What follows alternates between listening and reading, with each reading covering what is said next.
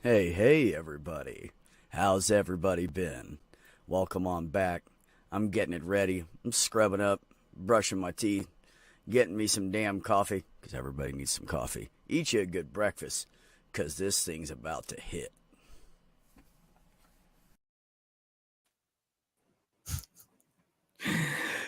Good afternoon, everybody. How are Good we? afternoon. We are doing okay.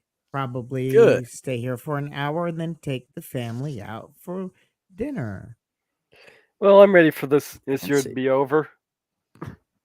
That was quick. Why? Uh, this has not been a good year so far. It's 2024, a only year been of 2 weeks, man. anxiety and psychological torment. Well, it could be good, though. We'll have. Ooh, look who I have. I got a holy spackle. Well, hey. Hey, sweetheart, how are you? Good. We're having a calmer Sunday, and I thought, well, that was a good opportunity to finally join one of your hangouts. Usually I can't. Timing Yay! is everything. Well, I haven't streamed in 2 weeks and change last because I came in here and the Christmas banner was still up in the background. So Hey, first stream of the new year. yes, it is. I want to say hello to everybody in the chat who is not up here. Ollie and Mark Caesar and Beck number 2, of course, because I was here first. And and Skits. Thanks for coming by, everybody. And Purple. We have a Purple. So yeah, I'm just gonna catch up with everybody and see what's going on in the world of my friends. So 401 did a stream yesterday with all of us, and it's kind of all the people that used to be on the shills, and they A just lot of nobody them but are in the Discord. A lot of yeah, them. Monkey, yeah. Loki, M2M. And we're working on recruiting more. I think that will happen as the time flies and they see that we're having fun. Getting the band back Yeah. together. Yeah. Well, it's kind of like everybody got slowly weeded out, and then it was just 2 people, and then we were all like, "Wait a minute, well, how did that happen?" So we all miss getting together on the weekends and bullshitting and picking on stupid stuff and hanging out. So 401 said, "Hey, you want to do this?" And I said, "Fuck yeah, I do. Let's do it." So that's what we've been doing, and we'll be doing. So, I'm Mage, what do you have thinking going on? maybe Oh, I'm go sorry. ahead. Maybe NASA Station SL Legacy, or maybe like something that's a slight nod to the old channel, but not an outright where they're going to accuse us of impersonation. Yeah, and that's why I was thinking I think we should change the grub muffin. So I think we should make our own version. Well, we Like do. maybe I have a your 3D little one. yeah, but I'm saying like your stupid Russian guy. He would be perfect Oh, for that. oh, yeah. I was thinking of having because Allie she's the head mod on Starsky's channel Mm. and Ukraine Matters, and she's been supplying me with the dumbest post from Russian trolls the world has ever seen, both things that are on the Hall of Fame and Shame and things which were just choice select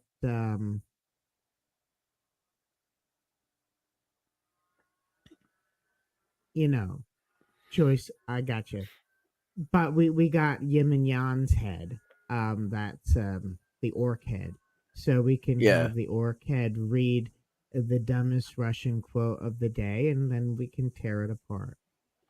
There you go. There you go. Yeah, no, that's kind of what I was thinking, Purple, when we were all talking about it yesterday. It was Amy's. She came up with that. Um, and I don't want to disrespect her in any way was my thought behind it. So anyway, yeah. So Mage, what do you have going on? Not too much. It's cold, wet, breezy, and gray outside, so that's miserable. Watching a bunch of anime, so I guess that's something. And I've been practicing a couple of songs. Cool. On. Just You mean like singing or an instrument? singing. Oh, cool. Okay. Good deal. Good deal. Holy Spackle, how have you been and what is going on, lady? Oh, I've been doing all right. I'm just chugging along. And That's all we can do. on Sundays I usually try to cram a lot into it, but luckily today I'm slower. But yeah, we took the doggo both of our dogs to the dog park, and they go crazy. And it's fun, and it's just fun to bring joy to a creature, like they just light up in joy, and it feels good. Yeah. I need to do that with Molly. Take her to the dog park.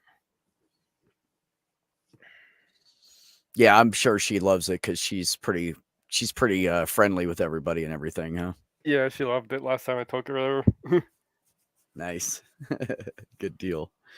Ember, Yo. how are you, my friend? Oh, alright. A little tired. New job, hours, still trying to produce content. Not much sleep. Such is life. Ah, okay. Sounds like a typical content creator for YouTube's day. Yeah. Because most of us don't make money off of this where we do this for a living, We just we make enough to pay for things like subscriptions to StreamYards and stuff. Yeah. That's StreamYards, the cable bill, etc. Yeah, the bigger panels, they was it 20 something a month or something? I don't know. I pay for it too, and I'm like, well, I'll turn it off though if I don't stream for a while. Yeah. That's right, Beck. Moldering. Sometimes it is sometimes it's a lot to stream, and it's funny because I always go, I don't want to today, and then when I start I'm like, oh, this is fun. I don't know why. I will do it every weekend of myself, just mentally fuck myself. I'm sort of like that too. It's weird. Like I'm an extrovert, so like it's not like I'm not enjoying people, but I'm like on the low end of extrovert. But what happens is, like, I think for me, because I have a desk job, and that desk job also requires a lot of talking, I just run out of words sometimes, and it's weird because I will be super chatty, like in text or something, but like to verbalize, I'll start going like I start getting tongue tied, like the news anchor in Bruce Almighty. Remember that? Where he's makes like a Yes, Pentecostal. when he talks over top of the dude that he hates, and he talks over top of him, he makes him go. Exactly.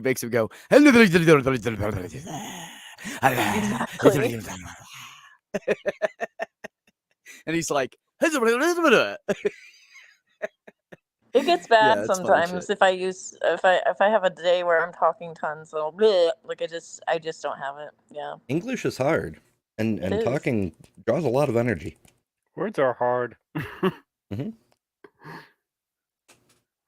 Beck's off screen, and now I'm like, where's Beck? What's happening now?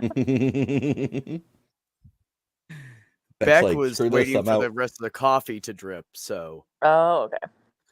Coffee. I gotta have my coffee. Coffee. I like to start out a stream with a fresh pot and some fresh pot. It's a little late. There you a go. little late for coffee, but I just might actually go for another cup, or maybe The some coffee. maybe some I hot drink chocolate might be decaf. good. I drink decaf, so I can drink it all day. But I drink Drink decaf because decaf. caffeine puts me to sleep. So Mm. I drink the caffeinated at night and it helps me sleep. Yeah. Oh, that's I a don't good get shot that. 401. Just Okay, ahead. so that is Yin and Yang. There's a whole story where Operator Starsky found him and had to give him a bath because he smelled like feces. Right. And I can make him talk. And there's just an infinite amount of stupid things Russian trolls say, which are captured for posterity by Ali and her mod teams. that I can make the head say and then we can make fun of. Like there's one where you know how Ukraine Matters is a little bit heavy. So the Russian troll says, "Why should I listen to someone who's a spokesperson for the Ukraine army that has man tits?" And then we can basically go, but Trump's a spokesperson for the Russian army and he's got man tits. He definitely does, and he loves those dictators, man. He just wants to be one so much. It's like his life goal. Yeah. Miss Purple. Oh, go ahead, Speckle. I was just agreeing that like it's like his masculinity is tied to how he interacts with Putin or something. It's weird. I know, right? That's toxic masculinity for you. Purple, how are you? Okay. I'm running laundry, so I'm going to be popping in and out here. That's fine. You're always welcome to do whatever you want. Hi, the best Kyle. Good to see you. He is the best, Kyle. Kyle, have you seen the galaxy with no stars in it? It's trippy. Is that what I was It has no looking at stars? Yeah, there's no stars.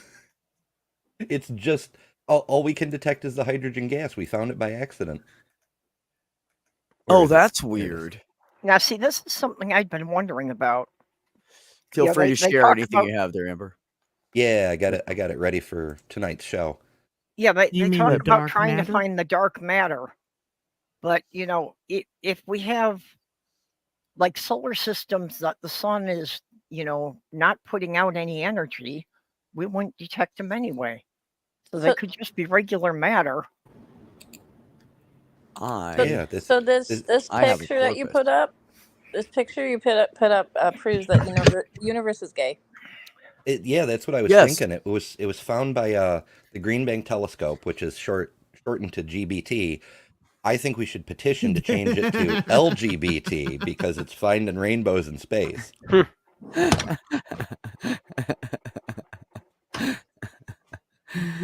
Well, Okay, we can do that. I have something to add to that. I know almost everyone on the panel's an atheist, but the word "he" Not in I. Hebrew actually means she. So at least that indicates God is non-binary. Which word? The word "he," the pronunciation of the word "he," In means Hebrew? she in Hebrew. So am I It's going? I he. Well, Like, you know, also she is a in tree of life. Hebrew, you know about the L's, right? The Elohim and El Shaddai and all the L, like these Yes. concepts of God that are like shared with the Canaanites. But then, like, That's weird. I'm just gonna say that the Jews pretty much grabbed that concept and brought it in. But El Shaddai is like the warrior part of God, right? The protector and the warrior. But Elohim has a female context to the word, and I think that's interesting. Never heard that one. Yeah, I had heard that from people who read the Bible in Hebrew. No, it's course- very interesting how things are changed throughout history to reflect patriarchy or to reflect anti-homosexual or something like that, and they literally have changed scripture to make it fit. Yeah. So am I Mhm. going to piss people off if I start calling him Shebrews? Probably. Of course, I have another interpretation of that picture. Maybe you have found the dwelling place of Lisa the rainbow giraffe. Oh, that's a good possibility. Lisa's got to be around It is somewhere. Lisa. Leaf be upon her. More That would also might explain why there's no stars, because Lisa wouldn't poop where she lives, and since she pooped out the universe, That's You a know? good point. yeah. Sinister Porpoise, how are you? I am cold. Also, a recent warmed up. graduate with a new degree. A cold recent graduate with a new degree. Oh, that's right. You did say something. What was the degree in again? Yeah, it's Computer just the science. BS degree, though. Oh, your eyes brown. You mean a bachelor's of science? She doesn't have Rather like than being an biblical ASS. studies. It's not that. No, It's a Bachelor's of Science with cum laude honors. Nice. Congrats.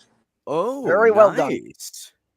Good job, Porpoise. Which for some majors doesn't seem to mean that much, but considering I was one of the 2 in my major that graduated with honors, I think it means a little bit more. Yes, it does. Yes, it does. Congratulations. I remember when my mom went back to college, in her early 40s. Yeah, I She don't went back to recommend that. college, and yeah, and well, I could think she was. Hold on, she was 37 when she first went back, and by the time she was 40, she was teaching. But she graduated second in her class after, and she had gone to college when she was 18, and well, technically 17 because she had graduated from high school, blah blah blah. And she went to college, and then dropped out of college, married my dad, had a bunch of kids, went back to college. So she went back to college. Shit. Like I don't know, 15 years later or some shit. I can't do the math right now. I'm not high. And yeah, she graduated second in her class with all the young kids there. So it was pretty impressive because a lot of people, you guys got to understand back when that happened, and like she went back to college in 1980. Women didn't do that shit. They didn't divorce their husbands and go back to college. Mm. Dude, it wasn't until the 80s, I think, where women could have credit cards. Like, I think it was 1980. It was like 78 or 79 or something yeah, it like came that. in When the they, 70s. Well, when they had said, to have okay, you're been allowed the- to have your own credit now. Well, thanks for fucking all the women over too. Yeah, it was It more had like in the to- early 70s. Yeah, Was it? because my mom's first husband used her credit cards to have his second childhood, and that was in the early and mid 70s. So she dumped him by 76, and then she met my dad about a year or so later, and then it was a while before they had us. Wow. Hi, Spooks. Sinister, did we have a kitty cam there for a minute? Oh, with Sinister Porpoise? Possibly. Usually, she has to supervise anytime she's online. I saw the camera Gotta have doing the some kitty crazy supervise. acrobatics for a little while there. That's okay. Every time I get on a like FaceTime call or Messenger phone call, every time my cat comes over here, he's like, "Oh, you're talking to me, aren't you?" If I'm looking at the TV screen, he's usually pretty much okay. He'll come once in a while if I'm talking to you guys, but for some reason, when it's my phone, he just has to be up in the shit. I have a Mark, bird like this that. is a relaxing Sunday conversation with friends. That's what this is. It's like sitting at the dinner table and we're just chilling. I should Kind of get like some how dinner Mowdy actually calls for it my the dinner table. table.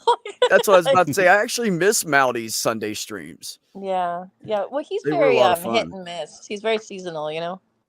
Well, he is Well, a college professor. Things have just been more complicated because his mom's not doing. Her health started declining, and Right. Yeah. they just have so much going on, and kids going off to do shit, and Yeah. I think he's just really, really busy. Yeah. But yeah, he's one of my favorites. He's got this weird power to deal with very more hostile people and then calm them down. Like it's Yeah, it's actually impressive. called using. Yeah, it's using your brain and a little psychology. Yeah. I can do that when I want. It just sometimes people piss me off and I don't want to. I just fucking say whatever I want. Well, fuck. it is a skill. Yes, but can you get Darth Dawkins to sing Kumbaya? Yes, he Possibly. can. I bet you I could. So I don't know, Darth but yeah, Dawkins. Mowdy did. Darth Dawkins is funny because he hates me and he bans me often. Like I get kicked a lot. But he came into after I did an interview with Shanna, who's married to Mowdy. He came into that back room hangout that was private and starts his bullshit. You know, how he tries to corner you and attack you and stuff like that. And we're like, dude, we're not about this. This is a friendly kind of chill thing. This is not debate land. Right. Stop it. And then he kept And that's what he going. does. He Yeah. insults people and makes them angry, and then they storm off, and he's like, see, I was right. Right, No, right. you're not. So Is Mouty, this guy religious or is he? oh, Oh, very. God, Dawkins. yeah. He's a Bible thumper. We're pretty Oh. sure lives in his mom's basement. There's so many videos. If you look up, just type in Darth Dawkins and Tom Rabbit, and there's just so Oh, much. my God. So much. And Darth will bring people on the Discord, and they'll start talking, and if they don't change their view to his way, he starts getting mad at them and telling them they're stupid and you don't know what you're talking about. You're an idiot. You need to go see a psychologist. Like, he just insults people. But Anyway. Mouty's the first person, and I think the only person I've seen to make this guy act like a human being instead of this attack mode that he does. And it's the weirdest thing. And it was over Taylor Ham. They were like talking about ham, and it's a Jersey thing or something. And they're like, oh yeah, Taylor Ham, it's the best. And that was enough to calm him down. It was really interesting. Just needs to touch grass. Weird. Metaphorically speaking. And MQ managed to get him to have a semi-civil conversation on a couple of occasions. It was trippy as hell. I'm like, how did he's a sorceress? Spooky, if you want, we can talk about what Stephanie Helms did to me, because I'm really sick of everybody not knowing what she fucking did and acting like she's such an amazing fucking person. When you treat someone who's trans like they're anti-trans and don't care and fucking exaggerate shit that happened and then go tell everybody that they're an asshole so they get kicked off of everywhere. How about that? That's some drama for you. This is my wish list. My wish list is that we have a community that's small enough and attacked enough to where I really would prefer people to try to work things out instead of cutting people off or burning bridges or arguing. Right. Yeah. Because we have enough of that. I tried to, on Twitter, explain what happened. She wouldn't listen to me. So I said, look, I'm not going to do this texting. Let's talk. We'll talk. Let's go backstage somewhere and we'll discuss it. And she told me to fuck off. Oh, that's awful. Yeah, and then she went to the line and got me totally kicked off of there, which is fine because the whole thing was because of Morgan was being an asshole to me in the chat. That's what the whole thing was. It had nothing to do with anybody else but a Morgan being an asshole to me. Morgan's the same one that made like I Killed Earl leave and stuff because they're an asshole. I don't know that person. It's just one of the mods on the line chat. Okay, well, that's just awful. I just wish that like people would actually talk it out. But I mean, everybody's boundaries are so different and what they have enough of and what they tolerate. But also like, I don't know. There's like does the punishment fit the crime or does it not? Like you have to ask these things. Like, is this really that extreme? Yeah, and this happened right after she attacked me and Ember when we were hosting that Skeptic Haven show. She was in the chat and told Otangelo to call in. Then he called in, and then she called in and chewed us out for talking to him and taking the call. Oh, well, Ontangelo's a piece of shit, but you have to understand. and that's what I said in the chat. And because I mentioned his name, they timed me out, and that's fine. I said, did I just get timed out for insulting a theist? And I got Cookies said, no, you got timed out for using that name in this chat because of what he did to Arden, right? And I was like, I didn't even get a chance. I was going to apologize, and Morgan just kept timing me out. I timed me out like 3 times in a row. And I was fucking pissed off. So I told him to suck my fucking cock. Yeah, and I left. The call screener should have never let him through. And, well, but they were like, do you guys want to? And they said yes. And Stephanie was in the chat saying yes. Stephanie didn't tell me about the fucking call. This is my first time on Skeptic Haven. I'm not going to go against the people in charge. Okay, I'm just going to say something. If you want to engage with fundamentalist Christians, and I'm a God believer, so you probably take me with a grain of salt. But if you want to engage with fundamentalist Christians, and sometimes that sparring with them doesn't change their mind, but it might change an audience that watches. So when I get engaged with Darth Dawkins, who says horrendous shit, if I engage with Matt Slick, who says the horrendous shit, if I if I engage with any of his cronies, they say horrendous shit. They say I ought to die. I ought to be stoned. Like, you know, just because you're bisexual. And I think, like, if you engage with these people, you should probably know that they're going to be abusive in the name of their religion. It happens. It is the thing. So you either are down for it or not down for it. So Now- let's tell a story about a Tangelo that's kind of amusing, just because he is a piece of work.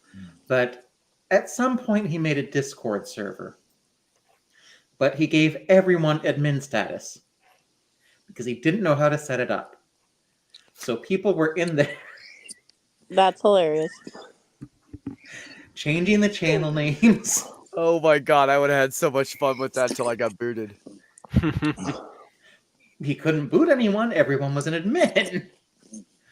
Honestly, Purple, when Stephanie is, and I'm not being an asshole, I'm just being honest because I'm honest on my side. She told me to go apologize to Jimmy, and I was like, why would I apologize to Jimmy? The beef was between me and Amargan. And then she made it about Arden and treated me like I'm not trans and not in the community. So that's why I got so angry at her. And then she kicked me off of the line and Skeptic Haven and all that. No, Stephanie is fine when she's not drinking. If she's not drinking, you can have the best fucking conversation with her. And when she starts getting drunk, shit just comes out of her mouth. I mean, she was on my brother's channel. My brother had to kick her because she was talking about shooting the Christians on his channel with an AK-47. I mean, come on. It's so just weird because she was drunk. It's weird because I get along with Stephanie pretty well, but I also know when I'm gonna like go, peace out. But you know, she can be interesting and a delight to talk to. Like Jenny, you're interesting and a delight to talk to as well. She knows a lot of shit. She's a great I advocate. am not. You're not Jenny, interesting shut and up. delight to talk to. You're all that without the alcoholism. We appreciate you. But I don't want to drag her or anything like that. I enjoy her, but I Just being also honest. enjoy you, and I don't want to have to choose my lunch table because I like you so much. Like, you know what I mean? I'm not gonna do that. You know, Yeah. it's not that. Everybody's It's got just their that flaws. this whole time I have kept my mouth shut about who it was that did something to me, and I never mentioned her name. And there's probably like 3 people that know I know. out of this whole fucking community. Because I talked to them about it because they said, "Hey, what's going on? Are you okay?" Yeah. So I talked to them about it. But otherwise I kept my mouth shut this whole time, and it's just been eating at me that she did this to me and treated me this way. And you guys know me. When am I not an advocate and a helper of everything and anyone? Yeah. I love talked- everybody I- until they give me a reason not to. Yeah, you I know? talked to you and I talked to Stephanie, and I heard both of your guys' stories. Yeah. There you go, Mage. Well, also, I can say that, Becca's not the only one who has had these kind of issues with Stephanie. No, I Yeah, know. I know I'm not. It's just I keep seeing it more, and I'm like, it's time for me to say something. And the So thing is like, I think most of us aren't like, oh yeah, ban Stephanie, or I'm not going to be around Stephanie. Like, nobody feels that way. I don't think. I think it's just that we want there to be not needless drama. Like, it doesn't need to happen. Well, the bottom line is if okay, let's say I don't say anything, right? And there's 2 or 3 other people out there going through the same shit, and they're thinking I'm not going to say anything because I don't want to cause drama. And that's my point. It's kind of like it's like this. The girls at work said one of the guys their first day there, one of the guys was like hitting on them, and we were all had guys on the shift, and then they brought in these 2 20-year-old girls. And this one guy started hitting it. He hit on both of them and said, "Hey, I'm gonna have to get your number." Well, this guy's been married for years and has kids that are like 6, 7, 8 in that age range, right? And they were like really offended, of course, but they didn't say anything. And I said, even though it stopped, you really should say something to Michelle that happened. And Michelle's the director. And they were like, "Well, why?" And I'm like, because what if it happens to somebody else? Yeah. And they feel like they can't speak out. Maybe you can stop it now before it happens to somebody else. Yeah, there should be a report on file. Absolutely. It's a professional environment. That is uncalled for, period. just like they were saying dick jokes all day long. And whatever, I don't care. You know, I was playing along with it. And then they got the first girl that came in and I said, this shit needs to stop. And Elion said, well, you were playing along with it too. And I said, yeah, I know. And I said, but now we have a 20-year-old girl working here. And if I was her father, I'd knock some lights out with the shit that's being said around here, in this place around her. Let's make it clear that even that kind of banter back and forth between employees is considered sexual harassment. Yep. Yeah, it's true. If it's That's even why I over was saying is. there needs to be a report. Yeah. Yeah, they Yes, now it have is. it in the training videos. They're like, even if you're joking around with your friend, you know, like someone else is like kind of like feeling like the butt of the joke or feeling intimidated or feeling Or harassed. degrading women or men or whatever it Right. is. Yeah, exactly. It could be two women standing there talking shit about men and that guy feels like a demeaned, you know, because, well, Right. damn, I'm not like that. Why are you saying that shit? You know, because there's certain things, and that's the problem is, you know, people don't want to speak out and they don't want to cause a problem and they don't want to deal with the paperwork and deal with HR and blah and write a report and blah, blah, blah. And it's always such a pain in the ass and people don't want to do it. So, Or they're worried about retribution. 'Cause in a lot I of just get to the places, point if you- where if you I'm going to speak up say and file a something. report, Yeah. you're the one who gets fired. Yeah, that happens a lot. And then there's that end of it. You know, you're going to chance losing your job to tell on this person who has the boss in their pocket. You know, so if you can speak out, I think people should. And I think we should speak out so other people feel comfortable speaking out. Well, and especially in that situation when, you know, it's the new person being harassed, that, yeah, you kind of figure that the company's probably going to side with the guy who's been there longer. I don't. That's not really fair to say. There's, of course, going to be some situations where you got some butt heads as bosses or owners and stuff who are going to be stupid like that. But the majority of bosses are really quite professional and very interested in making sure that shit doesn't happen. So I have a question that's along these lines, and it's something that I've been kind of wrestling with and struggling with too. You know, when you leave, like, you know, hardcore religion and you're a little bit repressed, you leave it, you start to make jokes and things like that, and you know, like as you do. What do you think about the appropriateness of that? Because that, particularly in the atheist community, that runs rampant. You know, a lot of jokes and stuff like that that are, you know, ha ha ha ha, tee hee hee hee hee, and then all of a sudden somebody will be like, I am not receiving this. This is not cool, or you know, and it becomes sort of a weird thing because it's not. Hangouts like this aren't exactly like work, but at the same time, you don't want to objectify or hurt somebody. But at the same time, sometimes you want to make a joke, tee hee ha ha. And so it's really hard for me to determine where those lines are. I know that sounds weird, but You No, can it doesn't sound always weird. I have trouble safely with make that. I'm sorry. I have trouble with that as well and I think that's that gray area of ADD and autism that I have. You know, I'm in that little weird overlay with some of the stuff, but I just say shit and some people go, wow. And I'm like, what? well, it's Being honest, it just comes out of my mouth. I really cannot lie. The more you target the extremists, the more acceptable it is. That's not necessarily a religious thing. Like you were saying, it's autism. I'm always afraid I'm going to say something inappropriate because I don't have that filter and I don't see things the same way. But I can say that, you know, the angry ex-Mormon phase, because it just happens, it's like you've been lied to. But I do find that a lot of ex-Mormons still make jokes about Mormons, but they make different types of jokes. They're not necessarily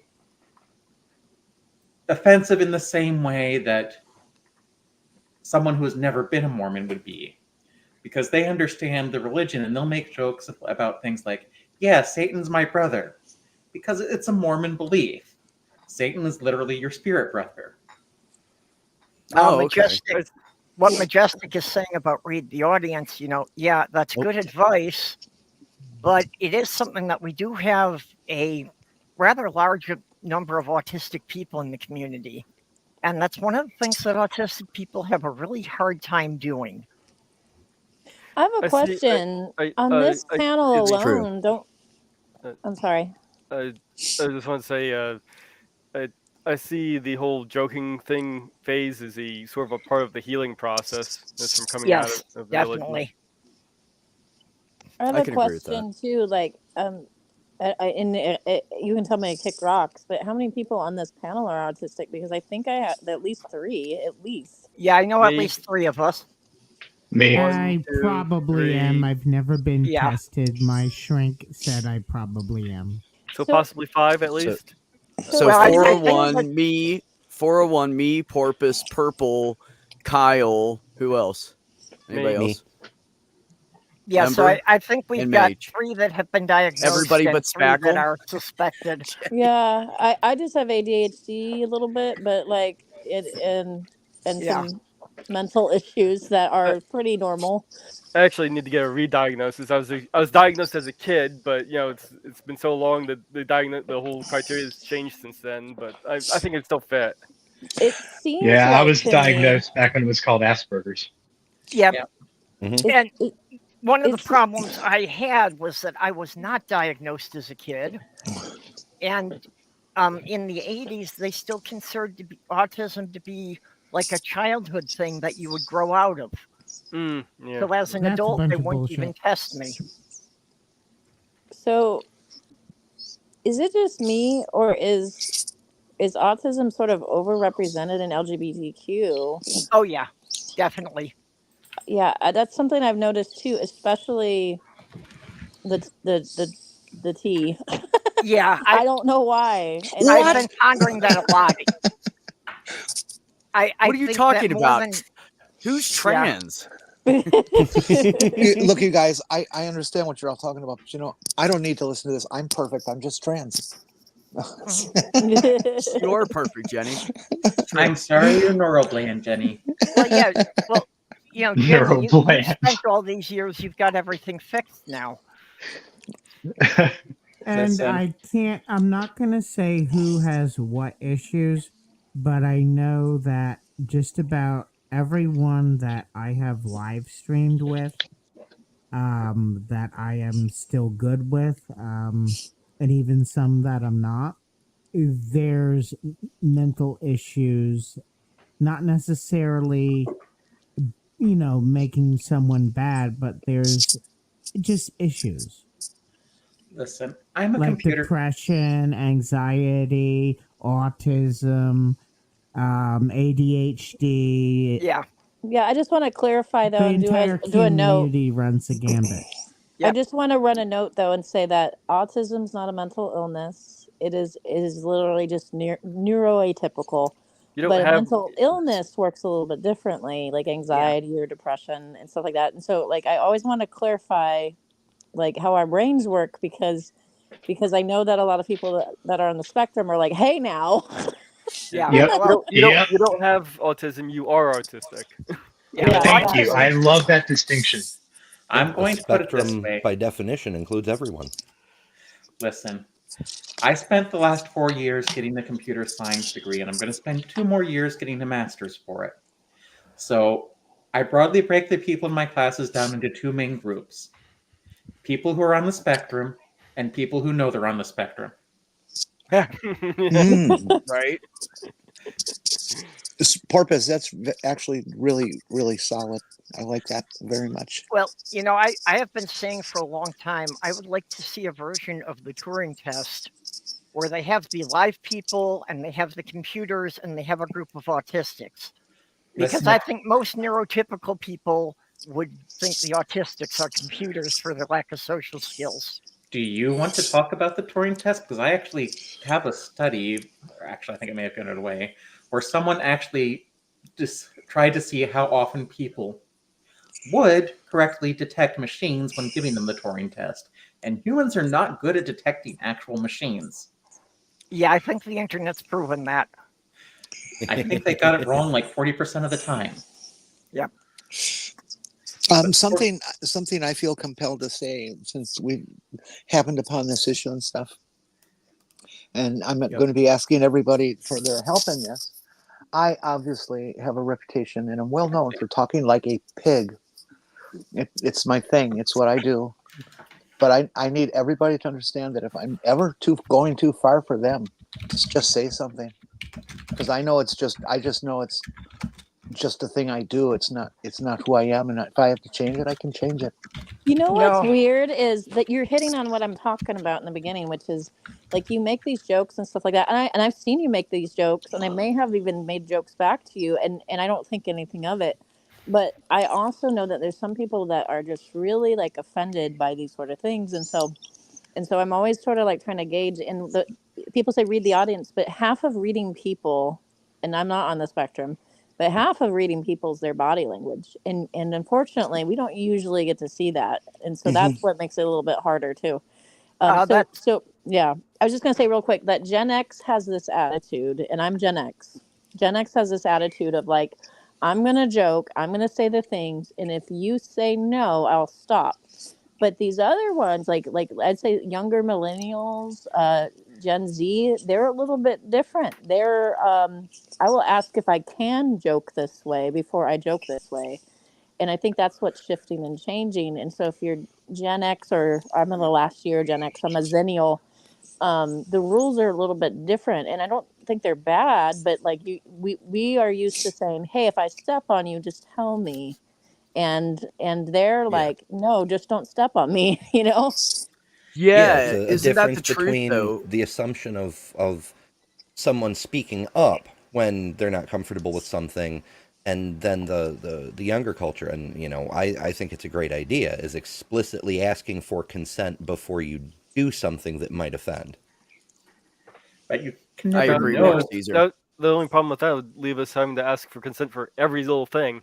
yeah. Yeah. That's how do you know I what don't see people how that's might a be problem. offended by before you say it? Well, Oh, and It's what then the the problem. people who enjoy offending are the biggest goddamn snowflakes the world has ever seen. You haven't seen anything when you read a bunch of Nazis the New Testament and you're a Jew, they start throwing wrenches at you, and then you have to call them snowflakes. but I remember back a couple years ago when Tumblr was big, it's like someone got upset because I was running an account that posted news articles. It's like, could you please post a trigger warning first? And I'm like, wait a minute. It's like, this is a news account. If you don't know things are occasionally going to be disturbing, it's like, why are you following it? Right. Well, you know what? I feel like, and maybe I'm wrong, but I feel like I'm responsible for my triggers, not you. And that's my attitude towards it. So I know I have some triggers. There are people I cannot engage with here because they trigger the fuck out of me, and you'll see me go into the gutter and I will fight them. And so I know for a fact that I can't talk to certain people because they hit the right nerve, right? And so like Yep. I feel like I'm responsible for my triggers and my mental health, not you. Spackle, I want to back you up on that. One thing about being a boomer who was also a hippie is that the whole thrust of the community, one of our major values was that I am responsible for myself. I am not responsible for you. And my problem is my problem, not yours. And if I'm having a problem with you, it's probably a problem with me first. Okay, so it's completely opposite the way things are now. That everybody's got to have prior consent and all this kind of stuff. And it's like, I'm not, like you said, I am not responsible for your trigger. Right, but we have to be cognizant that lots of people have lots of issues, and we can't know about all of them in advance, which is why it doesn't hurt to ask. To Well, this argumento actually, absurdum it's very much like the old custom of smacking a waitress on the ass. Like, some people are fine with it. Well, just because they don't say anything about it doesn't mean they're fine with it, right? And right. you shouldn't have to have somebody smack you on the ass and then you say you're not cool with it. They should just not fucking do it unless it's clear it's welcome, you know? Yeah, Well, that's that the thing actually about happened to me at work. This guy was being a dick, and I told the manager, I have PTSD. He cannot act like this to me. It will get ugly. And you'll end up firing me. I just tell him. That's how I am now. I just tell him. I think it's an important caveat, however, to understand that sometimes, depending on your job, you may literally be responsible for other people. I think I'm not a dick. Like, if I know someone's triggered by talking about SA or something like that, I'm not gonna be like, let's talk about this right now. And Right. you know what I mean? Like, that's So- awful, so right? it I'm not a Yeah, but sometimes you douchebag. don't know, and that is the problem. Is if that person doesn't feel like they can speak up for themselves, So the thing then is, you yeah. don't know what's going on. So the thing is, it does leave us with this environment where we feel like we have to walk on eggshells all the time. Yeah, it's not that hard. It's just like with relationships, like you want to kiss somebody, you say, "Can I kiss you?" Oh, well, we have to walk on eggshells. It takes all the romance out. Not really. If you No, just make it not in that habitual. situation. But if you're going into just a generalized audience like this situation here, we don't know who's out in the audience. Do we have to do a trigger for everything that's possibly That's objectionable? a gross overstatement. We don't have to ask permission for every single little thing. That's just Okay. a way to blow it up and make it like, it's like with the neopronouns, right? It's like, oh, this is such a huge problem. I'm not even going to bother with it because it's asking way too much. But in reality, it's just a few things that everybody knows people have some issues with in the population and we should be cognizant of, like SA. Yeah, there's some Well, big ones yeah, that we of know are course. triggers, right? Yeah, Like absolutely. abuse, stuff like that. We know those are triggers. We dodge it. But then there's things like tee hee ha ha. Big dicks are cool. Like, I don't know, like, these sort of jokes, and then someone gets triggered, and it's very weird because those sort of jokes are rampant in the atheist community, like big time, like really rampant. Well, And so yeah. now there's been a collision sort of with the younger generation and the older one. There's a thing that's been developing. Oh, I'd say over maybe the last year in the trans community is, of course, trans people always have the dilemma of, I'm gonna go date this person, male, female, I don't care who it is. When, if at all, do I tell them I'm trans? And there's never a good answer for that, because some people, you got a vibe and you can say, oh yeah, by the way, I'm trans, and they're just fine with it because it's not a big issue. But there's that chance that you don't know this person and you might say that and you end up dead. the very few Okay, now times. let me finish, please. So the suggestion has become, and I personally think it's a good idea, that cishet people in particular are mostly the issue, need to take responsibility for their aversion to trans people. And when they enter a relationship, if they have any suspicion of this person being trans, they need to say that. And say that, I do not want to date a trans person. And then that trans person knows where they stand and they won't be together next time. The very few times it's come up for me, one of the things I'll do when I did like dating profiles was make sure to tell people on the site. So it's like, if they don't want to do it, it's like they can go on, and Yeah, I will. But I think I appreciate the tag and the this danger zone. I Highway to the. Go ahead.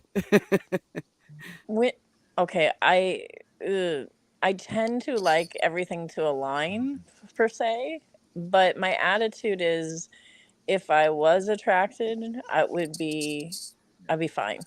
But it depends on the person. Like, and I've yet to find a trans person that I'm like, oh yeah, that fires me up.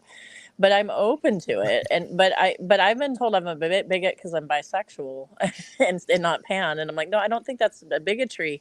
I just think that we like what we like, and there's so much variance, and I found that sometimes this is bizarre. I just don't know. I don't know why I find sometimes trans men more attractive than trans women. And I have no idea why that's the case. I have no idea. I can't make sense of it. I can't make rhyme or reason. Well, Like, I don't know. I think we can. I just want you to know Like- you've broken my heart. Oh no! Like I won't be Spackle. asking you out next week. Well, like I said, Jenny, I said I'm open to the idea, but like it's not happened yet. But that's because trans men actually have it easier when they go through HRT, especially if the trans women have transitioned after puberty. Oh, that's an interesting thing. Yeah, I didn't think about that. I didn't know that either. We all define the people that we meet by the subtle little cues that we don't even necessarily think about. Just the unspoken things, the movement of a finger, the movement of a lip, the movement of eyes. We know these things inherently, but we don't talk about them. We don't look for them. They just feed in and click unconsciously. Yeah, that's a really Yeah. good point, Jenny. All right. I have a friend who swears up and down that he's attracted to blondes, and he has never dated a blonde ever in his So- life because the things he thinks he's attracted to aren't what he's actually attracted to. The asexual person here is going to change the topic. But Do it. it does have to do with the trans issue because someone at my job was trying to say, it's like, how do you feel about the binary? Because they wanted to have some conversation about, like, there are only two genders. So I immediately went into base 2 and started describing it. Hell yeah. Like, I think it's a great numbering system. Oh, that binary. Yep. On, off. It couldn't be clearer. See, I think that means that all trans people should learn the binary number system so we can have a good comeback and stick with it. You know, unfortunately, he wanted to stick with that topic rather than my clue. It's like, hey, I don't want to have this discussion right now. Maya burning a person that I haven't even introduced, just talked about. But that's another thing, like weird things like blondes, right? Some people really love blondes, and I don't. And it's not like I'm like so close-minded that I couldn't connect with a blonde person, but for some reason I don't. And I think why I don't is because it's overrepresented in California. Like blondes are overrepresented. Like, oh, this is what a beach bunny should look like. Okay, whatever. Oh, okay. Well, yeah, that would make sense. I know I've never really been attracted to blondes. That's silly when we all know that red hair is the only hair that matters. Look, red hair is like plus 50 to attraction. Like it's red hair Yup. is like, yep. See, I'm not into redheads. And green eyes. Oh my God. It's brunettes. Yeah, my girlfriend has strawberry blonde hair and green eyes. So Hell yeah. I used to think I was attracted to redheads, colorful eyes, pretty smiles, all sorts of things. But after dating people with those attributes, I realized that I was associating characteristics of people who had those attributes with those attributes. And it wasn't necessarily those attributes I was after. It was the characteristics of the people. Right. Right. You Yeah. mean their can get that. personalities? There are physical attributes I like, though. I tend to prefer her personality, intelligence more. Oh yeah, that's what matters most, I Agreed. think. Oh yeah. For me in my particular situation of having had such a dry spell, I've decided that pretty much the only thing I'm looking for is somebody who's breathing, and I'm even having second doubts on that. You know, Listen, do they- Jenny, corpses do they can't at least- consent. Do they at least need to have a pulse? that's right, consent. Jenny's like, last night, Mary Jane. I had someone who expressed interest, but they moved, and it's like we don't have anything in common, and I don't think other than like we're both played geeky games. It's like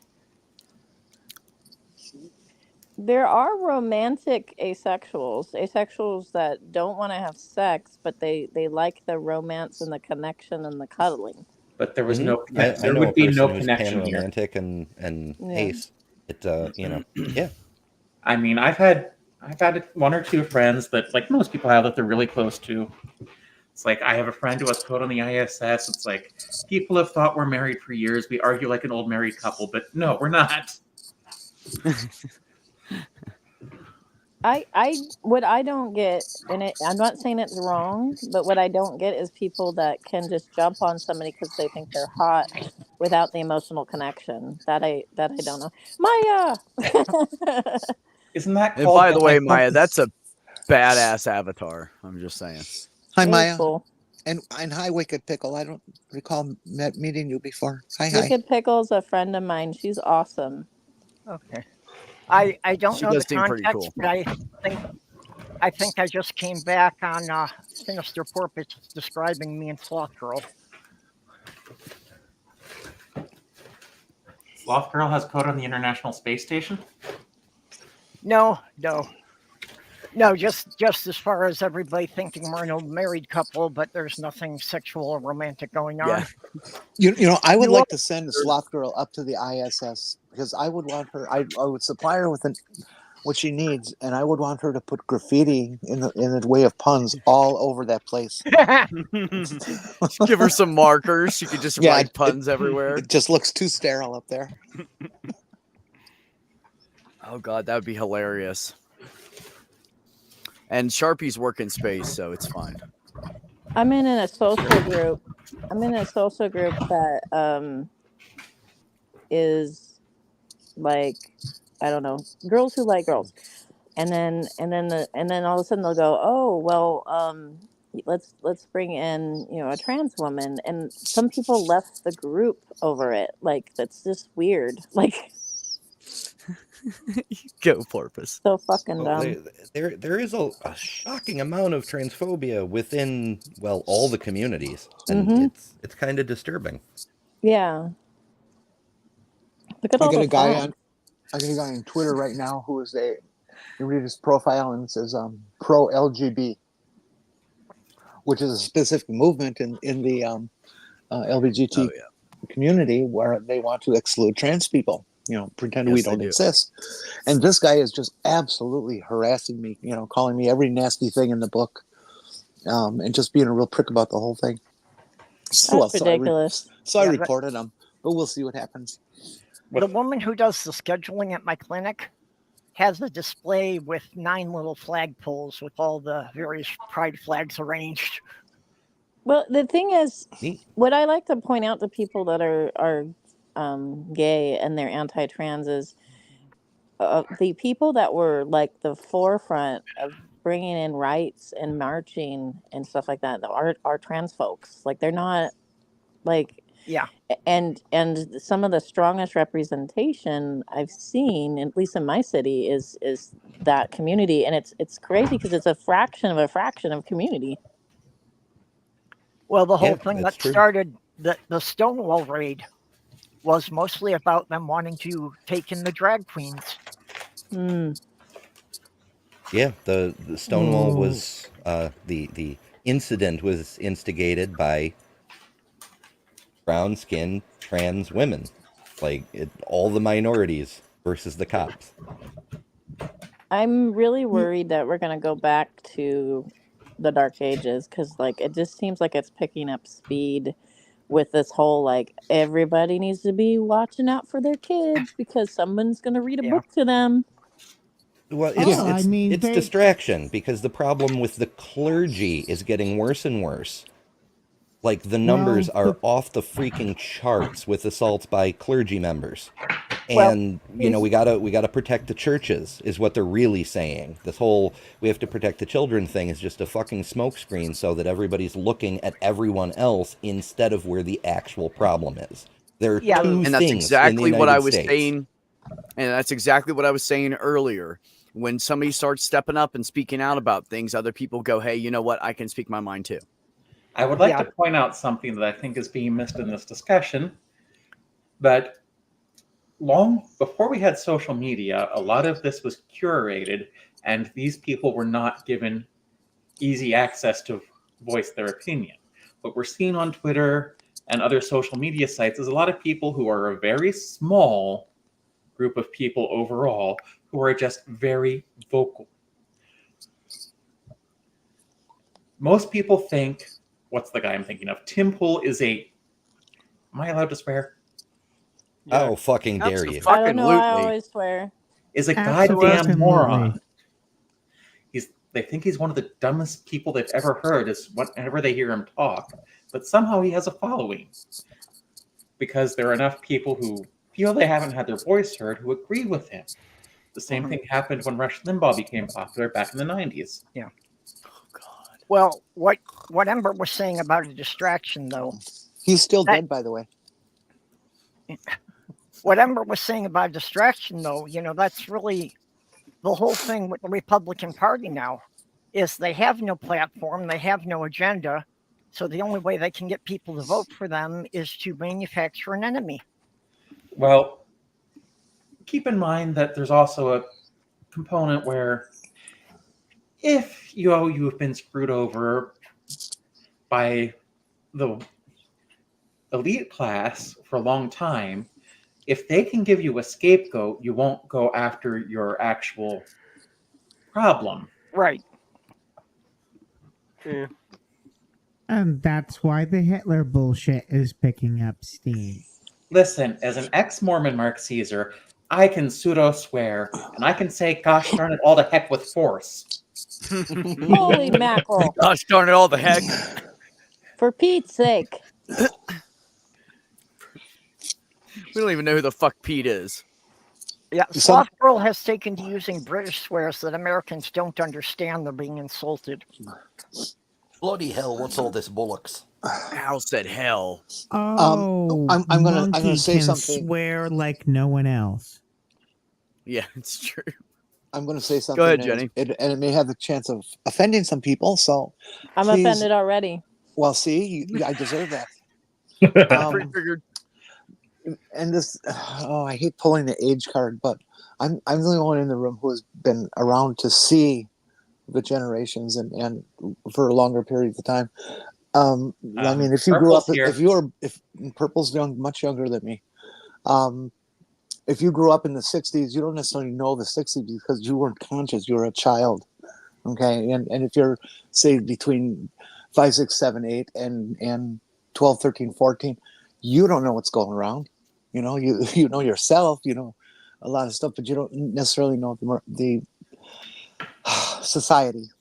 Anyways, Mhm. I have been able to observe all these generations that are around right now, and it's been just with each generation has gotten more and more prudish. It's moving Oh, yeah. more and more back to the 50s, to the people who said Elvis is going to destroy you. Oh, okay. We have to burn those records Because Okay, of the way he that's- moves his hips. that's what's going on right now, is that we just have Yeah. a move back towards the prudish nature of Baptist thinking. Puritan. And, Well, that's and what- while, that- and whilst, that's and what whilst Trump- being and whilst being applied to in different areas, I'm seeing that on both sides of the Yeah. the argument. Yeah. Well, that's what Trump wants. That is his version of America being great, is being back to that time. Yeah, they Well, have that's- an idealized version of the 50s that was, the golden age for everyone. But that only counts if you were, a white male.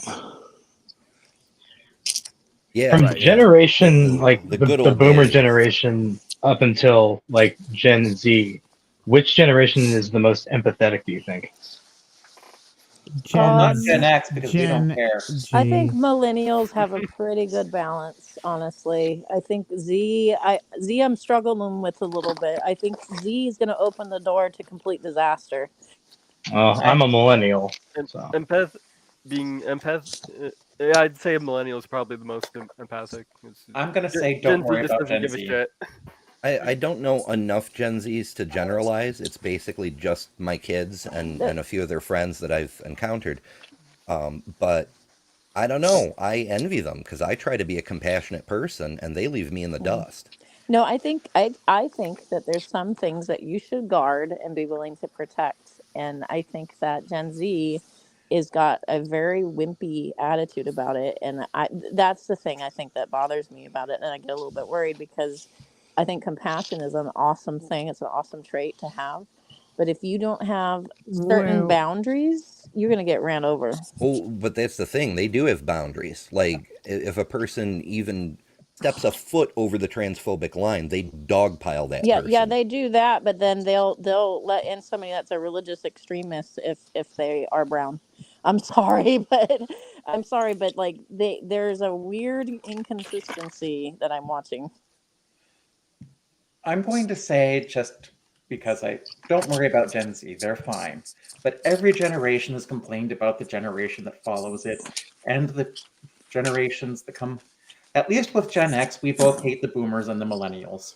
For every millennial that hates a boomer, there's a Gen Xer in between who hates them both. I don't hate I don't hate I But the don't truth hate is, you all suck. millennials. It's the hippies that matter. The rest of you is just boomers. And I, Everything they all suck. and I I don't am a hate Gen hippie Z. I at get heart. worried about Those them. dirty fucking hippies were right. The hippies were right about a lot of things, but they were also too optimistic, which is why Gen X is a lot more cynical because we saw how it failed. The heads were too high in the sky, and the optimism was too strong, and it never interfaced correctly with reality. There's a reason why the hippies gave us Star Trek and the Gen Xers gave us Cyberpunk. We had better writers. Look, Yeah. I No, happen you to- didn't.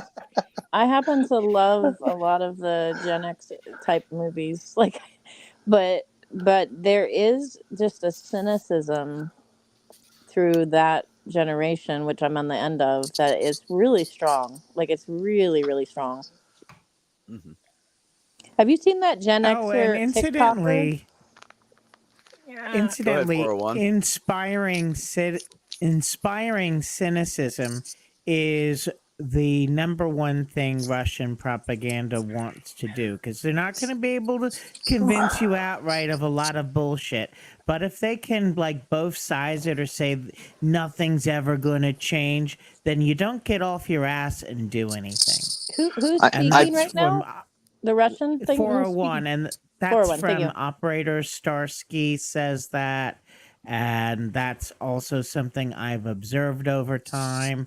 And then this Vatnik at the airport in Warsaw was pulling that, well, what the, he was trying to say, what's the difference between Trump staying in and Biden? Nothing changed. And he's like, and look, the government is keeping us from getting on the plane. And I'm like, dude, there's a problem with the plane. Do you want to get on it and have it drop out of the sky? But to him, the government was bad for delaying our flight. Just they poo-poo absolutely everything so that there's no idealism left and you just sit on your ass. 401, can I ask? That's a can I great ask you a observation. question? Yeah. So you Yeah. talk about the Russian propaganda a lot. Did you get involved with that because of what they've been doing with Ukraine?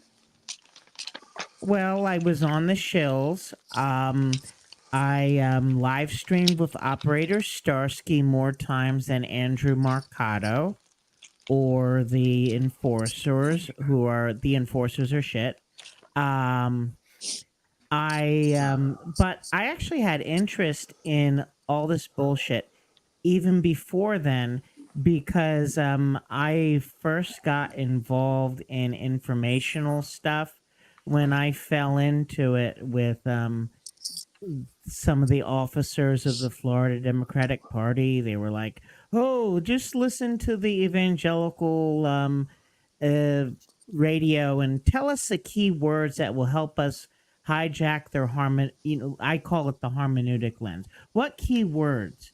And then I got involved with the evangelicals outreach to not the evangelicals, the Democrats outreach to the evangelicals, and You're talking about propaganda. You're talking about propaganda wars. Yeah. And I ran into propaganda, and I noticed the propaganda, and even before I fell into the Davie Cooper City Democratic Club, where he had 3/4 of the state officers. I grew up Jewish, so they make sure that you know about all the propaganda tactics and can spot the fucking fascists or spot the crazy, commies a mile away for self-preservation. And so they teach you what the propagandists will do. So, and then being on the spectrum, not officially diagnosed, but when you go through all the things, that's me.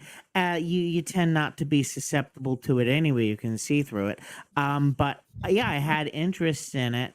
And then after 2012, I pretty much realized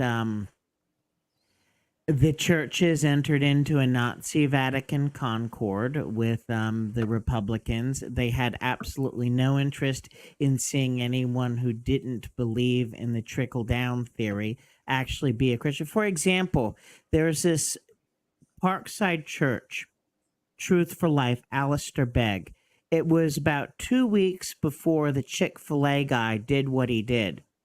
Alistair was like, and don't make LGBTQ issues a issue this year because people on both sides are going to try to manipulate. So I call up and a little birdie tells me the Chick-fil-A chairman wants to cross the secular employment line to get Democrats to scare Christians, because if Democrats are nice to Christians, the Chick-fil-A guy thought Romney would lose because these people are motivated to go to the polls through fear. So I was into the thick of it. And every time I find something like Denise and Mitch Caesar, I have to leave. And then every time I find then I become irrelevant because it's no point in even trying to outreach these people. They're fucking gone. And then I land into the shills, and every time I'm almost there, I get chucked to the side. But there's a little book that I handed to Howard Dean back in 2005. And there's a earlier copy that's really hard to get a hold of, and then the 2007 copy, which is easier because there's a rhyme that comes with the first copy. There once was a book written by T.M. Moore back in 2004. The Black Guy He Hated came more highly rated by T.M. Moore just 4 years before. And T.M. Moore in his book Culture Matters, if you read into it properly, it outlines exactly what Howard Dean did to just suck the energy out of the evangelicals. And then they just like snapped. So I was interested in counter destructive propaganda. You know, I just had an interest in it. And the more I look at the Russian bullshit and the more I look at the Republican bullshit, I can see that the Russians were probably mind fucking this country way, way back. In fact, you mentioned Rush Limbaugh. Alexander Soloveyov's interview with Alex Jones. Alexander Soloveyov, the Russian propagandist, is like, and I used to love Rush Limbaugh and all that bullshit that I am spewing because I wear CCPC sweaters and bemoan the death of the Soviet Union, but I am here for the conservative Christian American. I represent you even though I wear fucking communist sweaters. So, you know, I just had an interest in it. I hope I didn't run on too long. There is certainly no one in this chat that has any autistic special interest. Can we talk about computer science now? Not at all. Not at all. Wicked Pickle, I just want to say, I want to say real quick, you know, love to you, and I hope that you kick its ass and are feeling back to your normal self soon. I don't think there's anybody here that hasn't had someone or cancer themselves or something happen. So we know it can be rough. So I would like to bring up something in the chat, actually from the very lovely and talented Wicked Pickle. She wrote at 4:05, if that matters. The issue I found with both religion/atheism and gender/sexuality is when a person comes questioning with kindness, they are still often misaligned and attacked. You have hit on one of my most favorite issues. I shouldn't say favorite, most annoying issues. It makes me crazy when people in my community, I can't speak for the religion atheism thing, but in the gender community, when people are genuinely coming up, like you say, questioning with kindness, not understanding, using words that are forbidden and things like that, and people just jump all over them. And I'm going to say this, and you're going to hate me. It's primarily the youngest people who are doing it. Okay, everybody does it, but it's primarily the younger people who jump instantly. And I understand that because we're all under this just horrible scourge of attack that we're going through with the right-wingers and their manufactured propaganda and all that kind of stuff. And so people's nerves are raw as fuck.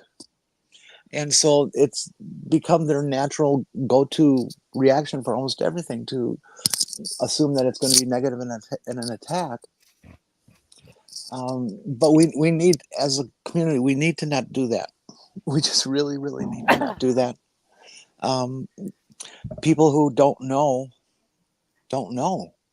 and if they're not part of the community, they don't know all the secret words that are bad to say. They have to be taught each one. But if it's the only word they have to describe something or ask a question, I understand that. I'm not going to be offended by them saying something that way. I'm actually glad. I'm actually glad you brought this up, Jenny, because I wanted to talk about it earlier, but the conversation had gone somewhere else. So thank you for bringing us back to this. That's why on my channel, I always say, if you have a question, just ask it with the most amount of respect you can, and we'll talk about it. And I don't care what you ask me, because I would rather somebody come and ask me and get the correct information than to listen to others who have no idea and that's all they know. Yeah. So yeah, absolutely. Come and ask anything you want here. And also, in addition to that, they that might be the only way they know how to express themselves. There's also might be the situation where they might be in the habit of using the terms and expressing themselves in that way. Even if they know it's already wrong, they might still might slip out and all that. So that's something else that needs to be taken into account. There's a related issue I think people are missing here, and it's an important one, and that's that some people unknowingly pick up dog whistles. Oh, yeah. Yeah. If you come at me with something that I know is a dog whistle, like TERFs are incredibly bad at picking terrible dog whistles. It's like, yeah, this might be an innocuous question, but it's a common TERF dog whistle. If you come on Twitter or something asking me that question, I'm done with this on Twitter. I'm not going to argue about this stuff. I'm only going to argue over math problems on Twitter anymore. Could you give an example of arguing over math problems? No. Screw your math.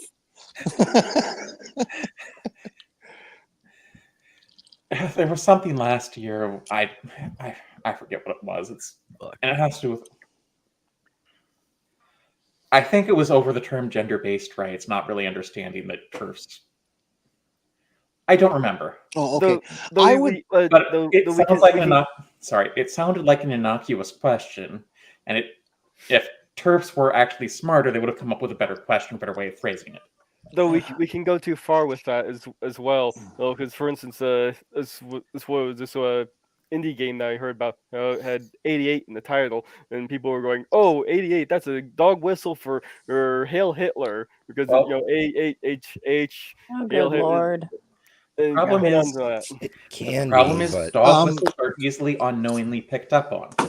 The reality of that but if I particular... make an okay symbol, like it's gonna be like literally I'm okay. And that's actually a kind of a bullshit one, because that one was actually started as a joke on 4chan. Like an experiment, a social experiment that actually picked up.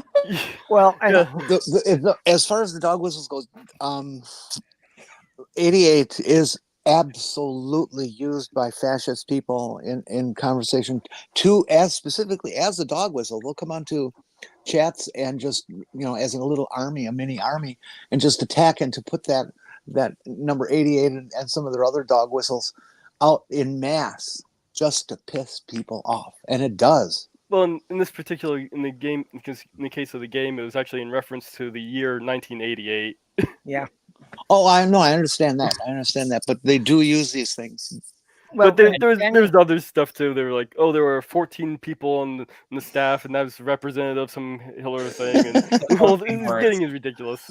Well, Wicked Pickle, I'm falling in love with you. The math comment. Jenny, I appreciate you bringing this up, because it's something I've actually been struggling with, that even while I've been transitioning, I don't have half the vocabulary for the community. There's a lot of things people are saying, and especially the acronyms, that a lot of times I see them on Twitter and I don't know what people are talking about. I have to interrupt for just a second. The Packers are now ahead of the Cowboys in the second quarter, 14-0. Granny must have made pizza. Keep in mind that dog whistles are typically chosen so normal people will pick up on them and use them, pick up on their talking points without knowing them. Mm-hmm. Yeah, they find little catchy phrases and stuff, so it sticks in people's heads. That's what they like to do. It's just like advertisers. It's just a different type of advertisement. Which doesn't mean if someone uses a dog whistle, we need to jump on them, especially if we suspect they're just a moderate or liberal who might not have known this was a dog whistle, because it's generally the people on the Well- farther edges that are going to pick up on them. Well, if they're not using it as a dog whistle, can you really call it a dog whistle? I'll have you know, Doorknob Head, that my brother actually heard one end of the sound of a dog whistle one time, and it hurt his ear. I can actually hear a lot of the actual dog whistles. My He hearing has super a little bit. sensitive hearing. Yeah. I have a friend like Just that in as one well. ear, though. Yeah, just one Nerdy ear. Rodent 0 is even, but is neither negative or nor positive.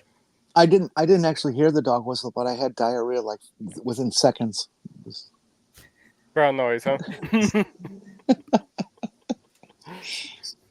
It's actually one of the problems I have is that I pick up on high pitches very easily. So it's like a lot of mechanical noises that other people don't hear. You know, it's like when I'm trying to fall asleep, Yeah. hearing the refrigerator cycling can be disturbing to me. Yeah, I hear certain ranges really well, but some of them not. You know, my hearing's kind of shitty with certain ranges. So it's like people with high soft voices, I can't fucking hear them for shit. People that like mumble that had really deep voices, I can't hear them for shit. So With the low tones, Yeah. With the lower tones, I have trouble sorting them out. It's hard for me to sort voices out from the background in the lower range.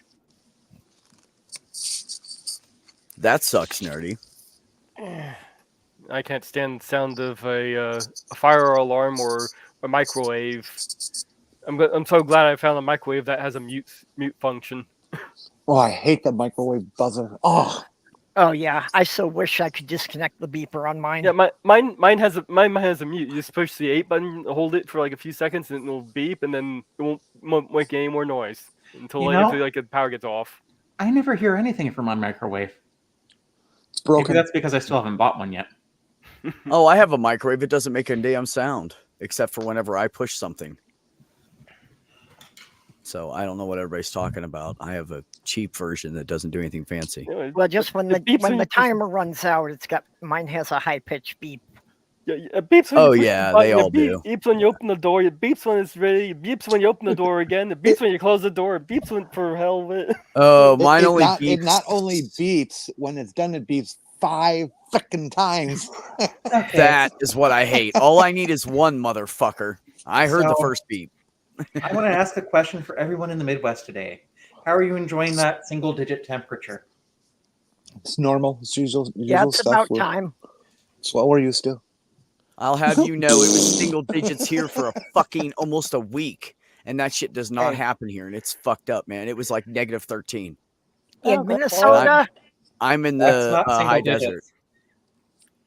in Minnesota in January, anything that It's a doesn't negative have a of single- minus sign in front of it is a heat wave. Well, when I woke up, Porpoise, it was 1 degree, but with the wind chill, it was 12 or 13. And here, with the wind chill, it was for you metric people, minus 27.2 degrees. See, this is why you're having such a hard time selling people and moving up there. Yeah, I'm lost. Well, What? no, I'm honest with people about that. The winters can be brutal, but COVID has also taught us that you can go Ew. 6 months without leaving your home. Yes, and I'm okay with it. I wish I could stay in my house more. Don't you live near one of the Great Lakes or something? Yeah, well, Lake Superior touches Minnesota up by Duluth. Where Perp and I live in Minnesota, it would not be considered close to the Great Lakes. Where Yeah. I lived in Milwaukee, would have been. Yeah, It- it's still a couple hundred miles north from me. My demarcation line is the Great Lakes Basin for Yeah. dividing line for what goes which way. But as they say, Minnesota is the land of 10,000 lakes, and literally, it's hard to throw a rock without hitting a lake or a river here. Yeah, and it's funny because Wisconsin has more lakes.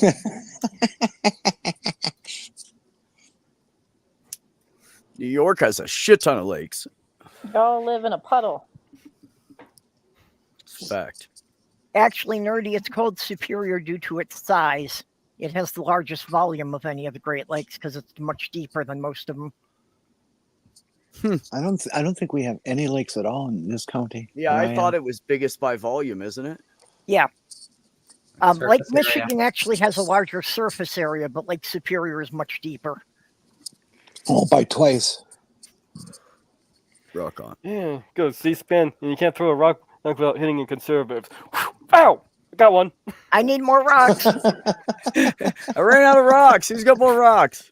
Where's the rest of my Democrats? I like yeah. watching those documentaries on how the lakes are formed. Like, it's really kind of cool. Yeah, There's- Beck, one of my cats will lick when there's condensation on the screws on the inside of my house. She'll lick the screws. And then the other day they were like frozen, and because it was fucking cold. I woke up and I never turned my heater up. I had it set for like afternoon time, and it was fucking cold in here. And she's like sniffing at it. I'm like, oh God, don't lick it. Could you imagine if her tongue got stuck? Yeah, did your cat get her tongue stuck? What would I do? Just a little warm water. Warm water. Yeah. Yeah, a squirt of warm water would be the most gentle thing to do with But the it. problem is with cats, they freak out, right? So Yeah. like That's the what I'm cat probably saying. will You hurt know, she's themselves. gonna be like this, right? And there's claws flailing everywhere. Well, during this. if And then it I gotta happens- pour water on her. If it happens and the cat panics and it pulls away, and the tongue is still on the device, then you got a problem. Otherwise, it's just gonna bother him for a while. No. Well, then you've got the cat's tongue. Well, interesting. Oh God. Interesting little bit of trivia with the. Perp, I'm Chris- sorry. I don't know you anymore. in the Not the Christmas cat's story. tongue. I'm the- sorry. But that's what they fine. did to get the whole kid's tongue stuck to the pole was they actually had a suction thing. It was like a little small hole, and there was a suction thing to make it simulate it. Oh, okay, that's interesting. I wondered what they were doing there. Yeah, it was like I thought he really did it, and they just No, were there's- ready with warm water. No, there was a little hole, and they did had a suction thing on it. And so when he stuck his tongue in, it looked like it was actually stuck. And people still do that today. They don't believe. Oh, I'll bet you it doesn't happen. I bet you it does happen. And they actually try it, and they get stuck. It's like, what's the matter with you people? That reminds me, I need to scoop out Athena's litter box for tonight. Ooh, life hack, everybody. If you have cats, put some kitty litter in a pillowcase or nylon and rub it all over the window. You'll find it stops the condensation. I didn't know that. Really? I'll have to try that. Kitty litter? Mm-hmm. In like a pantyhose or a pillowcase or something. Yeah, I've that would never be- heard of this. Interesting. That would be all the clay dust that you're putting on there that absorbs the moisture, and just wait how that builds up in no time at all. It'll be lots of fun to clean. It's both, Spackle. There's no or. It's both here. Well, given the number of trans women, there's a good chance there's more than one left-handed person here too. Yeah, Oh, Pickle, I've been okay. getting high this whole time. I'm fucking blazed right now. It's So perfect. How many- this how- is how many the people are- high LGBTQ autistic community. That's the Yeah. Venn diagram of my community. Those are the people that hang out with me. How many people are left-handed in the chat? I'm both. Well, I'm left-handed, but I'm also dyslexic, so it's reversed. Okay, so I was you're- born left-handed, and they made me write with my right when I was in kindergarten. It's made me switch because Okay, I've you, got a you feeling don't that count. You, happened to you me. neutralize, so you don't count. No, I've got a Okay. feeling that's what happened to me growing up too. I think I was supposed to be left-handed, and they trained me out of it. The best Well, that's Kyle, you did come out a year ago. I remember like right when you came out and we were like, congrats. Left-handed. the left-handed. The left-handed phenomena is a story that's worth knowing, and the reason it's become that way today is because the ignorati has decided that there's been this gigantic rush of trans people, and so it's just something. It's a fad, and it's just happening. But then you look at the left-hand phenomena, and you realize that for thousands of years, people who had left hands were left-handed were beaten with sticks and things to make them not use their left hand but to use their right hand, because if you're left-handed, it's blasphemous. You're a demon. It's satanic, and you're just generally not a nice person. And so all these people were trained to be right-handed. But then finally, in the 1950s, it took that long. It's a long time. Yeah, they realized that, well, it really has nothing to do with being left-handed. And everybody went, oh, yeah, you're right. And then suddenly all the left-handed people said, it's safe to come out. I can be left-handed again. And there was this mad rush of people who were left-handed. And then it leveled off and everything's fine. And that's what's going on in the trans community. Yeah, you can also see the same statistics with homosexuality in the 80s. Kyle's so high, he's right-eared, not right-handed. With what in the 80s? Homosexuality. Sorry. Well, you can see that same sun increase and then leveling off. Yep. There might be something else that happened in the early 80s that caused the population of gay men specifically to drop off precipitously. AIDS. No, I mean the statistics of people coming out. You can see that same sun increase and then leveling off. Actually, a lot of people are complaining it's trendy, and that's what the conservatives are freaking out about. They're like, "Oh my God, my daughter just came out as pan, and it's so trendy." Yeah. Oh, and they were claiming that with the homosexuality as well. So, well, they're definitely that's the claiming Lisa that's the Littman problem. thing. The rapid onset gender dysphoria. It's weird how they know no science papers about the subject except the one that they pretend agrees with their position that was completely freaking destroyed by even the editor who published the paper felt the need to apologize because of the shitty methodology. The thing, what they did was they were asking the parents, well, have you seen this in your kids? And like, oh no, I didn't realize it. I didn't notice that. And that's basically what they were going off of. The transphobic parents who identified that way when they were asked to join the survey. This is what the TERF community does with most of their surveys, is they ask only the people who are already predisposed to be up against the LGBT community. And then they produce these surveys and say, oh, see, all these people didn't like it, or all these people thought that. Yeah, but they already thought that before you asked them, and you knew that because they knew that. They were that way before. They're such cheaters. One bit of science news that they should be aware of is while the water's not necessarily turning the frogs gay, climate change is turning the turtles trans. That they're having a problem that due to the warmer temperatures in the sand, 99% of the turtles hatching are female. Well, females are better. Wow. Yeah, but they're going to have a lot of problem finding mates when they're older. Is that also the friggin' frog's gay? Is that also a species where if it gets too warm, I think there's a species that's, if it's too cold, it starts out female. Warmer, it gets male. But if it gets warmer above that, too warm, they turn female again, but they're really aggressive. Yeah, well, but the sea turtles, if the nest is like around 80 to 82 degrees, they'll be male. If the temperature of the sand is above 82 degrees, they'll be female. Do you know that 100% of people who have studied statistics have died? Statistics. It's dangerous. Well, not yet. Not all of them. Statistics. You should have said studied statistics in the past have died. Statistics are interesting because they always, like, often they'll tell a half truth or something. And it's really interesting because in the debate circles I was in, people would lie by statistics a lot. So, like, lying by statistics, they'll say things like... Could you say that word again one more time, please? I know. Statistics. Blah, blah, blah, blah, blah. Remember when I said sometimes I get... Blah, blah, blah, blah. I love you, Spackle. It's okay. I'm just having fun. Yeah. 83% of statistics are made up on the spot. But lying about it is like a thing. So like you'll look up and go, yeah, I see that study, but there's some nuance to it. And so like you'll see race realists use I cannot say that word today. I don't know why. Statistics. Data. Realists use it to lie. The Christian right uses it to lie. The extreme left uses it to lie. No, we don't. We're perfect. Well, Like, the it's just like, extreme the left is 99% of pretty us are. dangerous. To be fair, Pickle, yes. To be We fair, figured out how to turn stem cells into gametes. Yep. It works for eggs or sperm. Small gametes. Well, statistics is also one of those weird sciences because you also have to worry about, like, do you have a biased sample? Do you have a big enough sample?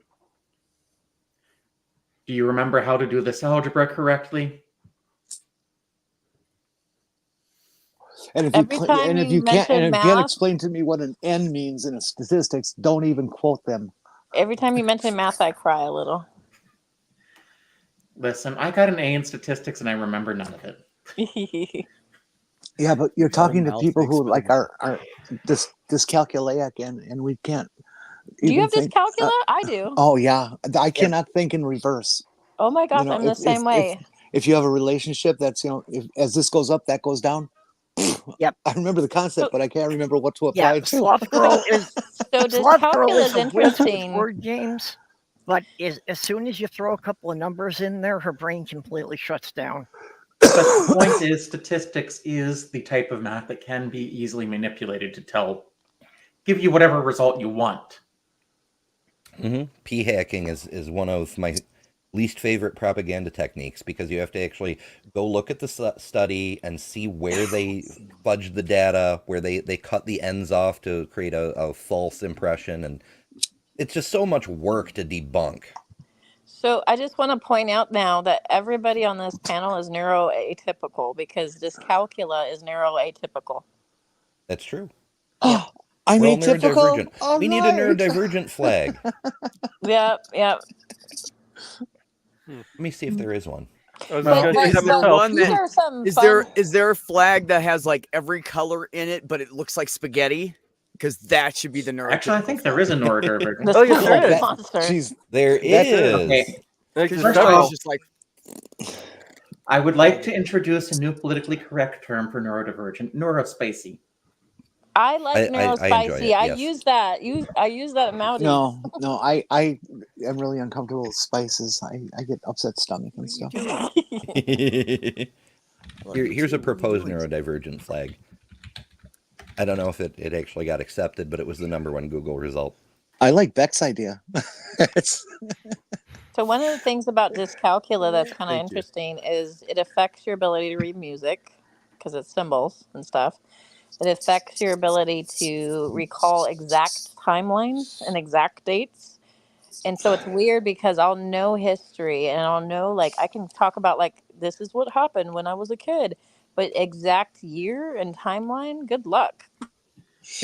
we got a question out there I have to address. Blessed be he. Blessed be he. Oh, one of those. Blessed be he's. How many genders are there? Well, do you want to know that in terms of the United States or in terms of the world politic? I have to know that before I can answer. Hold on. Mhm. Blessed be he. I know you do stuff like this in a lot of chats. This is just a chill stream. Please do not preach. Let me on this. Go ahead. I just We'll want take care of it. So can I get your answer quickly so we can move on? It's just And, a simple question, yes or just no. just to remind people, I am not a We Debate Religion channel. So that is not something we talk about everything else here. That is Okay. So if you a can Blessed- holy stick to the spackle topic, channel. if you You can if come you over could stick there. to the topic for me, please, that would be great. Okay, blessed be he. You don't seem to want to answer, so I'm going to answer it or the way I think it should be. Oh, she In, answered. in the United States, in our culture, you would probably consider male, female, and trans to be the genders. So there's technically 3. Trans could also mean gay, so whatever. Can I just a also few. say that there's also the oh my gosh, please save me. When you're born with both parts, intersex. That's intersex, but intersex, too. that's not a gender. That's physiological. Yeah, that's a he's not biological emotional. thing. Exactly. I mean, you could have it on top of that, but they're not. They correlate, but not causative.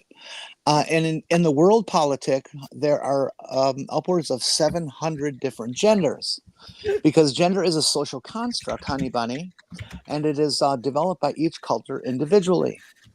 So over time, we have recorded some 700 different genders from many, many, many, many different cultures throughout the planet. And if we look at if we look at it as a spectrum, then we could actually say that there are 8.81 billion in and there's for each person is going to be slightly different, but that doesn't really fit the ease of use. That kind of clouds the issue. Yeah, as I said, that causes the issue. So be he bless whatever your name is. If you can accept that and go, oh, I understand now, that's great. If you're going, nuh-uh, it means you're a damn bigot. Also, strict binaries only exist in the realms of math, computer science, logic, and electronics. They don't exist in the natural and social sciences.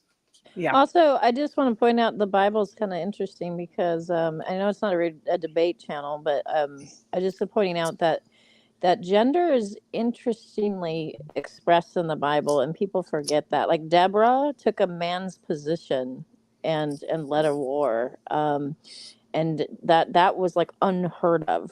And Barak, I think his name was, he was the one that wimped out, and she had to take over, and that's in, I think, Judges.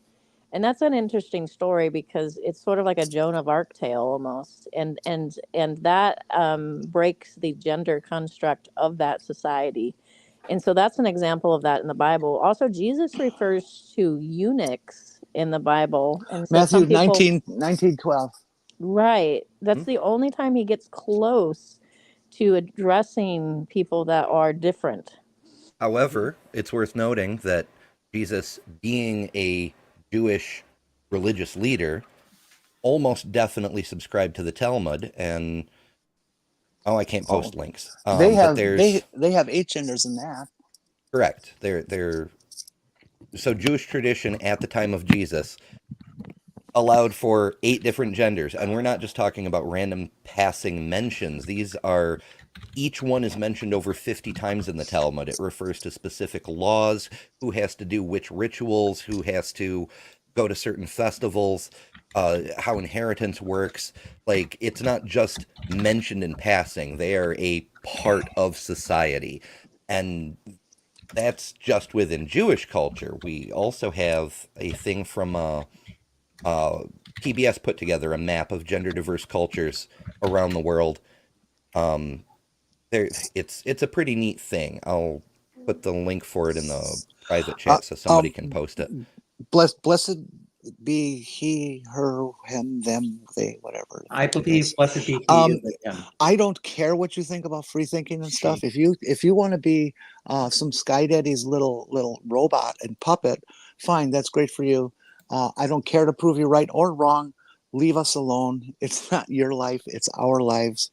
And your Bible, your rule book, says you should not be out here proselytizing. Go read it and behave. I just Also, I want to point out that nihilism is not required if you're an atheist. I'm not an atheist. I believe in God. But if you're an atheist, nihilism is not required. And it actually isn't. It's the one that, like, Christians particularly like to put on atheists. But a lot of atheists are humanists. A lot of atheists are not. Some atheists believe that maybe death isn't the end, and they can still be an atheist. Like, some people believe like somehow the universe sort of reincarnates you, and you're still an atheist. You could believe in ghosts and still be an atheist. my mistake, Maya. True. True. Blessed be he is a she. My mistake. I was trying to say that. Yeah. Thank you, Maya. Oh, apologize if I assumed. Yeah, that's also it mentioned just in sounds like several that because scholars he's in the name. who talked about the Talmud have mentioned that there was no gender-neutral pronoun in ancient Hebrew. He was used in place of a gender-neutral. And with regards to Yahweh specifically, it's done in the gender-neutral way. So a more correct translation for Yahweh's gender pronouns would be they, them. I think And it's fascinating that people are so hooked on the gender of God because God is beyond gender. Like the idea that you can put God in a box. If there is a creator and sustainer of the universe of all things, why would you think Thank that you. God would fit into a gender only? Well, Right. Especially if there's only God one. is male, God is female, God is gay, God is straight, God is trans, God is non-binary, God is binary. God, we are all made in God's image, so He is all those things. I recommend That's right. after hearing that at the song "God Thinks" by Voltaire. really, I prefer Voltaire's Band on Vulcan. Ah, So yes. Blessed, I have God's a boobies. question for you. I have a question for Blessed. Are you a practicing bisexual or not practicing? I'm just curious. And I'm somebody that did walk that line, you know, Oh, and was like, oh, I'm not going to be doing that, you know. So like, I'm just curious. Yeah. also, blessed be he. You're welcome to come discuss this on Amy Newman's channel when she does her live streams. Yeah. Actually, that Amy is would be really exactly Amy loves what they this kind of talk about. stuff. Go Yeah. ahead, Spackle. Majestic, you spell the Bible right. Thank you. I was just saying that Amy can be very patient with people, at least in my experience. Oh my God. They misgender her so often, the Christians do, to be assholes, and she just rolls with it. She's amazing. I could never put up with that. I would fucking pop my top. She is so fucking patient. I don't know how Who she was that? does it. Amy Coming back, Newman. Oh yeah. Uh-huh. Amy's great Agreed. with that whole thing. coming back to an earlier topic, I used to think I had dyscalculia because in high school I just had some really bad math teachers. Like I had an antagonistic relationship with like really close in a row. But when I got to college, I actually learned how I learned math, and I just don't think we teach math very well in this country. But I don't know how to fix it. That's true. But Teach that doesn't mean math teacher- dyscalculia. Teach math teachers how to be human and stop yelling and screaming and embarrassing children. I just think that the Bible needs to be pulled from any shelves that are public because it talks about women wanting big giant horse sticks and the emission of donkeys or whatever, and I think that's pretty offensive. And incest and the R word And slavery. If it weren't for the Bible and a really hypocritical Seventh-day Adventist roommate, I would have never have used studying the Bible as a euphemism for gay sex. There's a lot of things in the Bible that kids are exposed to that I was like, I remember reading because I was forced to read the Bible. I was homeschooled and I was forced to read the Bible every day. And I started my morning with biblical studies. And like they weren't watered down like Noah Ark stories where isn't this fun, kids? Like I would read the Bible straight up. And I would be like, so Noah had these people beating on the door going, let me in. He's like, nope. Save my child. Nope. Yeah, if Noah's true, that means that little Noah family had to repopulate the entire world with millions and millions of offspring. So that's one heck of a Mormon. No, I won't blame Mormons. One heck of a incest kind of family. My favorite part. My favorite. I mean, if you're part gonna is- whisper it and we can hear it, it's the same as you just saying it, Jenny. I hate to tell you. My favorite part of the story of Lot is when his daughters get him drunk and try to get him. Oh yeah. Mm-hmm. His daughters. I mean, that's yes. something they don't teach you in Sunday school. Go ahead, Jenny. Sorry. No, I'm just agreeing with you. That's one of my favorite stories of the rag. Ember, were there other flag suggestions besides this one, or was this just the first one you found? Yeah, and you were just there are others. Yeah, that was the first Google result. There are others. Oh, okay. Let's see. got A the lot of them rainbow have one. crossover. Like I see one that's neurodivergent and trans, neurodivergent cool. and No, show me the trans and LGBT. neurodivergent one. All right, we can do that. I And then still we'll like do the your idea. LGBT next. Beck, let's redesign it with your idea. I like the we're all- spaghetti. Yeah, we're looking at the same thing in Ember. I don't like that. It's too plain. It's too infinity symbol like that's It's Yeah. just kind too of a blah. poly They thing. didn't do anything fancy to it. They just stuck Yeah, it I mean, on don't get me there. wrong, poly's cool too, but that's not what we're aiming at. Yeah, no. Yeah, no, the spaghetti answer explains it perfectly. Oh my God, I can't believe this is happening. Another one of my favorite stories is when they're going in through all these boring Jewish Oh my laws, God.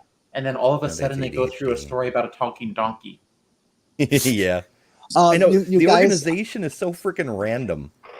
you guys, I know that sports ball gets put down a lot in this community, and that's fine if you want to do that. And I'm not a sports ball fan, but I am a Packer fan because I'm a stockholder and I love the Packers and always have. Anyways, they were major. What do they got? What do you call it when one team is expected to win and the other one downtrodden? No, Upset? help me with the word, please, folks. Well, okay. Anyways, the Cowboys were favored heavily to beat the Packers like crazy, and right now the score just became 27-0. Packers in Wow. the second quarter. So I'm having a fun time watching this while we're talking. Oh, Thank you. Jenny, I kind of like only- this one. I only Ooh. have to Oh, that's kind of cool. I only have to care about sports when I'm back home, and that's when the Pennsylvania teams are doing well. What's the I circle though? What's the circle am a mean? weirdo that I I can't prefer the remember. traditional flag. I prefer separate flags. I'm a weirdo that way, but I just don't think everything has to truly intersect. It does, but I don't think like necessarily. I think sometimes if you separate the subjects, it's actually better. But yeah, Well, the original rainbow flag was supposed to be all inclusive. And the circle is intersect. What's the- by the by? Thank Yeah, you. that was it. Yeah. That's what I was trying to ask. I didn't know that one. I don't want it to know. look pretty. I'm not sure think how that's I the feel thing. about the colors on the infinity symbol itself. That is just an eyesore, and if I were a graphic designer, I'd probably have a lot more to say about how to fix that. Yeah, I don't like really the new flags at all visually. And it's not like I'm a turf or anything. I just like visually don't like them. I just think, I'm Yeah. biased, of course, but I really like the trans colors. I just think the trans flag is the best colors. That's a good flag, and the bisexual flag I like. Simple, not a lot I of colors. agree. I don't like having all the different flags. I think it's really only serving to fracture the community. You know, the whole point of it was supposed to be we stand united. Can Well, we that's just- why I hate all the labels. That's the only reason I hate all the labels. I It's feel 'cause it like does the divide rainbow's people. better, and the reason why I think the rainbow's better is it's aesthetically pleasing. It's what we see in nature, Yeah. and I always point out to people, you do see people that are on the spectrum, like I would say spectrum, sort of, but like you do see that in nature. It is natural. Yeah, I'll be even right Ken back. Ham I need to approves of step rainbows. away.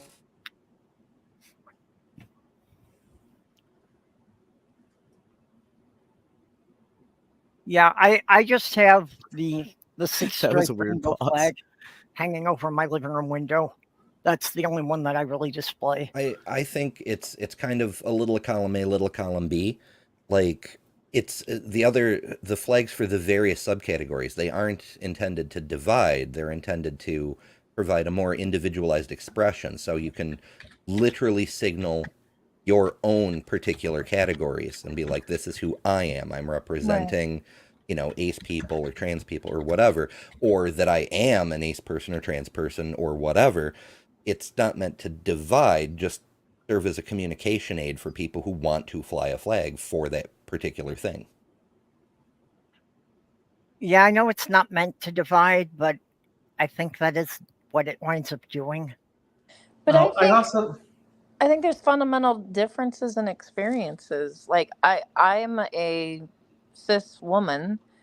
I have a very different experience with society than a trans woman, and that's okay. Like I think that's an acknowledgement of these different experiences too. And maybe someday we won't get into a situation with society with different experiences. I don't know. No, I think Yeah, trans well- women and cis women will always have some different experiences because trans women are not cis women. Yeah. I went through the thing, way back starting in the early 80s when a lot of the gays and lesbians were arguing against including bisexuals. Oh yeah. And I've just seen the same thing just keeps repeating every decade or two with a different group. Mhm. But that still exists. There's still jokes like never date a bisexual, Yeah. Yeah. Blessed be he. This is I myself am atheist agnostic ish. Only because I don't read up on it and I don't have any more knowledge than a typical I don't fucking know, don't care person. So that's what I claim. But we also have Christians and Buddhists and Wiccans and Lots of pagans. all kinds. We have pagans. We have I all love the kinds pagans. of We're just here to people shoot in the this shit. community. Yeah. So so you're going to hear a little bit of everything here. And as you Well, can like see, you we say, all get religion along is- fine because we all show each other respect. That's all. Blessed, That's all. Religion isn't the like I subject here, think so that's not really a central focus at all. I think that I might be the only person that believes in a God on this panel. I'm guessing. If I'm wrong, let me know. And I don't mean it doesn't have to be like any God, right? But my position is somewhere between progressive Christianity and a form of deism that is more classical, like Jeffersonian. So you'll find that there's a lot of people with varied, nuanced positions here, and it's interesting because the pagans and Christians can get along, the atheists and Christian can get along. It's just a mutual respect of humanity. If you can respect each other's humanity and personhood and their identity, then you get along just fine here. Yeah, because you know what? I don't know about anybody else, but I'm human. Blessed be he. I typically see you come into these channels looking for an argument, and that's just not what we're doing today. Maybe Of course, Blessed- I'm a liberal. If I was a conservative, I wouldn't allow all these people in here, would I? I wouldn't allow myself in. I'm not a Maybe liberal. They're too Blessed's damn trying to figure centrist. some stuff out. Like I well, noticed you said you're bisexual. Maybe you're trying to figure things out and you're stretching your wings out or something. I don't know. See, But if you have but sincere questions, we'll answer. Yeah, I as am long as you're working on an respectful, I atheist will idea. answer. Yeah, but I'm just going. She does this quite a bit. She's usually looking for an argument. I don't know if that's the case today, but that's usually why she does this. Blessed be he. If you are going from chat to chat to chat and enjoy putting in little gotchas and getting arguments going and stuff, you have a very serious mental health problem that you need therapy for.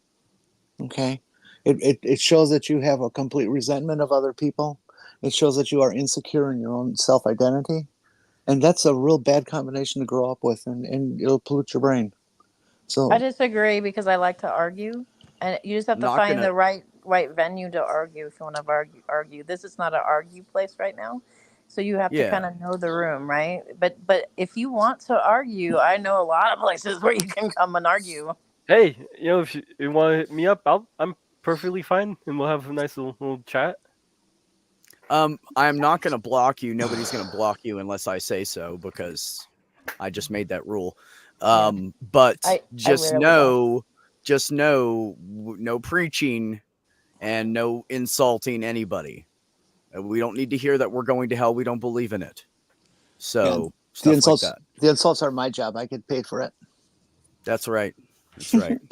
1 penny every stream. Any minute now, she's going to be up to $1. I'm going to send her one. And besides, if I wanted to get back into doing drama, there's someone I know who will be happy to get the attention. Your cat. And about vociferously. Is it the guy that just recently had an RO dismissed in court? I have not been following it, but I call him Petty Officer Shipwreck. Well, he just folded in court just recently. Now he has another court date in Kansas because of harassment. Yep. Who? Don't worry about it. Steve McRae is a punk ass motherfucker. Oh, no kidding. Oh, again? Oh man, that's great to know. I really enjoyed hearing that. Thank you. Did you know that? I know all about Steve McRae. I used to be one of his friends. I I know know the you were, and I background. used but to I don't know Roger. side about eye the you, court cases Jenny. yet. You probably Well, he. don't know me, but I used to side eye you. Oh, really? Yeah, because you were associated with him, and everybody that's associated with him, I sort of side eye because he Well, does some awful shit. I Okay. broke away from him because he started to do awful shit. He didn't used to. Yeah, sometimes he Back. starts off slow, right? Because But I met him before he was in any of the communities, and we didn't know what he was until all of a sudden the volume started getting turned up, and we're like, uh oh.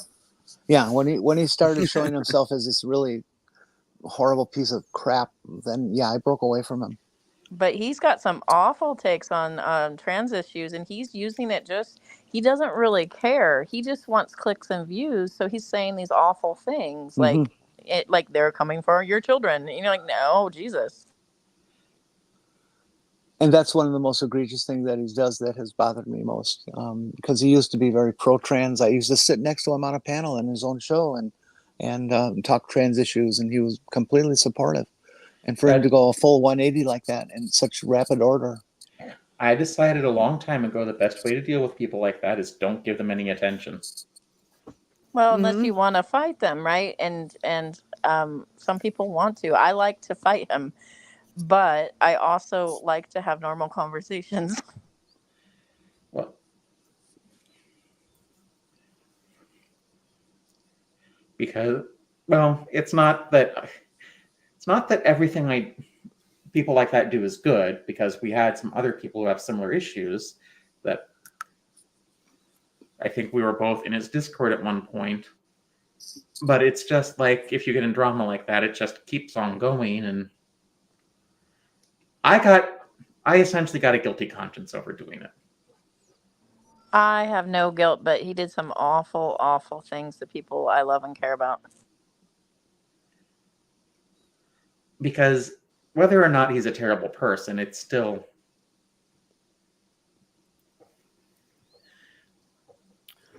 Yeah.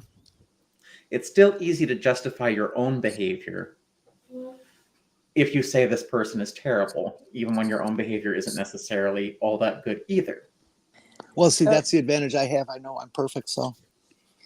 So I'm a little bit of a hippie on some things, and a little bit of a maybe someone needs a punch in the nose and other things. So yeah. The Dallas just got a touchdown, and now it's halftime. So now they're only 20 points behind. So Maya is always a only pleasure 20. to speak You with. said at halftime? Yeah. But the dumpster shows I do have, it's interesting in a way because I can do that and it's funny, right? You have to make it funny, otherwise it's just terrible. But it's interesting because whenever I have like a calm discussion, something that I come out of and I feel like really proud of, like we've had a really good connecting discussion, like our interviews, like when I interviewed Beck or something like that, really good, meaningful. I call them meaningful discussions. Those are not the popular ones. It's the dumpster fires that are popular. And it kind of makes me sad because it is something that is in us as humans where we prefer to fight than to connect. And that's interesting. Well, I mean, if you've taken a marketing class at any point, you know there are two things that sell. One of them is sex. If you can't sell sex, sell drama. Yeah. I could Wait a make minute. so much money. I know Shani so well. Shani for Christ. I know her so well. And I watch these channels rake in money. I know I could rake in money like talking about her because I know all about her. But the thing is that there's a certain point where you can call someone out in behavior and they'll be a lulz cow or whatever. But there's a certain point where you have to go, can they get any lower? Like at this, there was a certain point where Shani was at like the absolute worst in her life, and it's like, just let off the gas. Like, and people won't. There's some people that won't. I feel like I can call someone out or get into a fight, but if I notice that they are under some like life or death stress, I'm going to let go. But so there's some people on the internet that won't. And that's what's weird. And that's kind of why I moved away from the lulz cow watching, because I feel like personally that it goes too far. Yeah, essentially it's real easy to cross over into cyberbullying territory. Yeah, it gets brutal. It really does. And if I you wanna- say I'm I sorry. disagree and it's brutal, yeah. I'm sorry, just- blessed be he, that you probably wasted your money on alcohol or drugs. Yeah. Yeah, drugs. You wasted on drugs. It's too bad. I wanted to go back to something you said just a little bit earlier, that sex Yes, ma'am. sells. It does. I'm just really annoyed to hear that now at this point in my life, after all these years of drought, that all I had to do was put a price on my head. Yeah, but it's only legal if you do it in front of a camera. Oh. No matter how Oh, old you Only are fans. or how ugly you are someone's kink. It's true.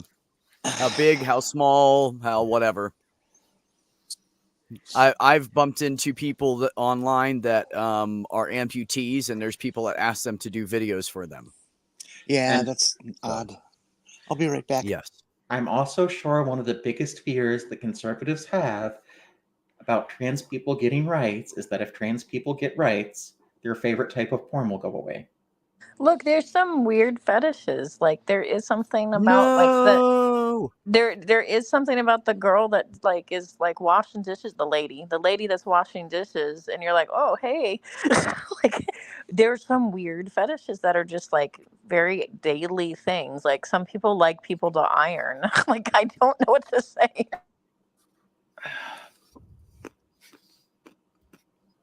Look, Shani is a horrible fucking person who uses her viewers for money. Yeah. You If can you think have she's mercy anything on more Fanny, than a but swindler, honey, you're you're blind. You better So put the that way you Kool-Aid take back. care of people like that in a more healthy way. I used to work in like ministry, like with like I know, right? In outreach and dealing with people that have chronic problems like alcoholism or drugs, things like that. And you want them to survive and live as humans, but you don't want to give them a chunk of cash. It's the worst thing you can do for them is to hand them a chunk of cash. Do not do it. Do not. You can feed them. You can give them clothes. Do not hand them cash.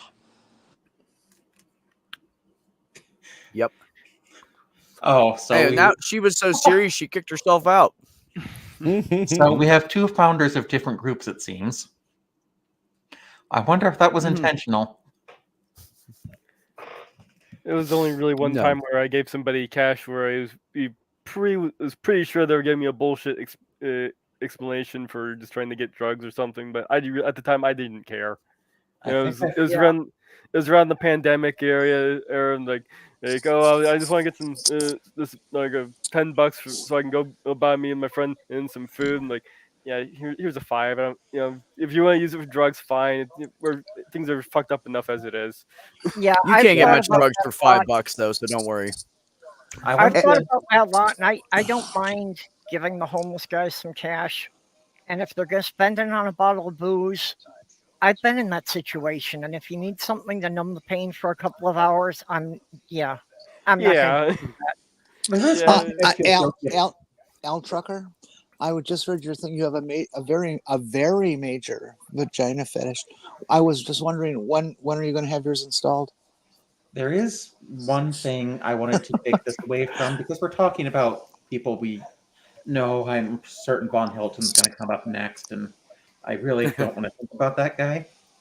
But there was a ContraPoints video called Cringe that talked about Chris Chan, which I guess she did go to prison for something, I don't know.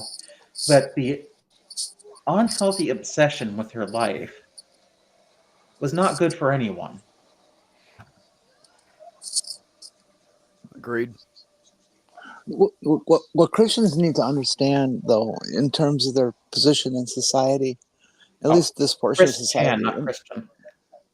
Oh, well, then never Chris Thomas mind. and Chandler. Never mind. If you don't know who Shani and Von Helton are, you probably don't need to know. Although I do think G-Man is sometimes funny.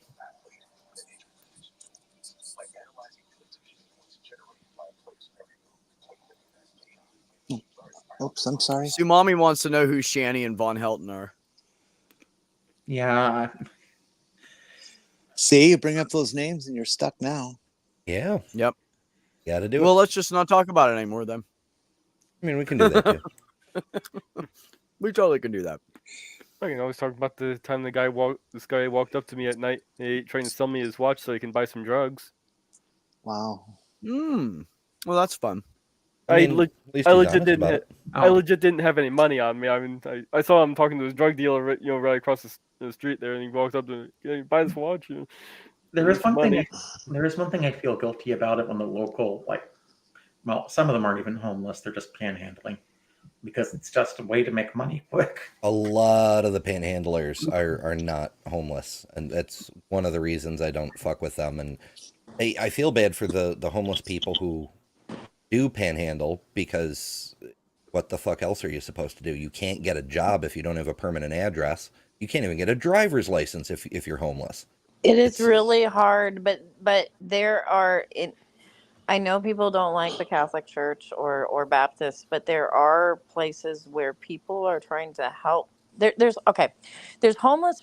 I live in San Diego, so there's so many homeless people. And when I've worked with them, there's homeless people that want to get out of it. There's homeless people that have severe mental illness and they need help.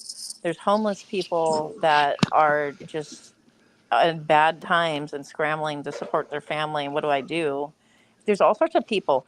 And so you have to kind of talk to them and figure out where they are. Now, there are homeless people that do not have their ID. They do not have their social security number. And there are people that are able to help them and sort that out if you want that sorted. And some of these people, they need their hand held a little bit to go through that, because it's intimidating to go through all that government bullshit. But also, don't forget, there are homeless people that want to do exactly what they're doing right now. They have no interest in being anywhere near society. They don't want to deal with people. They don't want to go to work. They're just done with the world. And So those there's people, all kinds. And those people often have a mental illness. I'm sorry, but it's true. Well, yeah. I that's mean, true. sometimes yes, sometimes no. I met a guy whose wife cleaned out his fucking bank account and left after 2 years of not doing his taxes like she said she was. And he had money and he has nothing now, and he's homeless, and he's like, fuck it. If I get a job or anything, the IRS is just going to take everything. He said, I owe millions still, and they took everything I had. Yeah, but And see, she that's cleaned out out of his bank. trauma. That is out of trauma, right? And No, he's just like, there's nothing I could do. Oh well, this is no, it. that's part of trauma. Yeah, that does sound like trauma. No, he's just literally stuck. There's nothing he can do. Like there's, Yeah, but if it's he goes and gets a traumatic job, to they'll be throw him in betrayed jail that way. anyways because they'll Yeah, find there him. is Okay. something he can do. The IRS has a fresh start program for people who are in horrible situations like that, where they will actually forgive every penny.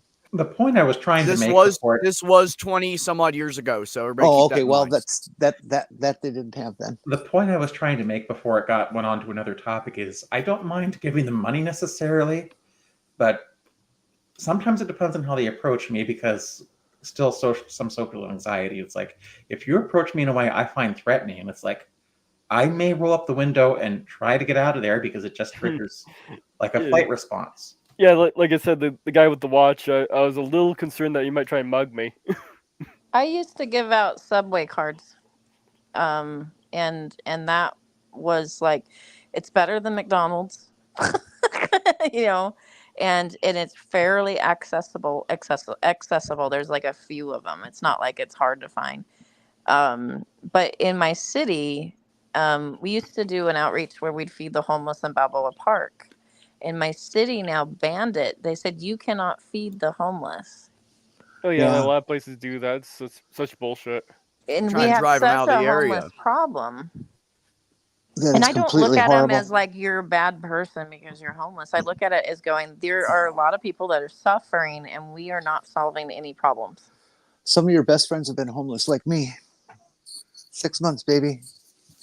Yeah, I was homeless for 8 years. They say I that was when you're homeless for homeless 2 months. for 2 weeks, that it causes mental stress, severe mental stress, even for 2 Mm-hmm. Yeah, weeks. you think? Yeah, I would do it. That is accurate. There's nothing worse. This is one from my experience. I had it in those 6 months. Unfortunately, I was in between spring and fall. But you're here alone, and you're in this tent, and it's nighttime's coming, and it's getting colder. And then this horrible thunderstorm blows in and takes down your tent, throws your shit all over the place, and then goes away, and you're here in the dark trying to figure out what to do next. See, like here, it's warm. I can't even imagine or fathom being. I can totally do van life here in SoCal. I cannot fathom what it would be like to be homeless in New York or homeless in any of the upper states. Like I would be afraid that of dying. You have a place Well, to yeah, freeze and to people death. do. People do. People do. Yeah. Every time we And- get one of those big polar vortexes, the next day, city police, state police, they wander around collecting up the corpses, and no one gives a fuck. Well, Like what the I one do, that's just hit us now today. what I do in social media, and I'm also the social media person for the Indiana State Circle of Omicron Delta Kappa, which is an honor society and a service organization, is I will post like the shelters that are out there so people know that they can tell people that they can go here.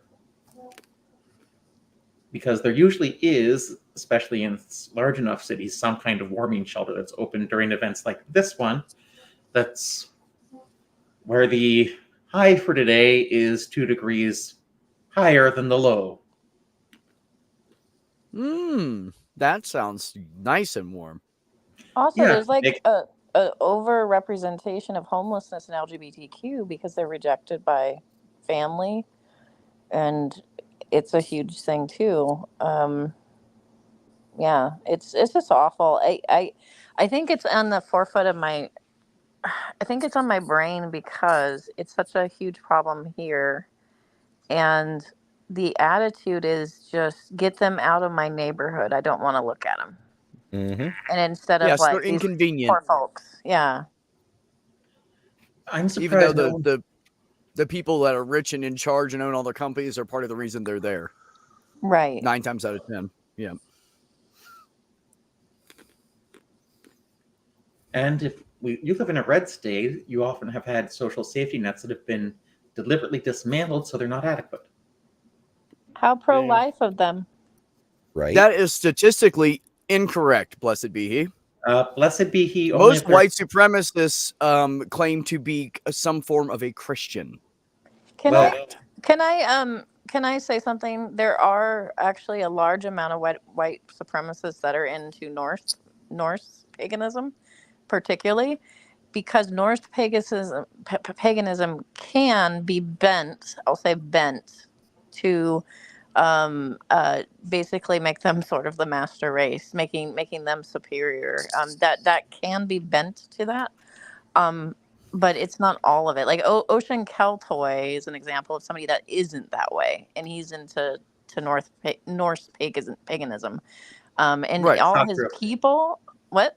That's not true. Ocean Keltoy isn't into Norse paganism. No, it's called a Satru. Oh, okay. I was gonna say his main man is Odin. Yeah, I'm just telling you what it's that's called. the name of the faith. Yes. Okay, yeah, but there are some people that are bending it now to white supremacy, but that's not all paganism either, and that's not even all Norse paganism. But Oh yeah, the pagans. So it's a broad brush issue, right? Because pagan is an umbrella term for everybody who isn't Christian. Technically, the Jews are pagan from a Christian perspective. When we talk about pagans, we're talking usually about the Wiccans and the neo hippies and so forth who have festivals and do rituals where they call the corners and all that fun stuff. And those are generally wonderful people. That's who I'm But talking about. There are also those people, and the people who do bend Norse mythology that way, they get in big trouble with the people who actually try to follow Norse mythology. Yes. Because it's the same thing with Christians who practice what Jesus said and the Christians who stand up and are like, vote for me, send me all your money, and hate everyone who doesn't look like me, which is not what Jesus said. It's kind of the opposite of what Jesus said. It's sort of like when Jesus like cleared out the people that were preying upon people, the money changers in the temple, and he chases them out with a whip. It's sort of like that. Like paganism has some people that try to bring in awful ideas and they do. I've watched them. They do police their own. They do say this isn't acceptable. Like, like they're just like any other group. And so, like, if you say all people who are white supremacists are pagans, I disagree, because I do think there's a larger amount that are of Christian origin. Like the KKK was a Christian organization. People forget that they Still had the is. big red cross. Like, Purple, I may have some business for Jenny. What did I do? If she wants it. I don't know what she's capable Oh, of. Right now. Junie. She's in I her thought you car. said Jenny. Yeah, I'm well, sorry. Junie she's did living in almost her all car. my avatars. So that's Because an example. Junie's artwork is right there.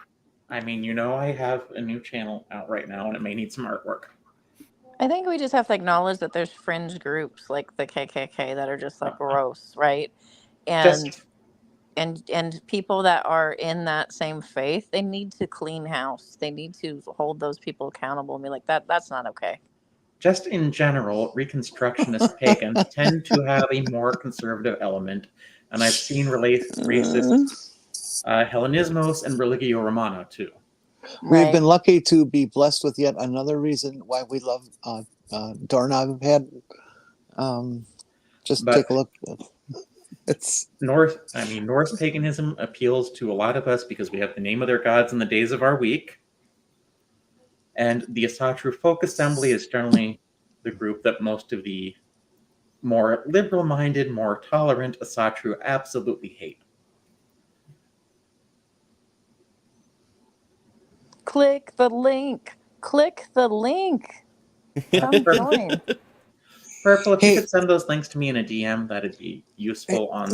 Okay. Hey, Yeah, but folks in the chat, I want to play on your heartstrings for a moment. Junie is a wonderful, wonderful person. She's very talented in the art department, but more than that, she's a very kind, helpful person. She's transitioning, so she's got that pressure on her. She became unemployed, didn't she? well, no, it's not unemployed. Oh no, but, okay, it was just his relationship. basically, her partner started out supportive of her transitioning and kind of changed her mind. So that's why Yeah. she's ended up homeless. So because- so she's yeah. living in her car, which is just a horrible way to get by, even for a day. And she's in the north. She's in the cold, gonna yeah, kill she's in you zone. Chicago. So please, a person who is homeless, if they get $20, they get to eat. And there's enough of us in there that if you each gave $1 or $2, or if you're really generous and able to, you can give $10 or $20. It's Well, going to mean so much to that person. Please, during the if you can. Christmas stream, she got some donations during the Christmas marathon and said she was able to get a night in a motel, and just about what a luxury it was to take a hot shower for as long as she wanted to. Good. I'm glad. People don't know. understand that, like, it blows my mind that conservative Republicans that say I love Jesus are against capping the cost of diabetic drugs. They're actually working against it, and it blows my mind because when I worked in church, there was a mother and daughter that would share their diabetic insulin it was, and they would share their insulin, and then mom would end up going into oh gosh, what is it when you go low and you start to go into like a Diabetic coma. Hypoglycemia. ketoacidosis, I think Oh, it is. that or- one. Ketoacidosis. Yeah, and be hospitalized because they're struggling to pay for medicine for 2 people. And it wasn't until our church went in and said, okay, we're going to just buy your insulin for you, but it shouldn't have to be that way. It shouldn't be Nope. that people are suffering like that. Well, did anyone see the articles that came out like a few months ago about how Christian congregations were getting annoyed because the sermon got too woke Yes. just I've because they seen were that quoting Jesus' everywhere. actual words? Oh yeah, I remember that. Yeah. Oh my God, they Oh. were using Jesus' actual words instead of what they changed it into? That's why they're always Blasphemy. upset at the Methodist Church and the Episcopalians because they're like, Jesus said to give to everybody, and they're like, oh my God, no. Turn the Yeah, other cheek. that's why What they is this? disagree, What is this woke shit? Hail Bigfoot. It was the hypocrisy of the church that was largely to blame for me becoming an atheist. That it just showed me that the church was not a serious institution. That it really didn't care what about its followers and whether or not they live by the tenets that they so largely profess. That and realizing that there is no God. But sorry. I didn't, I don't mean to offend those who believe, No, but that's you just where you I'm at. can you can express what you believe, and I'll hold space for that. Like I'm not insulted at all. Like people that believe in God get all like insulted on his behalf, going, "How dare you say that about God?" or whatever. And it's like if God is as big and powerful as you say, and he knows everybody's hearts and minds, like he's not going to be. You don't need to be God's white knight. And that's what my point is. Like, stop it. Welcome, Sumami. Hello. Yeah, How are you? Oh, Go ahead, Jenny. oh, Tsunami. Hi. I'm not a believer in Pascal's wager, but I decided as I went atheist that I plan to live a good life, to be pretty much as I am, caring for people, helping people, doing whatever I can for others, and I spent my whole life doing that. And when I die in the next several years, if there really is a God, I can't believe that they would look back and say, well, just because you didn't give 10% at a church to get some minister rich in his mansion, you can't go to heaven. I want to believe that person, if they exist, are as generous as they profess to be in their Bible, and I'll be just fine. Do you know how hard it is for me not to make a programming joke when you say something like Pascal's wager? Yes. Yes, I do. Of course, I don't think Poor many people porpoise. program in Pascal anymore. But And if in the chat, if you don't know what Pascal's wager is, it was the pseudo bet of well, I'll believe in God just in case there is one. Yeah, Blaise because that's Pascal. sincere. Exactly. to be Yeah. fair, I Pascal prefer. was Go also ahead. an important scientist and mathematician. It's just his wager was kind of a Stand out. Garbage. garbage. So my man in philosophy is Soren Kierkegaard. I love Soren Oh, Kierkegaard. I get him. I understand him as best as I can, at least. I he because I'm an anxious person, and how that like intertwines with faith. I get Soren. And when Soren says you need to make a leap of faith, it is not that out of line. A lot of Christians don't like that leap of faith thing. But like what he's saying is you step out and do the thing, God will catch you, sort of thing. Where like, and Methodists are like that. Methodists believe like you're struggling to believe or struggling to, do that. Just do the things and it clicks in. And it's interesting because it's so repulsive to a lot of conservative Christians. And I think that's interesting because they want to know certainty. And Kierkegaard's comfortable with uncertainty. And so like a lot of people will like dunk on him in Christendom because like he doesn't have enough faith. And it's like, no, like he's a guy that actually wrestles with anxiety, wrestles with doubt, and says, I'm honest about the doubts that I have. I find that commendable. I like that sort of thing because I think that's where most people are and they just don't want to admit it. They're too scared. blessed be he. I would hope by now, listening to what's going on here today, which is not a typical topic matter for this group, that one thing you'll take note of is that all these people who say they're atheists, and of course that's not Spackle, but the rest of us who are atheists or something that is not precisely Christian, how much we know about your Bible. That's true. That Okay. is true. It's because we all went through that and we all read it and we all tried to understand it before we made our decision, which was not taken lightly. And one of the reasons And why I'm a Taoist is because there were a lot of answers in Mormonism. Some of them even made sense. But aren't most you of them are worried? just not true. And one of the things I had to get comfortable with that Taoism is perfectly okay with is not having answers. Yes. Like science. But aren't you worried about what those Roman pagan gods are going to do to you for not believing in them? Not really, because That's weird. Well, personally, I'm hope they turn me into a stone and I get owned by Diana. if Cooper has a problem with, listen, I want Diana to come down and change me and like take care of all the problems I don't have, because she does do that on occasion. Because she has changed. There are stories where she changed male suitors into part of her female hunting group. I too believe that Diana was a hottie. Yeah, I need some help with that for sure. Oh God, Roman mythology is so much fun. It's just so way out there. Yeah, they made this woman a head full of snakes, and Actually, don't look at her. Don't look at her. Coming back to the She'll Norse turn you to mythology, stone.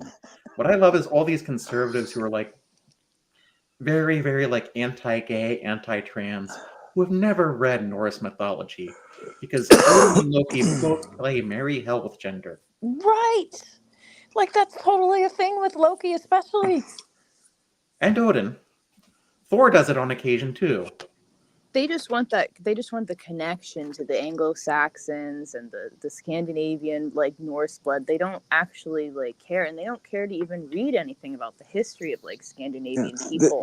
They just want the hat with the big horns. Well, it's not just Scandinavian. The Anglo, like if you point out, the Anglo-Saxons had a similar religion. The Germanic tribes did. Yeah, but then that's another thing they forget is that they, converted to Christianity pretty early, and they were not, yeah, there are some elements of paganism in like modern white supremacists that are trying to bring some of that into their religious belief, but overwhelmingly, yeah, they're Christians. Yeah, Loki fathered and mothered almost all of the monsters in Norse mythology. Loki's kind of awesome, though. Loki had a bad attitude. Yeah, that's true. Fathered and mothered. Was Loki a troll? Loki was a giant. No. I mean, like in behavior, like the internet troll. Like he's the original troll. Loki in the mythology usually has a reason for what he does, but it's not always a good reason. So yeah, I guess he could be. Dionysus has got a rockin' party. One thing I do find interesting is how many deities, whether it's honestly the Christian god is described as having full breasts, and the Hindu god Shiva and Shakti, there's a form of them where they are half and half. There's so many different religions that recognize God not as any one specific gender, but as a genderless being, and yet Christians in particular are so like insane about God being a man. It has to be a man, like, and we have to follow gender norms, and like it's bizarre. It's the patriarchy thing. Like it is so ingrained in Christians that even my own behavior, I'll look at it and go, I am acting like patriarchy. Like I'm acting like this is how I have to survive and live, and I'm just used to it. And I realize that, like, here I am 40 looking back and going, there's a lot of bullshit that I've put up with because I was conditioned to be like, well, it's patriarchy, this is what we live in. Well, like I was saying, if there's only supposed to be one God, why would that being have a sex or gender to begin with? What use would it be? Well, why does God pregnant? Need a dick? Really? Like, let's talk about that. Like, why would he need that? Because they talk about gender, but they also talk about his physical being. And a lot of conservative Christians connect your physical body with your gender, right? They want it to align. And if it doesn't align, they go, well, you've got problems. So, like I want to know why God needs a dick. Well, in Mormonism, it's because he has a male body, male spirit body, and he needs to have intercourse with female spirit bodies to produce new spirit children. Mormonism is a trip because I say that is polytheism like all over the place, and they're like, no, we're monotheists. I'm like, no, you guys are polytheists. The fact that somebody can become a god of their own planet and father their own spirit babies, I mean, these are multiple gods. First of all, they will probably deny that if they're talking to someone who's non-Mormon. And the Mormon church has gotten away from a lot of like its more theology that people consider to be out there. But first of all, there's nothing wrong with being polytheist if you're Mormon. And secondly, that is a logical implication of what has been taught for years.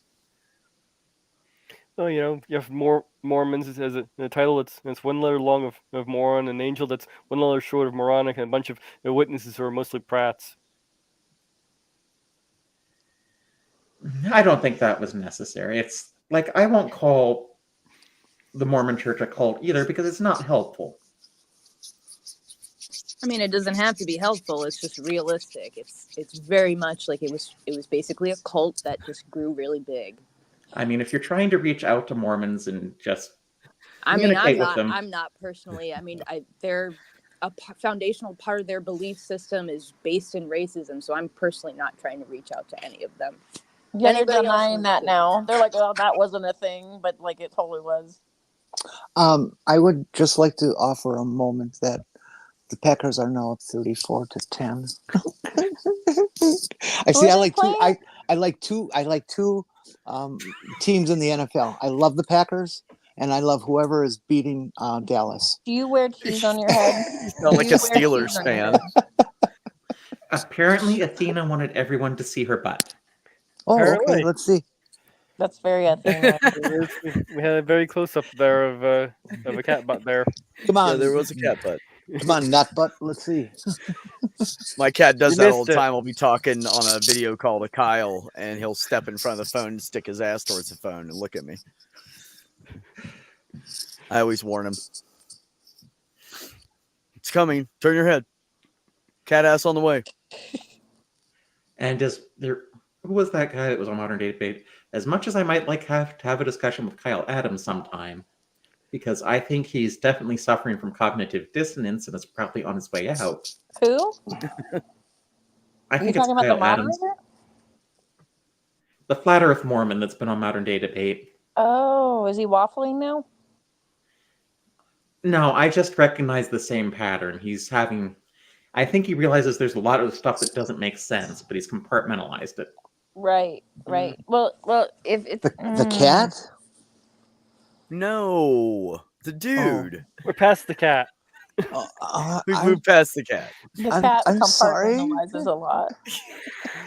The cat needs me to clean out her litter box, which I need to get to tonight. Well, see, they compartmentalize their own shit. That's what cats do. Well, good. They're supposed to. If they didn't, we'd all be pissed off at them. Shitting everywhere. So here's an interesting thing, and I know it's like this could be a touchy subject, but the duality of belief systems. Like I see the good and the bad in Christianity. I see the good and the bad in Judaism. I see the good in like the duality that these systems have. Sometimes I feel like, and I'm just going to express my feeling as a God believer. Sometimes I feel like that anti-theists in particular, who say religion is harmful, they like to deny the good that some people of faith do, and that's a little bit what bothers me with anti-theism, I think. Well, I mean, you'd still do good even if you'd never heard of religion because you're a good person, right? So religion can't take credit for that goodness. I'm going to make an observation that may not be correct, but with the online atheist circles, I have a feeling there's a lot more undiagnosed autism than might be expected, and I think a lot of them do struggle with black and white thinking. There is an Let me interesting say real thing with quick autism before- and atheism. It is interesting. Before Go you ahead. guys go any further, let me just say, blessed be he, you're doing it all wrong. If you want to put a case up, you don't come and ask somebody else for the stats. You get the stats yourself and show your references and give us that. She doesn't actually care what the stats are. She's just trying to inflame people into arguing and. I know. bitching I'm at just her. gonna be an asshole. No, I have to go after this. Blessed be he. That is the most ridiculous thing I've ever heard.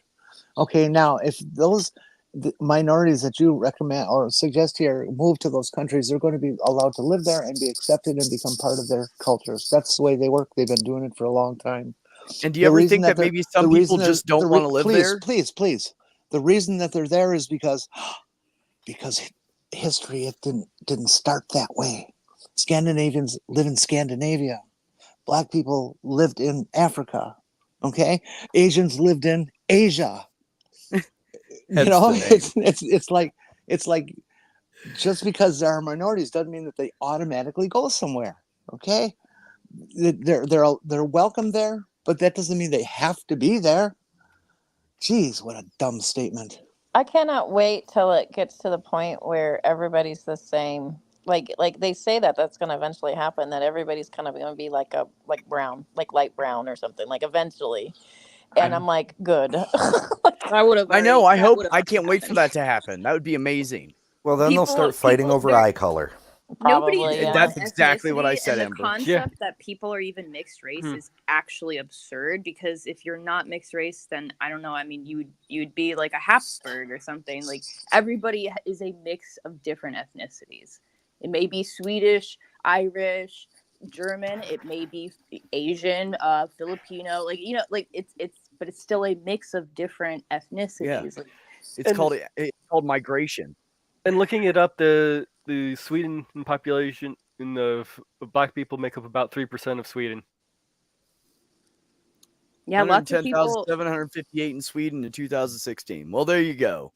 And, Look, like, my guys did Norway- the work for you. And it's Norway up. has one of the and it's highest up. standards of living on the planet. So, yeah, I would think there are probably quite a few people that want to move there and want to immigrate there. But I would Yeah. love to move there. Yeah, as of 2022, the population number is 250,881. I would love to move there and then move it to the tropics. Their language Where the looks weather is- difficult. Well, the Just weather's saying. halfway decent. That's the thing. I think that like certain languages are intimidating. Like you go, oh, I want to move there, and I go, I don't know if I could learn Dutch. I don't know if I could learn. Yeah, that's true. I think as an English speaker, you can learn Dutch fairly easily. No, it's awful. It's No, awful. and Danish. explosive. I Danish is actually weird. dated someone who was Frisian, and no, you ain't picking that shit up very easy. I I have a don't know. much easier time with Latin base, but I'm in Yes. San Diego, right? So it's Spanish. But Spanish and Italian are very close, and they're both Latin based, and they're derived from the same. Yeah, But there's something about those other languages where I'm just like I am disconnected, which is weird because English comes from German, doesn't it? Like a little bit. Like we A kind big of part of it, yeah. hybridated. English is a Germanic Germanic language. languages are a very small piece of English. English is one of the Romantic languages and broken up 75% worth of the Romantic languages: Spanish, French, Italian. English and is so a on and so Germanic on. language, first off. But we have It's that 3 French languages in occupation. a trench coat. it's a lingua franca. So most of our words come from French. Well, that's why we can say rendezvous. Rendezvous. Rendezvous. I'm gonna go on a rendezvous. It's a lingua franca. It was just made for people could talk to each other. Also, English Garage. English Pennsylvania Dutch. Kannst du Sorry. Deutsches Fetzer? Oh, well, I wasn't trying to get an example, but thank you. I was gonna say Pennsylvania Dutch is very similar to German. Oh Fick yeah. mich. Fick It is mich. German. It's just a different dialect. Is it low or high? German, Exactly. basically? Well, that's what I'm saying. It's not the way a typical Fick mich. Porpoise. Is it low? Is it similar to low or high German? Isn't that basically what It's it is? similar to Swiss German Okay. because they came Oh. most of the Pennsylvania Dutch, fancy or plain, because I'm the group that was the fancy Dutch, came from either southern Germany or Switzerland. But it's also a language I could have learned if it weren't for real Nazis back in the 40s and then the Germans before that, because if you were Yeah. like the fancy Dutch, your parents and grandparents didn't pass it on. I just want to point out that Audrey Hepburn was Dutch. Was she? Yep. Wasn't she Right. interred in a concentration camp? No, was she so. wasn't in a All right, folks. concentration camp, but what she did do is she was helping the resistance by delivering things. Nice. Well, She I was gotta so- run. I gotta get she- ready for tonight's show. I'll catch y'all later. Okay, Ember. I'll come by and Maybe bother you if I Hi, can. Amber. See you May soon. the odds be ever in your favor. See ya. That was Yay. Sunday. Yeah, don't Audrey- forget, guys, at 9:30 Eastern, Maya Atkinson is on with Dr. Tapp and whoever else for her Bad Science Sunday. And so I'll post that Extra chat coach. towards the end of our show here. Bad science. I can't wait for That's Maya to fine. invite me back to the show. I love doing that show. It was lots of fun. The weasels will be on their best behavior tonight. I'm sure they will. Oh my goodness. Hey, I don't actually have to be up ridiculously early tomorrow morning. Yeah, I'm off on Mondays, which is nice. Genetic Oh, diversity came from Africa, huh? Well, genetic diversity comes from the way genetics works. I think what you mean. I think what you might be getting confused is there's a higher genetic diversity in Africa. Please Well- excuse me if I'm wrong, There's but isn't the cradle of humanity in Africa? Isn't Yeah, that and- where? Okay, that's what I Yeah, thought. it's where where our DNA stems from. Yes, that's correct. All of us. there's a out of Africa Eve, and I say that out of Africa because there's mitochondrial DNA. They know how it mutates, and therefore they think that there was one woman who was the mother of everyone from outside of Africa because of the strains of the mitochondria. During the bottleneck when a super volcano blew up Okay. about 75,000 years ago. Although, isn't there Yeah. a pocket of people in far Eastern Asia who are unique genetically to the rest of the world? I think Inuits are pretty unique, if I remember right. Yeah, I I don't- don't I know think for that sure. may be correct, Spackle. I'm not That sounds- sure. Are you referring to? Are you sure it isn't an extinct species known as the Denisovans? Oh, yeah, that might be it. I think that is the word I remember being Which used. people? I mean, I believe people of Asian descent might have Denisovan DNA, just like Europeans might have Neanderthal Indian DNA. Indian No, people have anybody who's Caucasian has Neanderthal DNA, That's what I think Indian is people have hilarious. Denisovan DNA. and it just happens that Republicans have more. Hold I on, just someone think was it's correcting me hilarious that white people think they're superior when we're the ones with the Neanderthal DNA. Well, Yeah, but the almost Neanderthal- everybody the- does. I don't The think Neanderthals had were complex very social successful. Yeah, they they weren't were like very successful stupid. for thousands and thousands of years. They're just another type of people. Like, and Indian people have Denisovan DNA in them. Some of them do. Oh, I we didn't just know like that. we just like to tease Republicans about being Neanderthal. That's all. 6:30 Doorknob Head Pacific. 6:30 Pacific. My ex got And so the mad at link me is once. right there, you guys. Sorry. And no, the mitochondrial Eve can actually you're change fine. as to who it is. So no, that doesn't really prove a god. I want to hear what Tsunami's ex got so mad about. Oh, because I told him that he has Neanderthal DNA in him, and he's like, "I'm not a fucking Neanderthal," and I was like, "Dude, I'm not saying you are a Neanderthal. I'm saying I have Neanderthal DNA in me. So do you. Like, this is not a bad thing. Calm down." And blessed, you do realize that every living creature has mitochondrial DNA, right? Or RNA, actually, messenger RNA. Any eukaryote has mitochondria. Yeah. Blessed be he. There are two terms that are just badly named because it confuses Christians who believe in the literal Bible story. There is the Y chromosome Adam, who scientists believe is the just ancestor to all male ancestor to all humans currently living on the planet, and the mitochondrial Eve. The thing is, there are multiple Y chromosome Adams, and there are actually a lot more of those, just because men tend to be more active, and there are a lot of mitochondrial Eves, but they generally don't live at the same time. Well, these are also people who are stuck on the think that everything Here. about sex is XX or XY, which Here. couldn't be further from the truth. There are 16 known variations of XXXY paradigm out there. I tell you what, go make a list and name them for me and assign them a gender if you can, huh? Okay, here is I can actually demonstrate what I'm talking about here about it changing with that screen. Okay. Hold on. Okay, now if you see that you have that one person in the top, that's your mitochondrial Eve, and that splits down because they're related to everybody else in here. Now, let's say that a group on the left there all dies out. So now that person on the second line down on the right, who's black in the black there, that would be mitochondrial Eve, because now they're related to everybody else who's living here. Exactly. So it can change. Yes, And it can. So no, And- that wouldn't. Thank you And for there that. have Paige. been there have been multiple mitochondrial Eves in Y chromosome atoms. Why would they have named it that? There's no particular reason except that maybe Y comes after X in the alphabet, and they were looking for names, and they said, "Well, if this is going to be X, well, then this one's an X. We should call it Y." Kind of looks like a little Y because Yeah, all I the know. others look like X, and Or it might be a handy cultural reference that helps people understand the concept.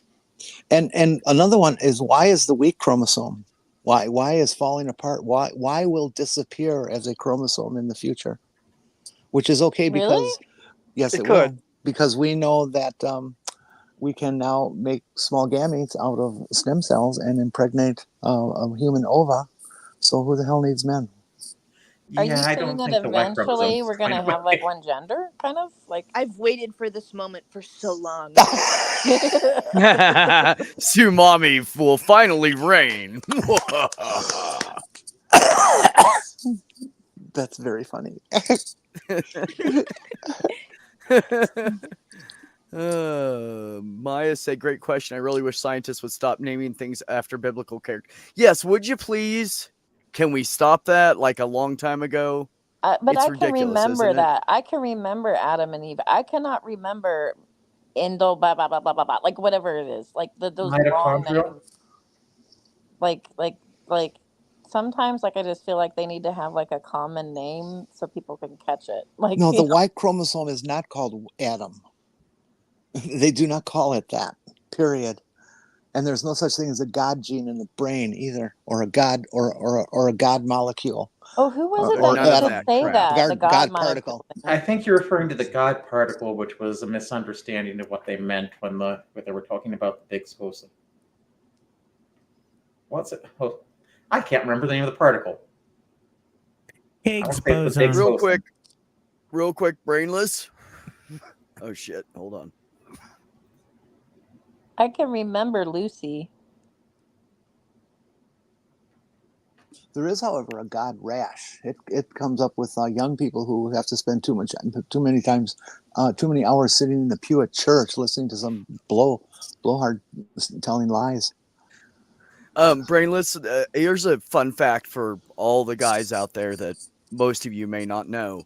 Women actually enjoy picking on each other more than men. It's a fact. Listen, They will if somebody pisses them off, that's it. They will tear that bitch up. So there's a percentage of women that are very threatened by other women, and they're very noticeable, and usually they're on the ultra feminine side of women. So like the lipstick, like cis het women or even gay women, and there is a competitive side there that does exist. But it doesn't exist across the spectrum. I've noticed. Like I think that there's some people that are far less, and that whole issue is fascinating to me because I tend to gravitate to women that love other women, not women that want to fight other women. Gee, why is that? I think it depends on a lot. I think it depends on a lot. I've literally an hour ago had a girl in like a gaming server like come at me for no reason, and I was just like, girl, it's another woman, like I'm going to attack you, shit, it's really played out, like just go away. And I just like blocked her. I'm not going to deal with it. I'm just not like, But I don't know. I get that constantly. I don't have to be coming on to anybody's boyfriend. I'm just trying to exist. I'm dressed like a bum, and like there's just always some woman that comes out of nowhere that's like, oh, trying to sink their fangs into me just for like breathing. His Time her voice out. sounds You know what that is? you have an attractive voice, and so it's immediately threatening. I want Sue, to Sue, assure. you know why that is, don't you, Sue? Yes. Because you're stunningly gorgeous, and women who aren't secure in themselves are very threatened by stunning women. But I It's want true. to assure all the men in the chat that as far as trans women are concerned, you'll still have a place because of a certain, like, Look, just I because think of the way estradiol works, we will still need you to open the pickle or olive jars or something Well, that's that's- salty that we can't open. That's true. You want to be Sorry, useless sorry, faculty. sorry. If you get hooked up with a trans woman, is lift some weights so you can open the pickle jar. I have a whole trick because I have trouble. No, there's a whole trick. I have trouble opening up jars. I don't have them very immense hand strength. So what I do is I take a rubber band and I put it over the jar, and you get the traction. Because I have the strength, I can't get the traction. Friction. And so if you have a rubber band and you put it over it, you can open almost anything. Oh, interesting. Everything is friction. Well, you can also run it under hot water and take advantage of physical properties. That's a pain. I just Use want rubber all band. of you to know, all of you ladies here and other people want you to know that I will open all the jars for you. I refuse to I let got anybody open a jar for me. I literally I will struggle with that shit for an hour and like Use get the it rubber open. band trick. Use it. Look, You they can make put- these silicone Yeah, the pads grippy things. and you put Those them are over top of awesome. the jar and it opens right up. And also, here's a cool trick. My mom taught me this because my mom had small hands, and the bigger jars, like the pickle jars, they used to be, the ones that with the bigger lids, she couldn't open them. So she'd take a butter knife and hold it by the blade, right? And tap it all the way around the jar, probably like 10, 12 times, That's what all the my way mom around the used jar, to and do. then go to turn it, and it will pop, because what you've done is you've gently broke the seal just a little bit all the way around. So when you go to turn it, it just opens right up. You can also know just what play I it Great on the do? trick side for of the people counter. who have hand issues. The other You know the what other thing. you know what I do? I just put a hole in the lid. Stop it. That's too easy. Wait, but how do you get the stuff out unless it's like liquid? And how do you seal it back up then? Well, that's easy. I just have another Saran lid. wrap. But if you put the hole in the lid, This was a Fucking joke I did not Commander. intend to go this That far. that was one of the most shocking things that I experienced when I transitioned and was well infiltrated with HRT, is losing my ability to open any damn jar I ever wanted for myself or anyone else. And I've actually had to ask people to open them for me, and it's so embarrassing. Yeah, I don't think, and this is one of those things that bugs me about the trans women in sports thing. A lot of people don't assume it's like estrogen does nothing to your strength. Yeah, that's a pile of crap. It absolutely does. Estrogen infiltrates every cell of your body, and I'm not it a will fan of work. estrogen myself. Well, I am. I'll take yours. I don't think Beck is either. I fucking hate that shit. Listen, I'm good with my it- estrogen, and I'm still able to open my jars myself. But I'm also a stripper and a gamer and into climbing, so I don't know if my hands are like normal. Your hands are probably I stronger. just figured Yeah. out why. They may I just not be figured strong, out but I why bet you cishet they're really women useful. attack you. It's because you said stripper. It I've really had- is. yeah, I've had trouble with jars before because of their arthritis. So I'm sorry. No, I'm You know not. what's funny about that whole Brett might have conversation left. about cutting a hole in the lid of the jar? If you don't mind compromising the lid, all you have to do is like take a screwdriver and tap it with a hammer and put a little tiny hole in it, and it will release the vacuum, and you'll open it right up anyways. Why cut a huge hole in it? Why go Oh through my it? god, I I thought you don't were want a going hole in it. somewhere way different with that. Oh, Well, that's why I just put the small hole in it. What's Sorry. the big deal? Then you tape it up. Or you yeah, Yeah. but you only need say- a little hole to release to break the vacuum. Or you to can But- use a release the rubber band or or you something to just open or it you up. have a spare lid. It's But it's- either you tape it up or you have a spare lid. You could now use it's- the now old it's lid not from the perfect. previous jar. I It's am not going to use this method. I think it's impractical. I'm sorry. Purple, It defaces the jar and it defaces the lid, and Mhm. it's immoral. I'm sorry. When The it- defacement is what bothers me, I think. You could Purple, when it- also take the jar and put it under hot running water in the sink, and just stick just the lid underneath, and it will expand the lid enough that it will also help you see. Or my it mom will had just make tricks. you slip more when you try to grab it. Commander, God wants You you dry to it open it off. without a hole. Just get it hot. Purple, the word you're looking for is torque, not leverage. Because torque There's is a Mm. lot rotational of power. things that, quote, God says they want that I don't do. Well, this you're just going to have to conform. I'm sorry. Okay, this We- is where I'd hammer a hole into a jar, quote unquote. If it's the apocalypse and I don't have a can opener and I need to eat some beans, I'm going to figure out a way to bust a hole in that. Well, yeah. Have you ever seen any of those videos where they had some new millennial or whatever the newest generation is, some 15-year-old, and they hand them a can opener and a jar and a can, and they say, "Open that," and they just what? Trying to figure out what the fuck to do with this thing. What is this device you gave me? I have never Yeah. owned an electric can opener. I can't believe that so many people do. Do you know who Just David the old Smalley is? metal plain ones, Jenny, were the best. The ones that you could like spread them like this, and the XY Mhm. can open. They were the best. Do you A know lot- Just simple, no complicated shit. do you know David Smalley?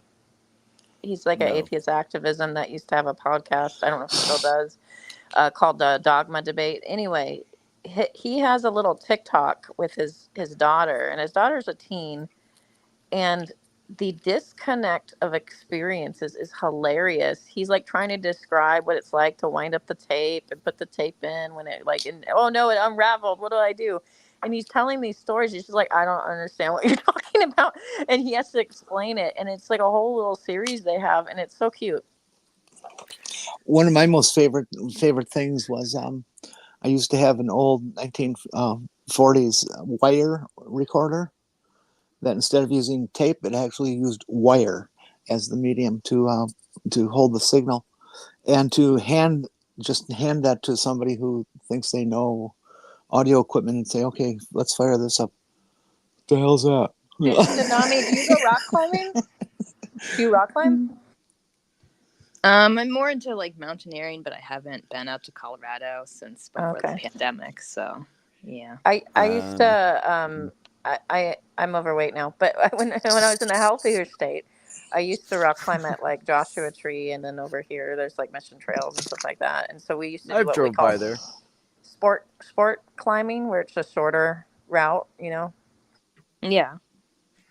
There aren't many places to climb here in Indiana. Nope, Oh, pretty and- fucking flat. Oh, and then the whole At least joke not of unless I go south. and then the whole joke of the Y chromosome going away. Well, if that was to happen, then the SRY gene will either go to a different area, so we'll have like a new Y chromosome, or a completely new region of the genome, and will take over.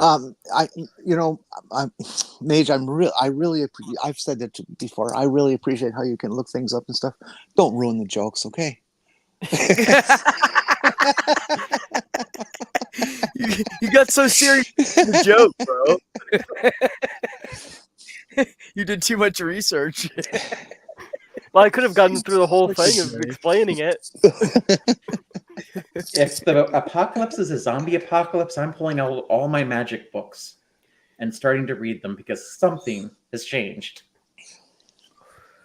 I've said that too, Who said Purple, that I'm going to rob an optometrist's office, go in the back, and steal all the made glasses, like all of them, all the contacts and everything, and just go and see if I can be able to see for the rest of my life. Hey, look at the going to trees. IKEA. I agree with you so much. Rock climbers absolutely scared the fuck out of me. I really have a thing with heights. Heights and me should not be in the same room.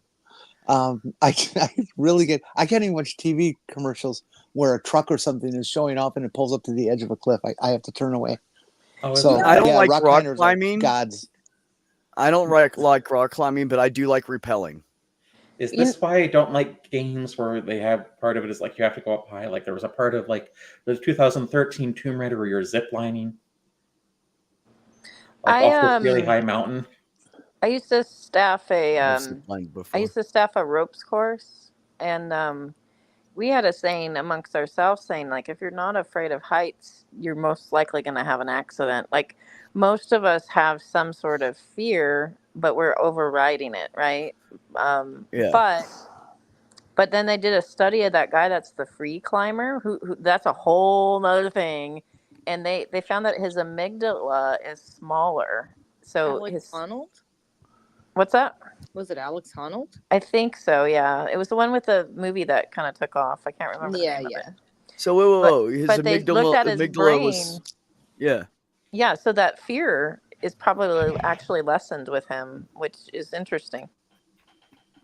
Interesting. I think like getting used to like whippers is like an important part for like anybody that's gonna do climbing, whether you're doing like fucking rock climbing or mountaineering. Like it's I don't know, you have to basically you have to train yourself to not be afraid to fall. Like, but he's like on a different level because Thank you, he's Ancher. doing like full free solo climbing. Like, Right. I would I'm never out. do that. I'd never do that. Oh my God. I'm out. You're always on a rope. You're already at risk on rope climbing. There are mistakes that are made. We were climbing in Mission Trails over here, and this was like in the 90s. It was the 90s, and I was in high school. But we used to hang out with these guys that were in college, and there was nothing weird going on. It was just like literally for climbing reasons. Well, anyway, Yes. one of the guys decided he wanted to do one last climb, and so he is doing this Oh. leapfrogging thing where he's like, taking out, and putting another piece in the crack and moving. Anyway, he made a mistake and he fell, and this was when nobody had cell phones. So, like, our friend Andy had to go running down and booking down the hill to go get some help, and he ended up getting helicoptered out. He broke his sternum, like his chest. He fell on his Ooh. back, broke his back, but he also broke his sternum, and he broke a hip from that fall. And it was really, really scary because, like, Wow. when he woke up, he was just screaming. And it was a really weird time because now most of us have a way to connect with the outside world when there's an accident and it happens. It's not as extremely. I mean, it's still scary, but most of us have some self-service or something to connect. In these more closer areas, I would say, because like obviously, if you're in the boonies of Idaho or something, you wouldn't have that. But like Right. like you have cell You, phone service in Joshua Tree. You have you, cell phone service all over my city. you are not helping my fear. Oh, Yeah, oh. I can't do the rock climbing thing. Because here's the thing with me, it's not that I'm afraid to do it. It's that I'm a klutz and I know it. And I will Yeah. stumble over my own feet while I'm trying to climb. I'm a fucking klutz. You I know, will I hurt myself on flat ground. I don't need to climb up a rock to do it. most of the accidents I see where someone actually hurts themselves though was bouldering. Hey, What's that? It's where you go on a small rock and you're trying to practice your moves and you do a bouldering and they're not like using a crash mat or anything or a spotter and they do it alone and that can hurt you. Yeah, I can see how that would hurt. I just want to say, having grown up on the East Coast, you don't need to rock climb to climb the Appalachians usually. Right. But if you hear banjos run. Depends on where you are in the Appalachians. That's only probably when not you the get down into development. Kentucky. When you get down to Kentucky, that's where the banjos start playing. Down, down, down, down, down, down. And I believe Deliverance took place in Georgia. It did. It takes place Which is more accurate. everywhere, every night. You just don't know it. Squeal Deliverance, the movie pig. specifically took place in Georgia. Squeal for me. They Ugh. made me squeal like Wee! wee. That was a horrible film to watch when It I was was that horrible. age. It really was. I was I can laugh about it now, but I was fucked up. coming out at the time, and every trans person tries to avoid being trans, and I was in my I think I'm gay period, and that just did not help at all. It was just, no, I don't. I'm leaving. Leave me alone. It is really, it's really sad that a lot of the homosexual acts or gays in early movies, they were always like villains. That's where it started happening. Like, Hmm. or there would be like, oh gosh, lesbians, tragic ending, lesbian kills herself. Like almost always. Like Yeah, what? yeah.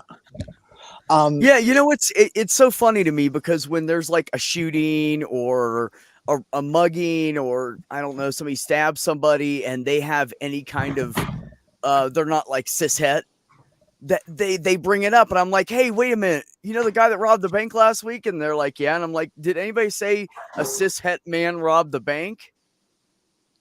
But when it's a gay person, a gay man robbed a bank. What the fuck is that? I want to start saying cishet with every single one of them if they are. the whole Or stop LGBT it. the whole LGBT community has suffered from that discrimination from media for 100 years or more.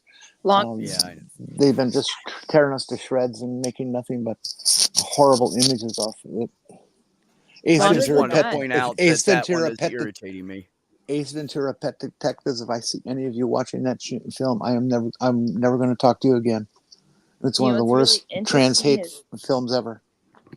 You know, what's really interesting is like some of the first female vampire characters in literature were basically like it was meant to be like a metaphor for being a lesbian, and yeah, they're basically like villainizing like being a lesbian by essentially like creating like this character that was like a blood-sucking like predatory like woman that was like preying on like the like these other women, like the feminine like shrinking violet woman, and like yeah, that was But really interesting to read. why would lesbians have to become vampires? I mean, they have readily available access to blood. I'm sorry. That's true. Gross. Oh my God, Jenny. You know what? I have Bad something to Jenny. say about this. So actually, this is kind of trigger warning. This is kind of disgusting. Like for people that are sensitive about blood, I'm not. But Yeah. so I watched this movie on Netflix called Saltburn or something like that. I can't remember. But anyway, it has some sex scenes in it, and the one that people flip out about on the internet is having intercourse or actually oral with a woman on her period. That's the one they're flipping out of, and they're not flipping out that he's like banging a grave. like Yeah, no, they're that's upset okay. at that. No, that's okay as long as you don't. But Red Actually, Wings is just too much. There was a vampire movie that was a woman that she didn't want to kill anyone, so she only went after women who she could smell were on their periods. I mean, good for her for having some morals, but I mean, there's one thing drinking blood. There's another thing eating chunks. Oh God! I can't do that. Oh, It's just jolly. It's fine. I almost made myself puke. Oh No, God! no, wouldn't that be blowing chunks? No, Mage. It would be after No, you it would tried not. it. I'm ready to blow them right now, man. See, but banging a grave's okay. Okay, on the other hand, while it sounds gross, if you will do that when your partner's on her period, it increases your chances of survival. Wait, why? What do you mean? Like if you're like dying of like dehydration? I'm thinking No. we should If probably. you have an iron deficiency. No, Okay, let's just change the mean subject. if- That I is was just pretty trying- I was gross, just- man. I was Into just a trying to good say yes. You guys got to Beck, stop you're with the one that that women opened the gross door. shit. Okay. I I can't. was trying to say. Maybe it looks like we need Like to my change the stomach subject. is literally turning. You have to stop. Oh my goodness. It might help to take down your highlight comment then. Oh yeah. Yeah. I wasn't looking at the screen either. My bad. Thank you, Um, Purple. lots and lots of men don't understand. Menstruation isn't always just blood. Oftentimes there's like chunky things in there, clots Yeah. they call them. You know, it's Yeah. Okay, enough. Okay. So why can't BioPower just work out of blood bank and take a little bit off the top? Yeah, there you go. This is the conversation that's going to get us all canceled. Maybe that's why like McDonald's doesn't want to like hire anybody when they're overweight because they're afraid somebody's going to eat all the profits. So wouldn't it be the same Don't thing with hire the me to work at vampire? McDonald's then. What'd you say? Don't hire me to work at McDonald's then. That's all I've tried to get a job at McDonald's just so I could stand next to the fry machine and not give a fuck. I will get fired the first hour. I just want to stand there and eat the fries. Fucking eating everything. Ooh, apple pie. There's my plenty of goodness. overweight people. What are you talking about? Well, you know what Subway does, and they did this way back when I was 19. I worked at Subway, and they still do it today. Every shift you work that's more than 6 hours, you get a free half a sub. That And they would do all it so depend on people your won't steal manager. That food. wasn't a corporate policy because I worked No, at they Subway did it. and They I worked did at it Subway and everywhere. never had that. I worked Oh, at they- Subway and they did it when I was like 15. You know, they get like the company comps the franchise for the cost. Yeah, I They never just got bring it that up the whole as an time I worked employee there. lunch. You just bring it up as no, they lied to you. You could have done that the whole time. You should That's go Well, back bullshit. and demand the fucking like the backlog of like sandwiches that they owe you. The bonus I You're did get fine. was I was doing it while they still had the little the little stickers that you had to lick and put on the cards. But Yeah. whenever the roll on the machine got too small, the machine would keep jamming up. So our Mhm. manager told us not to waste time on, just throw it away and put a new roll in. So I kept taking the old rolls home and sloth roll, and I would sit there at night and just fill up cards. Stick 'em on the fucking love you, Purple. Yeah, we Yeah, got, McDonald's, man. yeah, we got like free subs a week that way. Well, you know what we did was because they counted the bread, they counted the salad bowls, they counted the soup bowls, they counted everything except for the lids. The salad bowl lids they did not count. So we would just fucking throw shit on the salad bowl lid and eat anything we wanted out of the fucking, just whatever we wanted. It had to be on a salad bowl lid. What I don't understand is why we just didn't bring our own paper plates in and just pull them out of our bag and fucking. I just realized it. Yeah, We never good thought though. to just bring our own fucking. I would just like to mention that it is now 48-16 in the beginning of the fourth quarter. I know I'm not great at math, but that's a big spread. Yes, that is. No, I am really good at math, actually. That's a huge spread. Danny's gave us 1 meal per shift, but I'd purposely fuck up pancake orders so I could eat them. And these Excellent. pancakes are good. You know, if you're hungry and you want free food and you really need a job, go work at Long John Silver's, because what happens is once they cook the fish, you leave it up there and it can only sit up there for so long. So the person that's doling out the food has to keep track of what's been sitting there how long, and when it's done, they just throw it out so you can eat the fish for free and the fries, because they can only sit there for so many minutes. So all you have to do is make a couple extra and go, oops. In my college days, Thanks, that was I'll eat fast food places was one of my most successful dumpster dives that I ever was able to do in college. Long John Silver's does have surprisingly good chicken. They actually do. And when I worked there, I don't know if they still do it, but back when I worked there, they would get in the big pieces of frozen cod and we had to cut it ourselves and batter it and fry it. Like it wasn't like the shit wasn't pre-made and they just threw it in the fryer. Everything was homemade. We made the hush puppy mix every day or as many times as we needed to. But you know, as close as you can get to homemade with having batters and hush puppy mix, everything was pretty much I can't homemade. stand hush puppies. What? I actually love They're hush so puppies. good. I love hush puppies. Listen, there are Pennsylvania Dutch foods I love. I'm sure you would not like. That is true. I've had some Pennsylvania Dutch food that I was like, what the fuck is this? I'm never eating it again. It was weird. That was probably Scrapple. No, I grew up with Scrapple. I love Scrapple as long as it's made properly. I like the way my mom used to made it. It's hard to find it that way. Scrapple's pretty good. Scrapple's fucking delicious. It's all about seasoning. You got to season it right. I could go for If some any of them. you get to the upper Midwest and you're hungry and you run into a Quick Trip gas station, Yep. spelled with a K, not with the Q like down south. They're different companies. KWIK, right? Yeah, try their fried chicken and it will blow you away. It's just what? Yeah.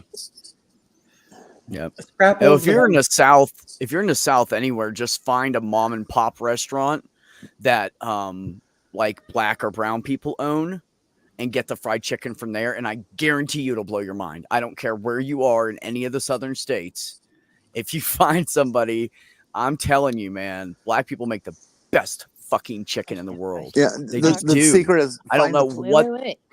I find don't the know what place they that do makes with the batter. Yes, Long John Silver still exists, Umami. What about Korean chicken? That's the best fried chicken right there. I've never had.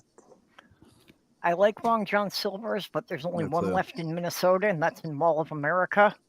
Really? We have a bunch around here. Yeah. I think there are 3. Yeah, in we have a town. Long John. We have Long John Silver's here. Yeah, the The problem Long is John Silver being in is- Mall of America, they have to crank the prices up, and also it's in Mall of America. The only reason I ever go to Mall of America is if the Lego store has something really exclusive going on. Scrapple is a pork product where it's leftover meat combined with buckwheat, I believe. It's usually good fried up with a little bit of maple syrup. I Buckwheat. actually Nom, nom. hate maple syrup on my meat, but I'm So telling you, it's Scrapple's spam fucking with good. green filler. Maple syrup is delicious. No, it is not spam because it's not like salty like that because you get to season it yourself. So if you don't want it to be salty, you just cut back on the salt. Like my mom used to put a bunch of like pepper, a little bit of salt. I think she would do God, what was it? I'll be right back. But, I can't remember all the spices now. I think I'm too high. Sorry. well, I love Pennsylvania Dutch food. If you've never eaten it, I might jokingly tell you to order the Scrapple because I know what it is. But it's the one food you'd want to avoid, probably. You know what? Speaking of malls, that is something that was so widespread and everybody did, and teens would be like, this is where we socialize. And the death of malls has been really kind of fascinating because, I mean, there's not very many anymore. Like they're all well, not all of them, but a lot of them are shut down. But it used to be such a social function. Yep. It was interesting that it's not now. I do think malls might survive if they do started advertising themselves this way, because there are a lot of shops in this town, and honestly, it looks ugly going out of town to the south because it's all strip malls and big box stores that take up too much Yeah. space. All malls have to do is say it's hey, we can combat urban sprawl. Just come back to the mall. Yeah. Yeah, for real. I wish malls would come back. And I mean, they're also- so convenient. I don't understand. People, you know what it is? People are so lazy. They don't want to walk to the fucking store inside the mall. They want to drive up to a storefront. I swear to Well, God, that's what it is. the trend of big box stores, I think, did a lot because malls, first of all, mall rent got really high because that's where everyone wanted to be. Secondly, Mhm. there's an issue where the middle class has declined, and a lot of the stores in the middle mall depended on the middle class. Yeah, that's And true. third, the biggest thing that has killed them even further is Amazon and Walmart. Yeah. Yeah, because it comes right to my door. I don't have to go anywhere. Amazon and Walmart. Walmart's a huge one. But if I would love it if a Target would become one of the anchor stores in our malls. Partly because we already have 2 Walmarts and a Sam's Club in town, but I don't know about scooters, but they definitely need to do something about the poor transportation. Like if they had the walkways like the airports do, so if you were at one end, you want to get to the other, you could just get on the walkway or walk fast and zip through it. Like if they did stuff like that, people would want to go to the malls again, But making people walk all that way, and nobody's got most of us don't have time to the people that are paying these malls to stay open and are buying this shit don't have time to walk through the fucking mall. They work 1 to 2 jobs. They have kids, or they're elderly and they can't walk that far, or Well, they have a that's the medical thing. condition and they can't make it that far. So if they put in some kind of a system or like a little tram thing that just stops for so many minutes and little seats, and you just sit down and the little door closes and it takes you to the other end of the mall. Like something, it wouldn't cost that much, but if they did stuff like that, they'd have more people back in the malls. It's not I a bad think you need idea. to bring it back. I think you should be able to rent Segways at the mall. Well, but see, that can be dangerous. People can get hurt because some people should not be. Well, Yeah, I feel like They you get have on the first teenagers- time they've ever got on it and they hurt somebody, and that's a liability, and that's why they can't do it. they did have something like that. It was like a little kind of a motorized bicycle thing that you could ride around in the mall, or at the mall that used to be here. I don't think I can do hoverboards. I think the physical therapist that banned me from roller skating would tell me not to do that. Of course, Maya, there's still roller more skating walking used to in be a my mall to jam. get everything than in any Walmart anywhere. Some of those malls are huge and they're spread out, and you have to walk forever to find 3 things, to go to 3 different places. So that, It's it's psychological, inconvenient. I think, too, right? What do you mean? Well, visually, some of the malls look enormous and scary. And if you look at it and go, well, that's just like walking across the parking lot. But in the mall, when it's 2-decker and it's straight, it seems endless. Like when it's not really, but Yeah. it seems like it. Yeah. And there's so many stores you're walking by because they try to cram as many as they can, and you're looking at everything. I think for me, it's just overwhelming. It's just too much for me. There's too many Yeah. people. There's too many bright lights. There's too much noise. There's music or people talking on their phones and kids are crying. And I'm just not, Yeah. I'm not for that. I want to come home and have peace and quiet. I No, won't no, go no, into no, a no. mall around Christmas time because it gives me anxiety. But any other time, I'm fine. It doesn't the- mean our mall isn't that big anymore. I stand but corrected. Thank you, Maya. It used to be when I went into the mall, especially around Christmas, it was a sensory overload thing. It just got irritating. Yeah. that reminded me of the kids crying thing. Reminded me when I was a teenager. I was sitting there in the food court. The food court was kind of like in the middle, so there's like part of the mall on one side, part of the mall on the other. Mhm. This one guy's walking by. He's got his kids on his shoulders, and the kid's sitting there. They're just pounding on top of this guy, going, "No, no, no, no, no, no." Yeah, I Yeah, think the biggest exactly. issue is that the rents were way too high. Plus, it mostly catered to middle class shoppers, and wages have not gone up. Yeah, Wages the- have not gone yeah, up, but the rent and cost of houses have gone way up, and everybody's under the thumb of that. Wages And have- like Maya's saying, the crime issues as well. And The- you're talking about making the malls more convenient, and that's really the antithesis of what they were designed for. They were Yeah, designed to have people hang out and wander leisurely through to discover shops they didn't know were there. Yeah. I avoid every mall every day, everywhere. I will not go into malls. I probably haven't been in one for 30 years now. They're just Wages- I think they're horrible. They destroy local business. There's nothing good about them all as far as I'm concerned. Wages have started to go back up. And I just saw an article where I think it was Forbes, where employers were complaining because Gen Z and younger millennials would not apply for jobs if they didn't post wages. Yep, that's true. I don't know why that's a surprise. A lot of Gen Xers and older will not apply for jobs if they don't post wages. Yep. It's like I won't ask it for an interview, but I do want to know what the general salary range is before I apply. Yeah, well- and check out Glass Window or something too. Well, one of the last stores that were in the mall that used to be here, there was actually an independent artist. He was actually selling his art. Really? Yeah, he was selling his art.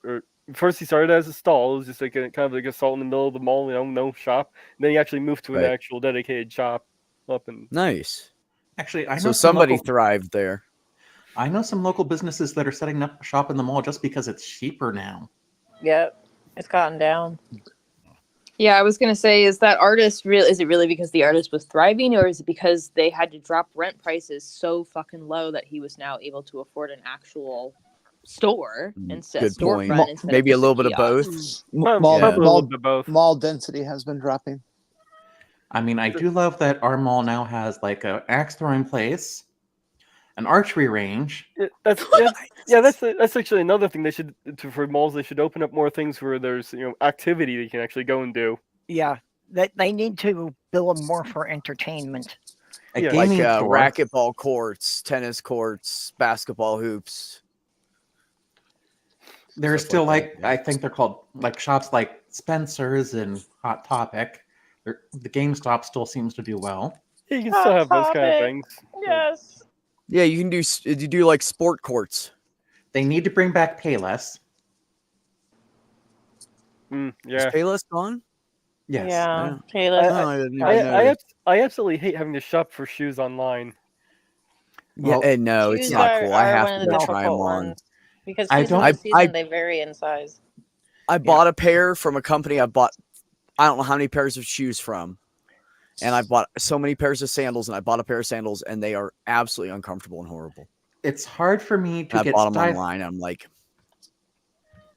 It's hard for me to get stylish shoes in my size, and Payless actually sold them. Mm-hmm. But when you go into like the 2 stores that are still in town, they're like, "Oh, we can order them online." It's like, no, I don't want to buy shoes online. I want to make sure they fit. Right. before I spend $100 on a pair Yeah. of fucking shoes that should be 50. I hate Yeah. buying shoes or any kind of clothes online because, if you can't try them on. Amazon has Yeah, this open- new thing where you can try it and then return it, but Yeah, that's still not good enough. Ow, Yeah. ow. Yes, Maya, and I love this idea too because I think people don't need to be inside all season, all year long, and not be like most of us live in beautiful places. Why are we not enjoying it at all? I'm guilty of that. But so yeah, I one of think the- encouraging people to be outdoors, and when it's sunny, people are happier, and then the kids have room to run, and everybody can eat. Absolutely, it I love the depends idea of on that. where you are, right? So if you're in Seattle, an Yeah. outdoor mall might not be the best, but if you're in San Diego, an outdoor mall, or the most popular mall in San Diego is an outdoor mall. It's called Fashion Valley, and I don't know why it's so popular because I can't afford to live. Apparently, people like Neiman Marcus and Tesla and all the other really high-end stores that are in there. I could go on and on. I don't know which, like just pick anyone, Yeah. Armani, whatever. They're all in there. And I'm just like, well, this is where the other half goes, I guess, because this is not my experience or my life. Yeah, I've had that happen to So- me north of Columbus, north side of Columbus, Ohio. There's an area there, and you're like, oh, it's got all these cool shops, and it does, but most of it's they're either places like Costco, and there's like 4 or 5 of those different varieties, Sam's Club, blah blah blah, and then the rest of it is high end fucking like mattress shops and jewelry Mhm. shops, and I'm like, Right. I don't need to be here. This what is the fuck the am I here Sony for? store. Okay. Bose. I wanna know- You own a house, and yeah. I want to know how it is that mattresses went from a typical price of $100 to $500 up to a couple of grand. Yeah. Yeah. Yeah. Because they could. This is the same reason for all the out of control drug prices. They could. Runaway capitalism. Yeah. Maya, Corporatism. what Maya's saying, there is actually a clothing dump in the desert. I forget which country that is in northern Africa. That it has really gotten so big that it is just, it's mostly brand new clothing that still has the tags on it.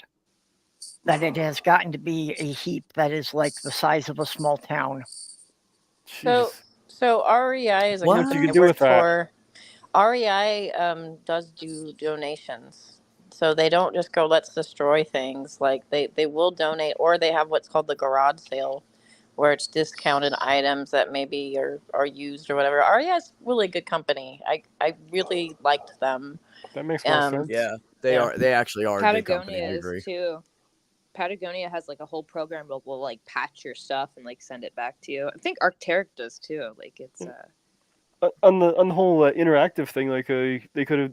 It doesn't have to just be a sports thing. They bring people in, and they could also do things like Build-A-Bear, where you actually pick out the stuff and they actually put together a stuffed animal yourself. Like I know somebody they they went in and just did the Build-A-Bear things because they just enjoyed the process of putting them together, and then they take the bears after one and just donate them to like charities and stuff. Actually, some of the anchor stores that have gone, other than the one that gets used as a Spirit Halloween, I'm surprised no one has decided, hey, let's buy a lot of these like expensive, like CNC machinery, laser engraving machines, 3D printers, sewing machines, that sort of stuff, and just rent it out time on them, make them a maker space.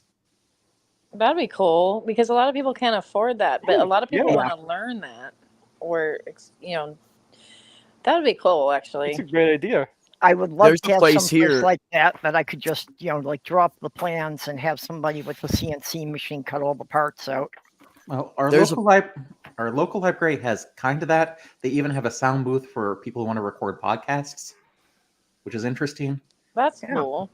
But the library doesn't have. It's not a big space. It just has these available. Yeah, there's a place here that you can go into, and you spend so much money, and they help you build like it's kind of like a class while you're building something you want to build, and then after you go there so many times, you can just like go in and use the equipment.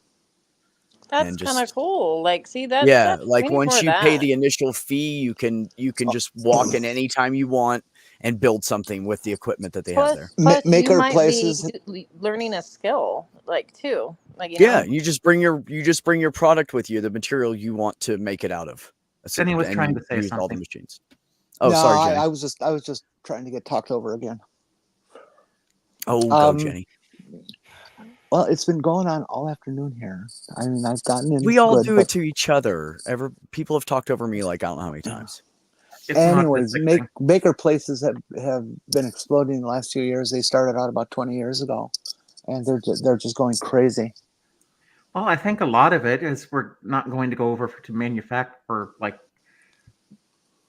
bulk produce manufactured goods. We're going to start like buying patterns or making them on our own just because, and we're running time on the machines to make the goods we need. Eventually, we're gonna making our own bread too. Nothing wrong with making your own bread. I love my bread making machine. It's wonderful.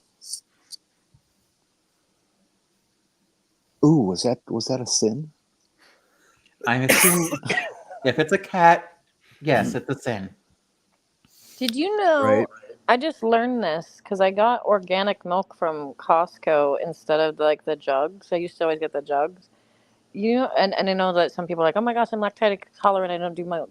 But anyway, I found that the organic is got these really late dates and it lasts forever. So I guess apparently they're ultra pasteurized and they're like at a higher heat or something, and so they last a lot longer, like 2 months. That's crazy. I never knew that was a Really? thing. Yes. I usually just get half and half. Ooh, that's Hmm. a lot of calories, half and half. A lot. I used to work in a coffee shop. Yeah, I but drink half and half. isn't I just organic buy the powdered shit. Isn't organic actually worse for the environment in some ways? Oh. Yeah. And I live Depends on what it is. Here in Wisconsin, Minnesota area, mostly in Wisconsin though. It is the highest density organic farms in the entire country. I'm going to check that thing out about this milk though. That's like, since I have the source right here, I gotta see this. This is amazing. the funny thing with organic is you could have a pesticide that's from a synthetic form, and that wouldn't count as organic. But you could have the exact same thing from a natural form, and that would count as organic. So I like oat milk, but it doesn't have as many nutrients as other things. And I think soy is awful, and almonds I'm allergic to. But oat milk's tasty, but it is missing things like, I don't know, Well, vitamin A and D. I feel like Never it's tried too oat milk. thick for me. I don't get all these different milks because, almonds are the only ones that have nipples. That's right. Hey, Nipples. my ancestors got the mutation so I could digest lactose. Yep, me too. Yeah, somehow that skipped me. So soy Yeah, I milk. didn't get that. Soy milk has a funny aftertaste to me. I don't like it. You just came up from the wrong side of the tracks, perp. That's I all. don't like soy. I don't like soy. I can't stand tofu. The texture, the taste is just horrible. It's Yeah, I tried. I can't. Tofu is like what I imagine boogers would be.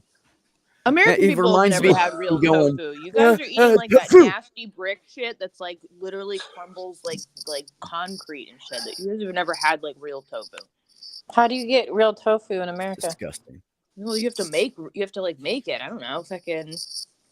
I guess maybe in some Asian communities they're probably like getting like some real tofu, but like not like the shit that you How do get you in the milk a store is, soybean like, then? Do I have to grow it myself? I Yeah, the don't hardest even thing know about what it's making made of, to tofu- be honest. Soy. It's the hardest thing about making tofu soy. is being able to take each soybean and milk it. Got to really live fingers or make tweezers or something.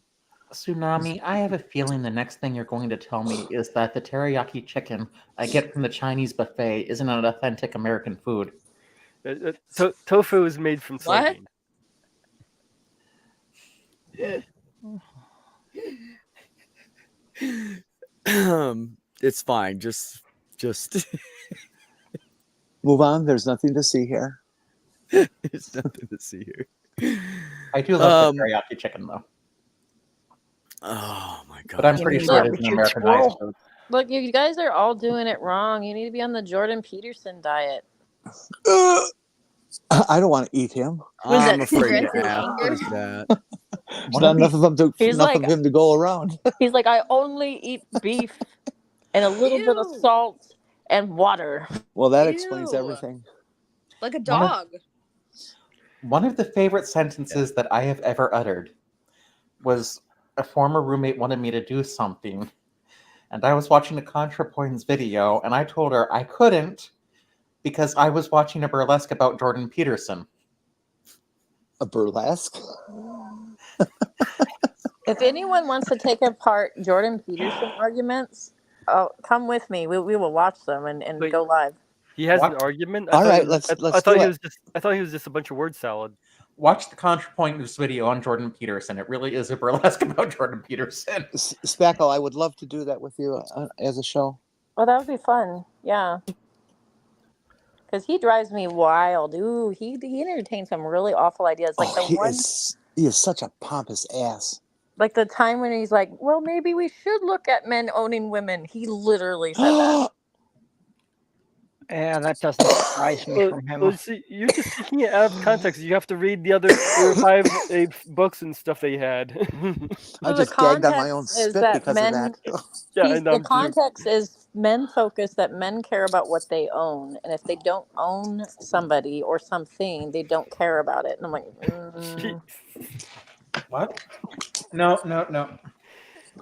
Oh, don't make me think about Jordan Peterson. What a shallow, egotistical piece of crap he is. But how Bronze Age of him. Yeah, that translates to teaching men empathy would be too much work. And upon hearing the sentence I uttered, the roommate was like, those words do not belong in the same language, not in the same volume of books, not in the same books, not in the same chapter, not in the same sentence, and especially not in that order.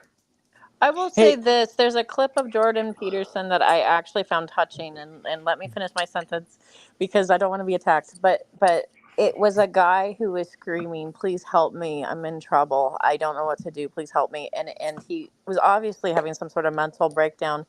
And Jordan Peterson stopped what he was doing, looked kind of scared at first, and then he looked compassionate. Like it looked real. Like he was like this poor man, and he went over and he was like, the guy is like being pinned down by security, and he's groveling and he's crying, and he goes over there and comforts him.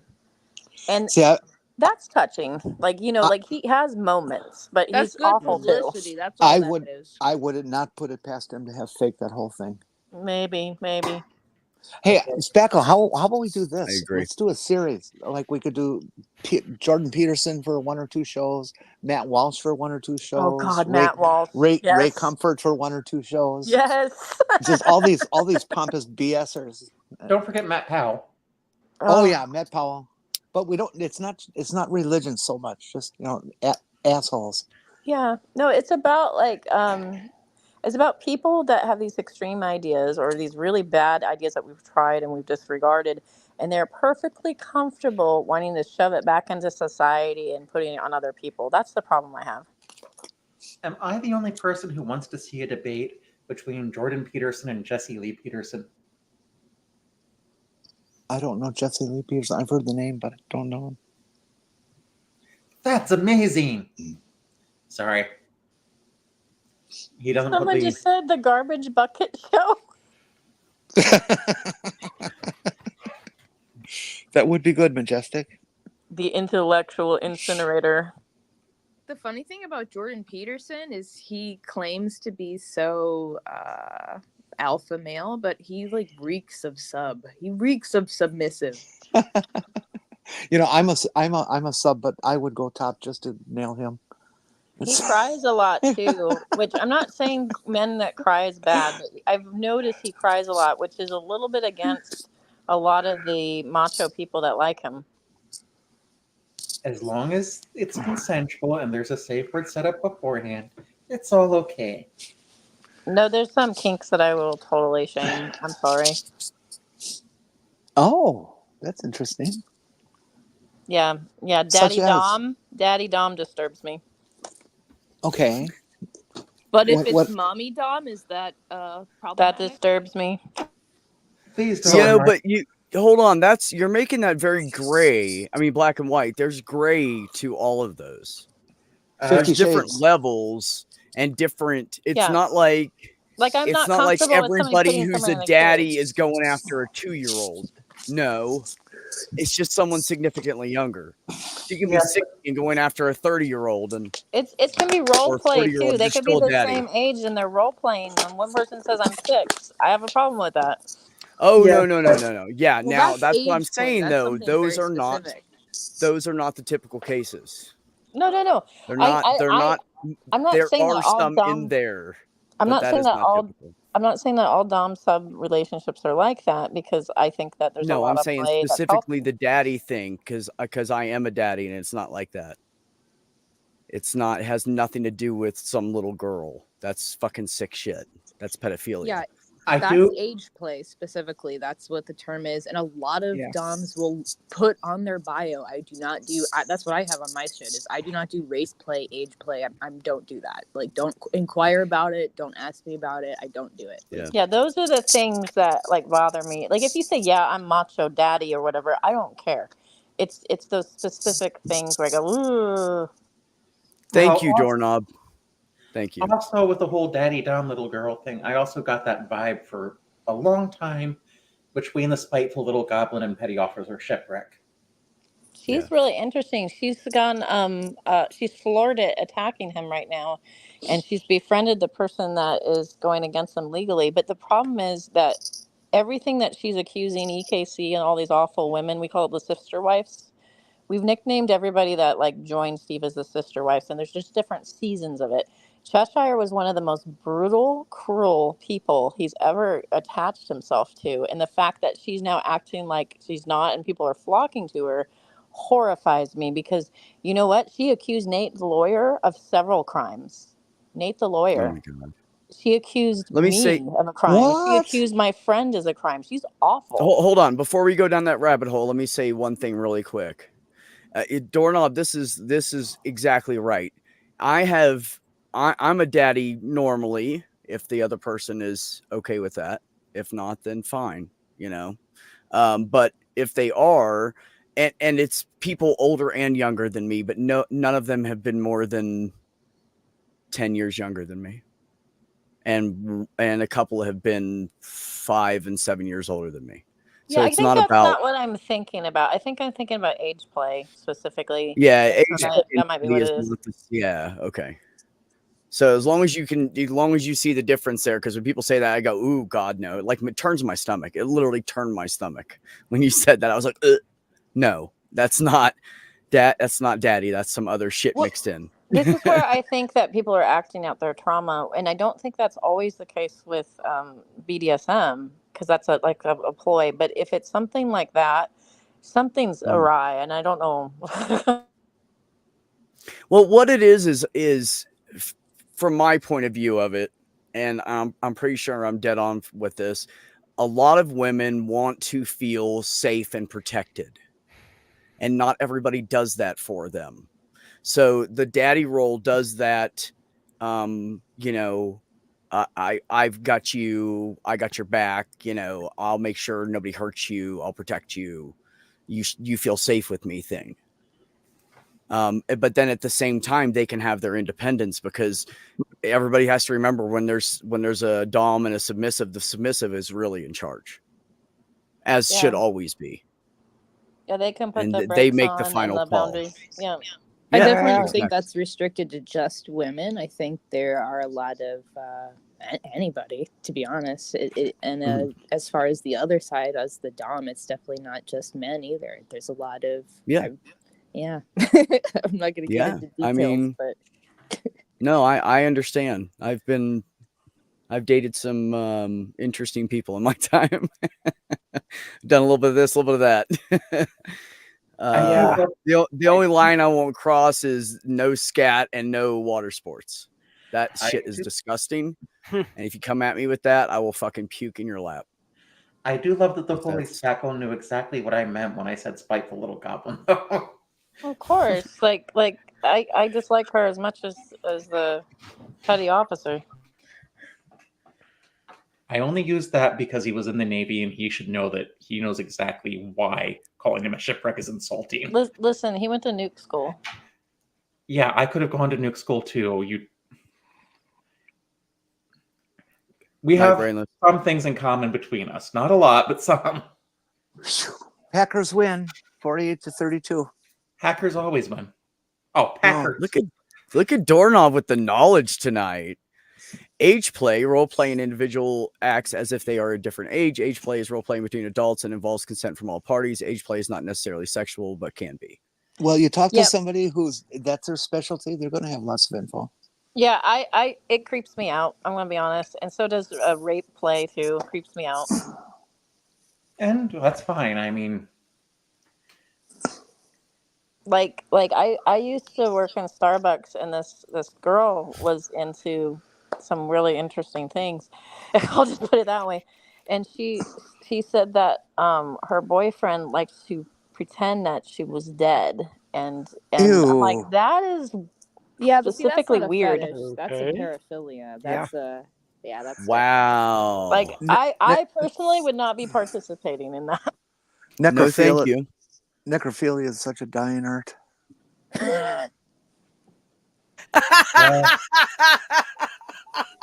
I do just think thought that. Fetishes that people develop do stem from trauma when they are, I mean, not necessarily just younger, but often it does stem from childhood. And I don't think it's necessarily healthy, but I don't think it's necessarily unhealthy to, I don't know, I don't want to say reenact the same things. I don't think most people are actually thinking of something, that traumatic event that happened. That's not the same. I don't think that's what they're trying to do. They're not trying to reenact it.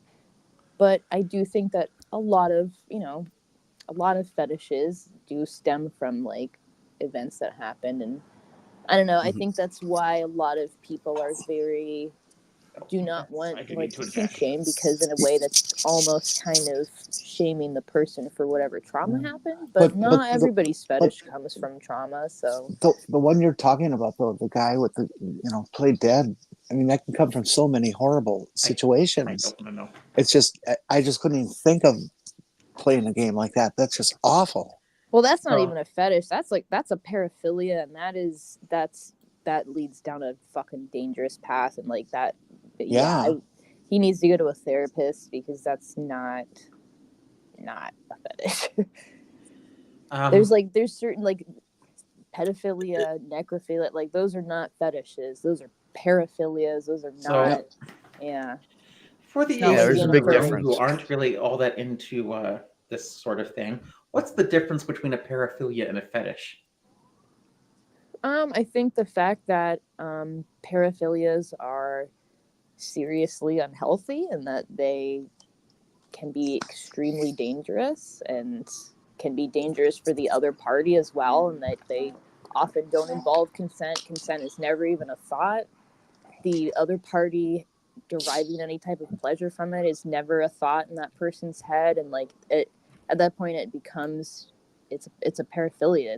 That's not normal. That's not a natural way to express your love or desire, either one. And I think fetishes are okay. I think they're totally healthy, and it's totally normal to explore that if it's consenting parties. Does seem to be the extreme or dangerous activity part that defines it. One of the contemporary, I'm just going to say kinks out there, is furries, and I don't really care if people want to be furries and stuff like that, but it is really taking its toll on the trans community. All the haters have conflated furries with trans people. Yeah. And then if you're it's trans, you're a annoying. furry, and if you're a furry, you're a trans. And I don't even understand what one has to do with the other. No, I don't either. I know what it's doing. I know it because if you're against the idea of trans people, like a lot of these conservatives are, they're basically conflating it and comparing it to like, oh, look at these people. They want to not be humans. They want to be animals, and they're conflating it and comparing it, and it's gross. And that's a further conflation because not all furry is our otherkin. Exactly. That's where you believe you're saying you're another. Virtually every furry I have spoken to, and that certainly doesn't mean all of them, or even a large percentage, but all of them that I have talked to are asexual. Yeah, there's a lot. Or if they are, I noticed that it's the furries that I've known, and most of them are online. The furries that I've known are all socially awkward, and when they have their fursona on, that social awkwardness goes away. Yeah, it's because they're hidden. I've heard them discuss that. It's kind of like a Okay. keyboard warrior on the internet. Story time for a second here. I'm going to put a link in private chat if someone wants to share it on the screen. At least I think I am. Give me a second here. I just want to say that I don't think there's a problem with Dom sub sort of stuff. I think I just am specifically offended by certain things that I didn't mention. So yeah, just to clarify. All right, if you would share the link, you should see the mascot for the university I attended. Doesn't work, let me know, and I will share my screen. I got it working here. If someone would put it on the screen, please. You want to do it, Mage? Yeah, I got it. Thanks, buddy. If I had a fursona, I'd be a bat, but I'm not a furry. Well, despite calling myself the Sinister Porpoise, I am not a furry. It was just a play on words. But that is the mascot for the university I attended, known as Sycamore Sam. When my niece and sister came up for my graduation, they asked me, was our mascot a furry? Yes. Now, I get that one. And it would be an excellent... I kind of get it now. Would be an excellent persona for someone, but no, that's a non-binary squirrel. I'm going to call it a furry. I think it belongs there. And it's fine, like they're not doing anything. I think that is really where a lot of the furry movement started from, was the sports mascots and, people thinking that would be cool to do that themselves. And Looney Tunes. Look at Looney Tunes and how those perceptions are. Oh, yeah, a lot of them are, anthropomorphic cartoon characters. The anthropomorphic cartoon characters, I think, is largely what spawned it. Not to I have a mention question. Sabrina. Hi, Sabrina. Hello, Sabrina. Hello. Hello. How's everyone doing? Yeah, but are you sure about that? Because then you'd say things like He-Man turned a lot of people gay. No. Y'all, I have a question. So, okay, Well. people that are into like human, like anime characters and stuff, they're not furries, right? What does that count as? No, that's just cosplaying. Or weebs. Wait, Weebs? human what?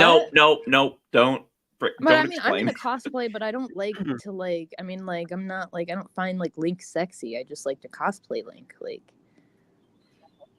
Oh yeah. So not all furries are sexual like that. Like there are some, but not all of them are. Yeah. wait, so wait, cosplaying Link counts as being a furry? What? No. No. I was just So- comparing, like, just like you said that it's not part of like your sexuality. There's furries that are like, that's not part of my sexuality. I'm not saying it's the same per se, but I'm saying like it doesn't follow that it has to be. But there's a lot of people that go, oh my god, furries, and they say, oh, and they assume that there's a sexual fetish along with it.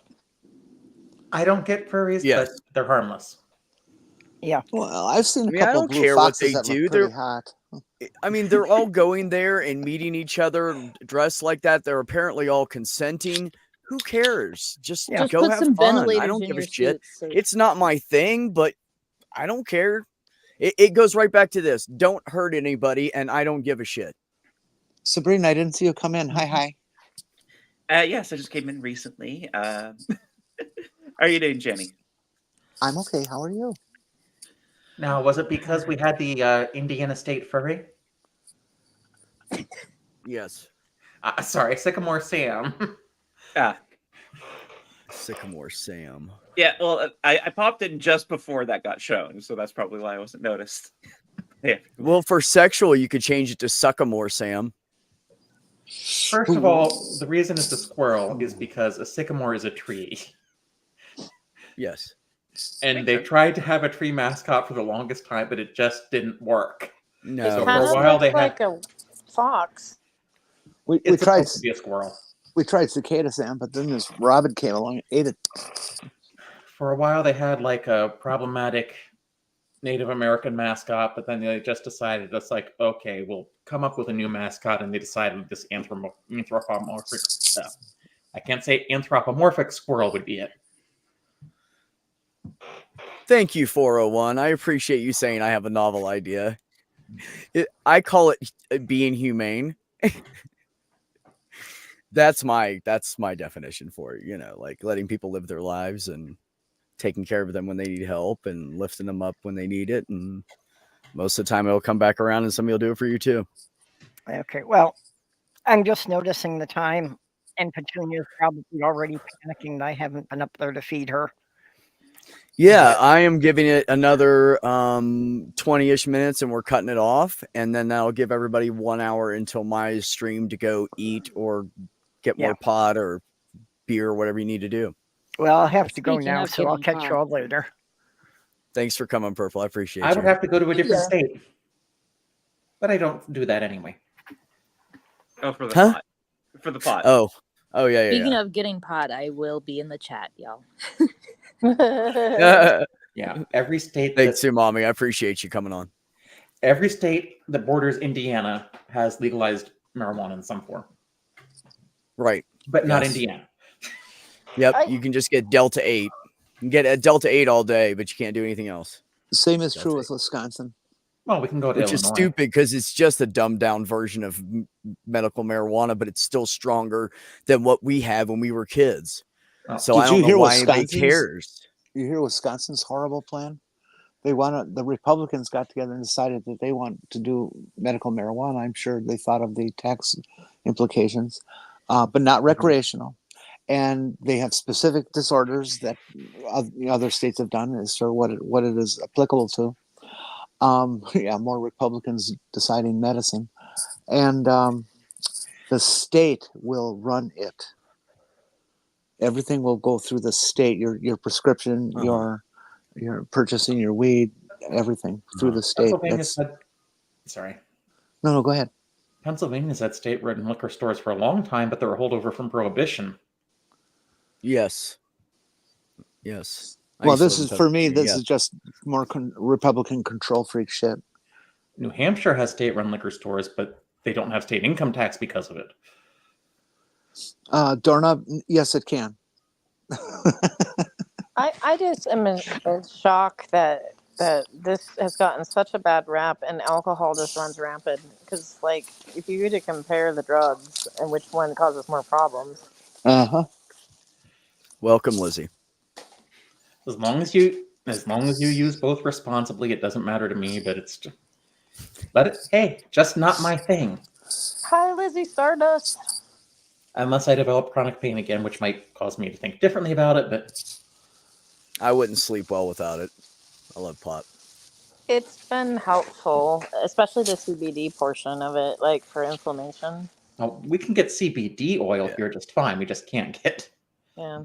But if you get like a 3-to-1 where like most of it's CBD and then like the THC is like lower, that can be really helpful. Yeah, the THC in the CBD actually helps improve the CBD's anti-inflammatory abilities. It's just you can't sell CBD oil with THC in it. Yeah, and there is a can, profound difference between the two, though. So like it does matter a little bit. Yeah, and there are also different forms of THC. There's THC A, B, C, D. Like there's different. That's where different things. I get confused by that, actually. Well, some of it's for like to make you more energetic. Some is to relax you. Some is good for anxiety and PTSD. Like THCA is good for anxiety and PTSD and stuff like that. I'm just used to like sativa and indica. Like these other things, I'm like, what? Sounds like the new Alphabet Mafia. Majestic. Sativa brings you up more, and indica into couch. Yeah, I'm a put couch you on your ass lock to make fan. you sleep. I'm a couch lock fan, big time. Majestic. Just remember where I live is competing with Texas to see who can be the bigger national embarrassment. Wait, isn't Florida also competing with them though? Oh my Mormon. No, we're competing for second place. Me too, Beck. I prefer hybrids because you get a little bit of a lift and you chill at the same time. So I like sativa for recreational. If I am playing guitar, I swear to God, it makes music the most awesome thing ever. Man, it's hot. I love a woman that plays like a fucking acoustic. It's hot. It's fucking hot. That's not common anymore. Should I go get my mandolin? When I was growing up, like a lot of people played guitar when I was growing up. Every other person I knew knew how to play guitar. Yeah, a lot of people go. Anyway, here's Wonderwall. Sorry. What? I said, anyway, here's Wonderwall. Okay, some people got the joke. Wonderwall is like a forbidden riff, like a Stairway to Heaven. Yeah. No, it's like Tsumami is a hybrid of sativa and indica specifically is what we meant. Stop saying that. Even if I did smoke marijuana, I'm afraid it wouldn't work well with the instrument I play. Kazoo? Why? Kazoo. It's the harmonica.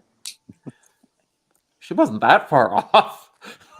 Juice harp? A harmonica is far steps above a fucking kazoo. Hold on. What did you call it? The harmonica of disappointment or something? Yeah, well, that was because Steve McRae was.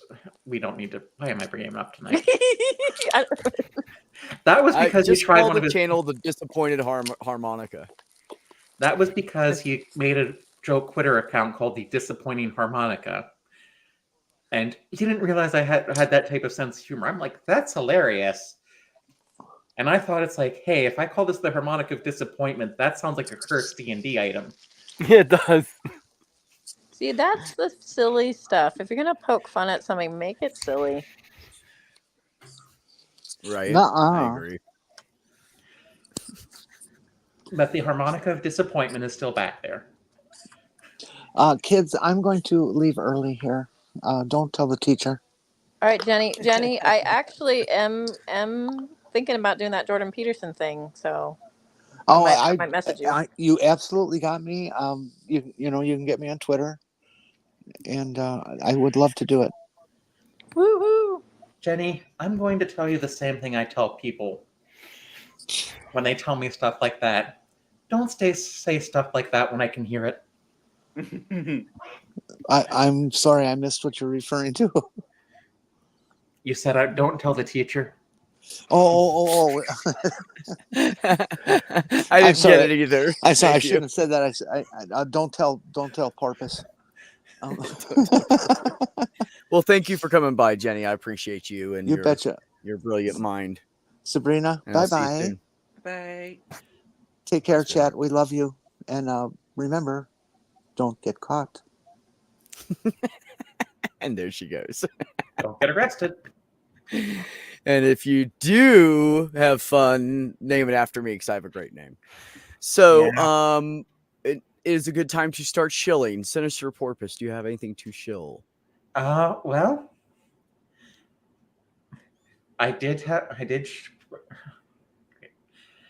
if you want to see the games I've made, you can check those out at sinisterporpoise2.itch.io. When I have more free time, I'll probably start making another one. I'm actually working on a side project, which I linked before. The channel is called The Mad Computer Scientist. It's about computer science topics and math. If you have anything there you want to see me cover, just let me know. Nice. And also, well, be excellent to each other. And so long. And thanks for all the fish. There you go.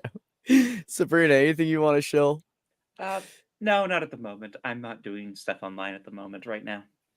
Okay. Well, it was great having you either way. Mage, anything you want to shill? Don't really have much going on at the moment. If you want to check out my garden channel, Gardens Happen, go over there. I haven't really uploaded too much yet.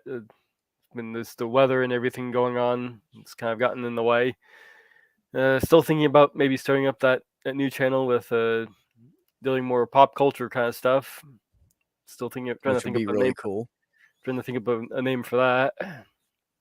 Cool. I'm kind of leaning towards Mage's Media Musings, but I've had other suggestions. Cool. Well, if anybody wants to pitch an idea, throw it at Mage on Twitter. Yeah. Or you can just go over to this channel and go to the holiday live stream that I had, and you can post it down there. There you go. There's options. We like options. Holy Spackle, what are you doing? So I work at a computer, so sometimes I'm just like, I don't have it in me to stream. So I'm the most inconsistent on that. But what I like to do on my channel is I like to have conversations, panels like this. I like to have connection. I like to watch weirdos. Sometimes I guess I'm a Steveologist and a Shannyologist, so I know a lot about those people. but like so there's a lot of variance on my channel, and sometimes that variance conflicts and confuses people. But I do like humans, and I like connecting and talking conversations. And I think that Jenny and I might tackle Jordan Peterson on my channel, and I'm gonna have to do the homework and put that together.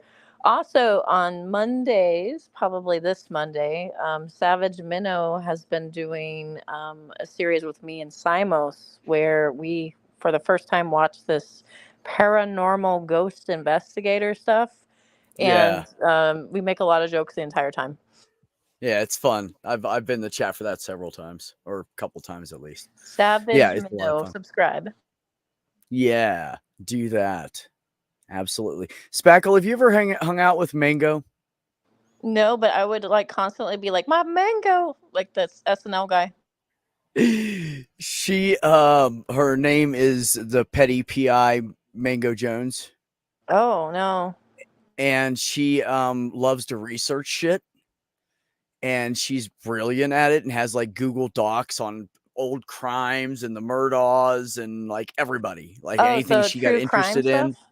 Yeah, but she also picks on Shanny and Rev all the time. Oh, I didn't know that. And I think it would be hilarious to get you two together for a Shanny episode. So the thing is interesting is these people that watch Shanny don't have the same experience that I have, where like she wasn't as bad years ago, and watching that transition, and Jason used to call me a friend, even though I would say like friend lowercase, like friendly. And at the time, Jason was much different. So like I have an interview with Jason Rev News, and you can see even then he started with Shanny. Then it was early. even then it's like a whole different person. And so it's kind of sad because like Rev is a great example of what alcoholism does. Like it's bad. Yeah, like seriously. Sumami, I actually did with Clairview on her channel. We watched the court proceedings every single day and stopped and commented on them and during breaks and had discussions, and like we covered everything about that. Is that And Christina's Mango Clairview actually parent? gave me an entire Google file all about the Murdochs. So if you're ever interested in it, she doesn't care who has it. I can send it to you. Is Clairview Claire Bear? Is it the same? Yeah, Claire Bear. Okay. Yeah. Did she just reband? No, she's been Clairview for a long time. I think the Oh, bear really? is just Claire Bear is the it's- name she goes by. Clairview is the name of the channel. yeah, it's Oh, a okay. nickname. Her nickname is Claire Bear, and people call her Bear and she is kind of like a bear. Like she's really sweet and kind, and sometimes she will bite. And then she'll apologize if my. she's wrong, and then she's okay again. We were we are often on other we were often on other sides from each other, but recently I let her have a voice on my channel, at least commentarily. Cool.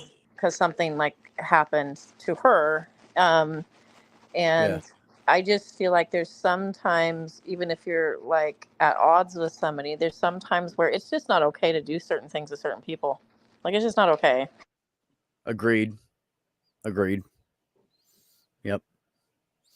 Yeah, and that's the key is for for me is for everyone to be able to come and say whatever they want to say and be whoever, be themselves and not get ridiculed for it.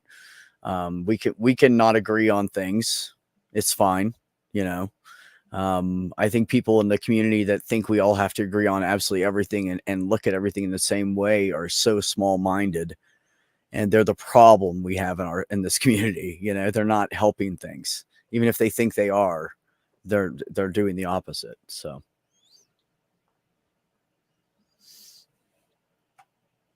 Don't be cruel and don't be a dick. It's really that's not where that I was hard. originally going, Lizzie, as it used to be, and she changed it to Clairview, I think a few years ago, and then the old name stuck as a nickname. Okay. It was like I 2 guess I years didn't ago because follow that when I met transition. her on the Shills, I think in the Shills chat, I think is when she did that change around that time. I think it's been a couple of years. Yeah, she's in a lot of communities actually, like a lot, like as many as I'm in at least. Yeah. Was it months ago? Really? God, I know, because we That's did what I thought. it was Clairview when we did the Murdoch trial. It was Claire Bear when she That's did the been a year. moderator speech. Okay. Yes. Sorry, Beck. I was going to answer that. Yeah, most of us are already on Blue Sky. We're just waiting for them to improve it so we can use it like we do Twitter for DMs and stuff. What is that? Blue Sky? Blue Sky? Yeah, what is it? I'll send you an invite code. This is where you get flooded with invite codes because everybody has 5. Yeah, we all have 5. Yeah. But what is it? I don't want to join something if I don't know what it is. What is it? It's Jack Dorsey's replacement for Twitter. Yes. The guy who created Twitter, after selling it to Elon Musk, created this Blue Sky thing. It was basically a Twitter clone. But they're still improving it. It's still in the earlier stages, so they don't have everything set up the way Twitter is yet. Huh. But they're working on it. Twitter has been a cesspool. I mean, it is bad. Twitter's always been a cesspool. It's just a different cesspool now. It's now like okay.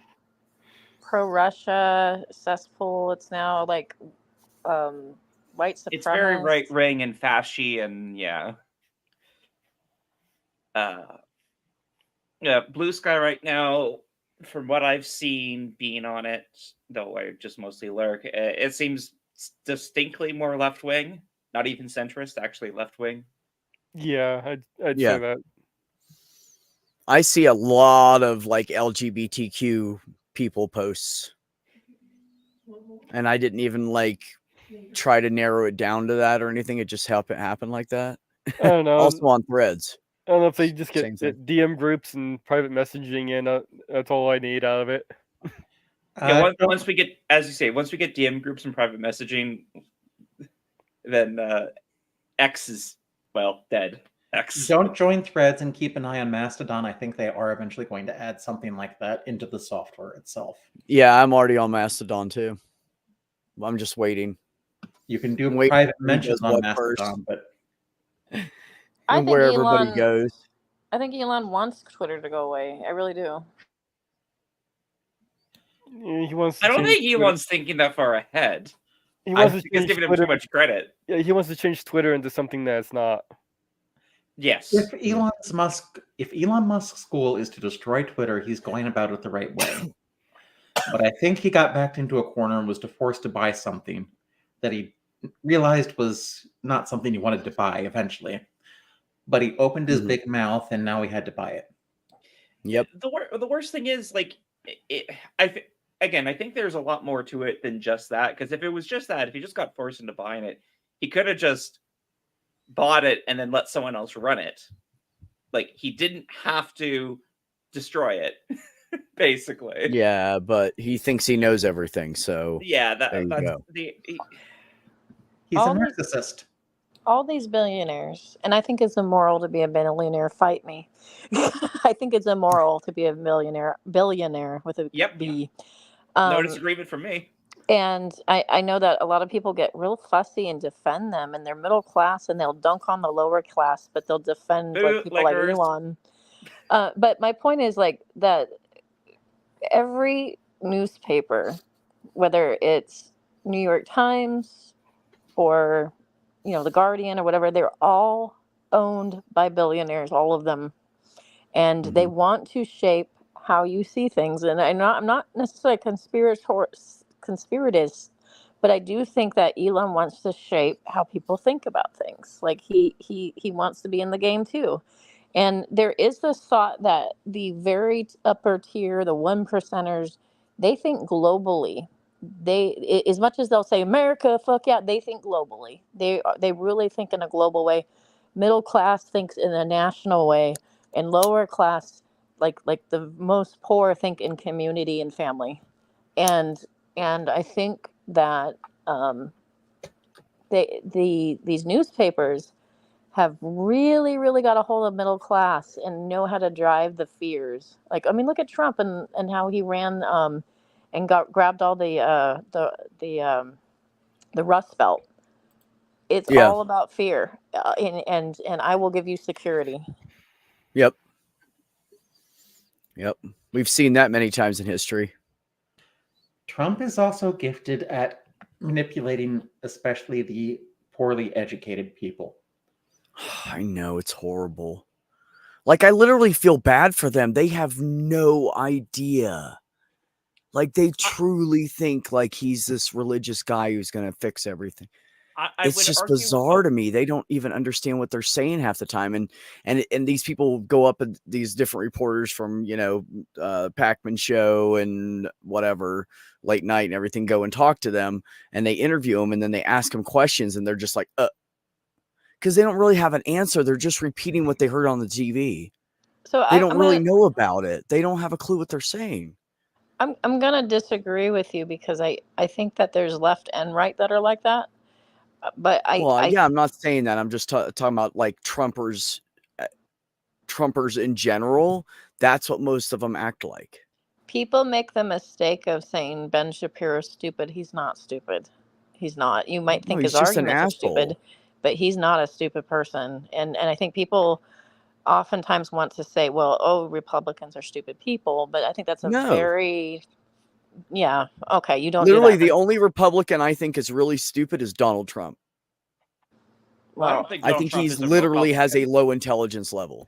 I don't think that's. I think you need to be careful there because Donald Trump may not have a lot of book smarts, and I'm pretty sure his professors did not think well of him, especially the one that called him the biggest effing idiot he ever had as a student.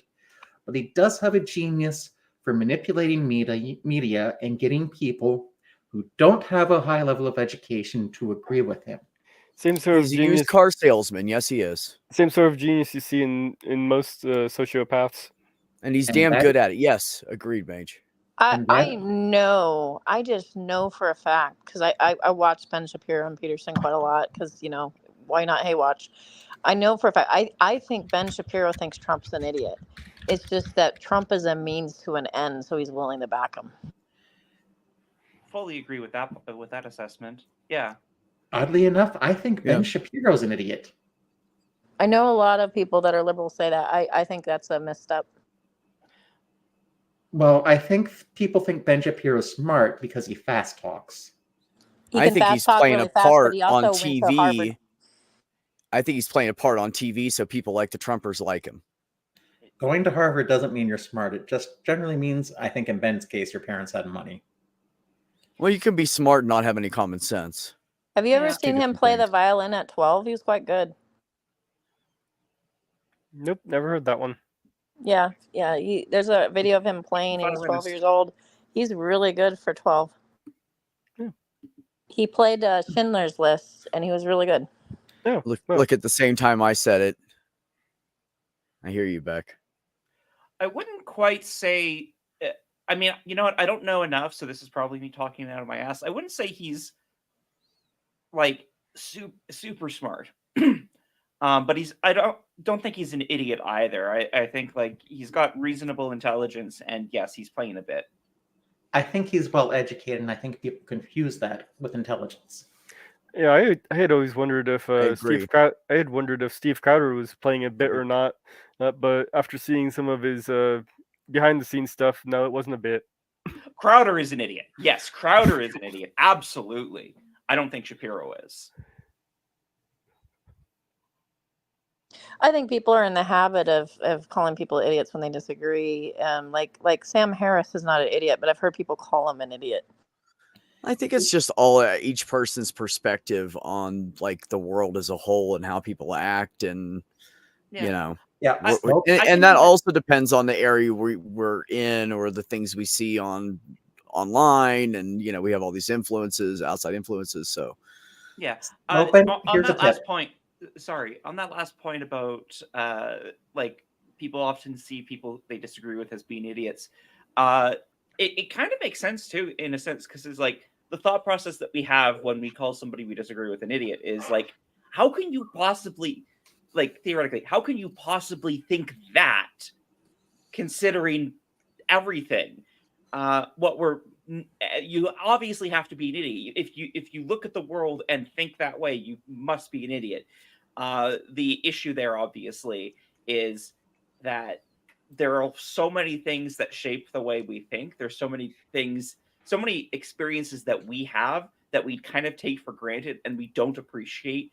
Not everyone necessarily has that experience. So I can understand, it's not correct, but I can understand why people would see others who have different points like as idiotic or foolish, because it's like without addressing like why we believe what we believe, it's like we look at them and like, well, how can you come to that conclusion? How can you possibly come to that conclusion? But Okay. that's right.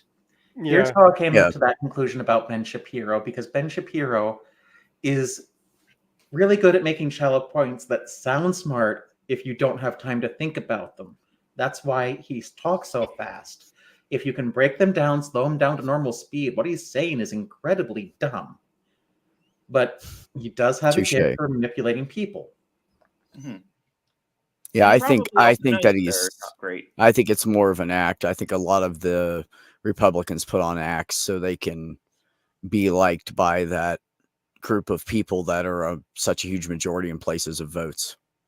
You know what And I that's am my shocked opinion. about?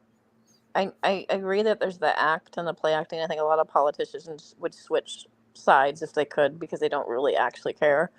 But I No. think that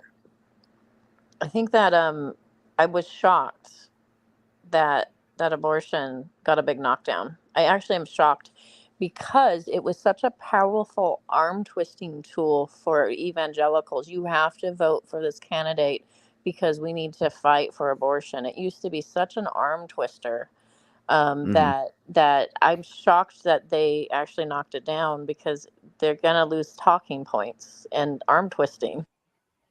Yeah. Yeah, I agree with you. Democrats as well. Well, everybody, it's time to say goodbye. Yeah, I'm gonna end this thing. So, everybody out there, take care of yourselves, take care of one another, and have some peace in your life. All right, you crazy people, you stay cool, keep it real, keep an eye out for each other, suck in that content you love, dance like nobody's watching, go after your passions and enjoy them. I'm out. Peace.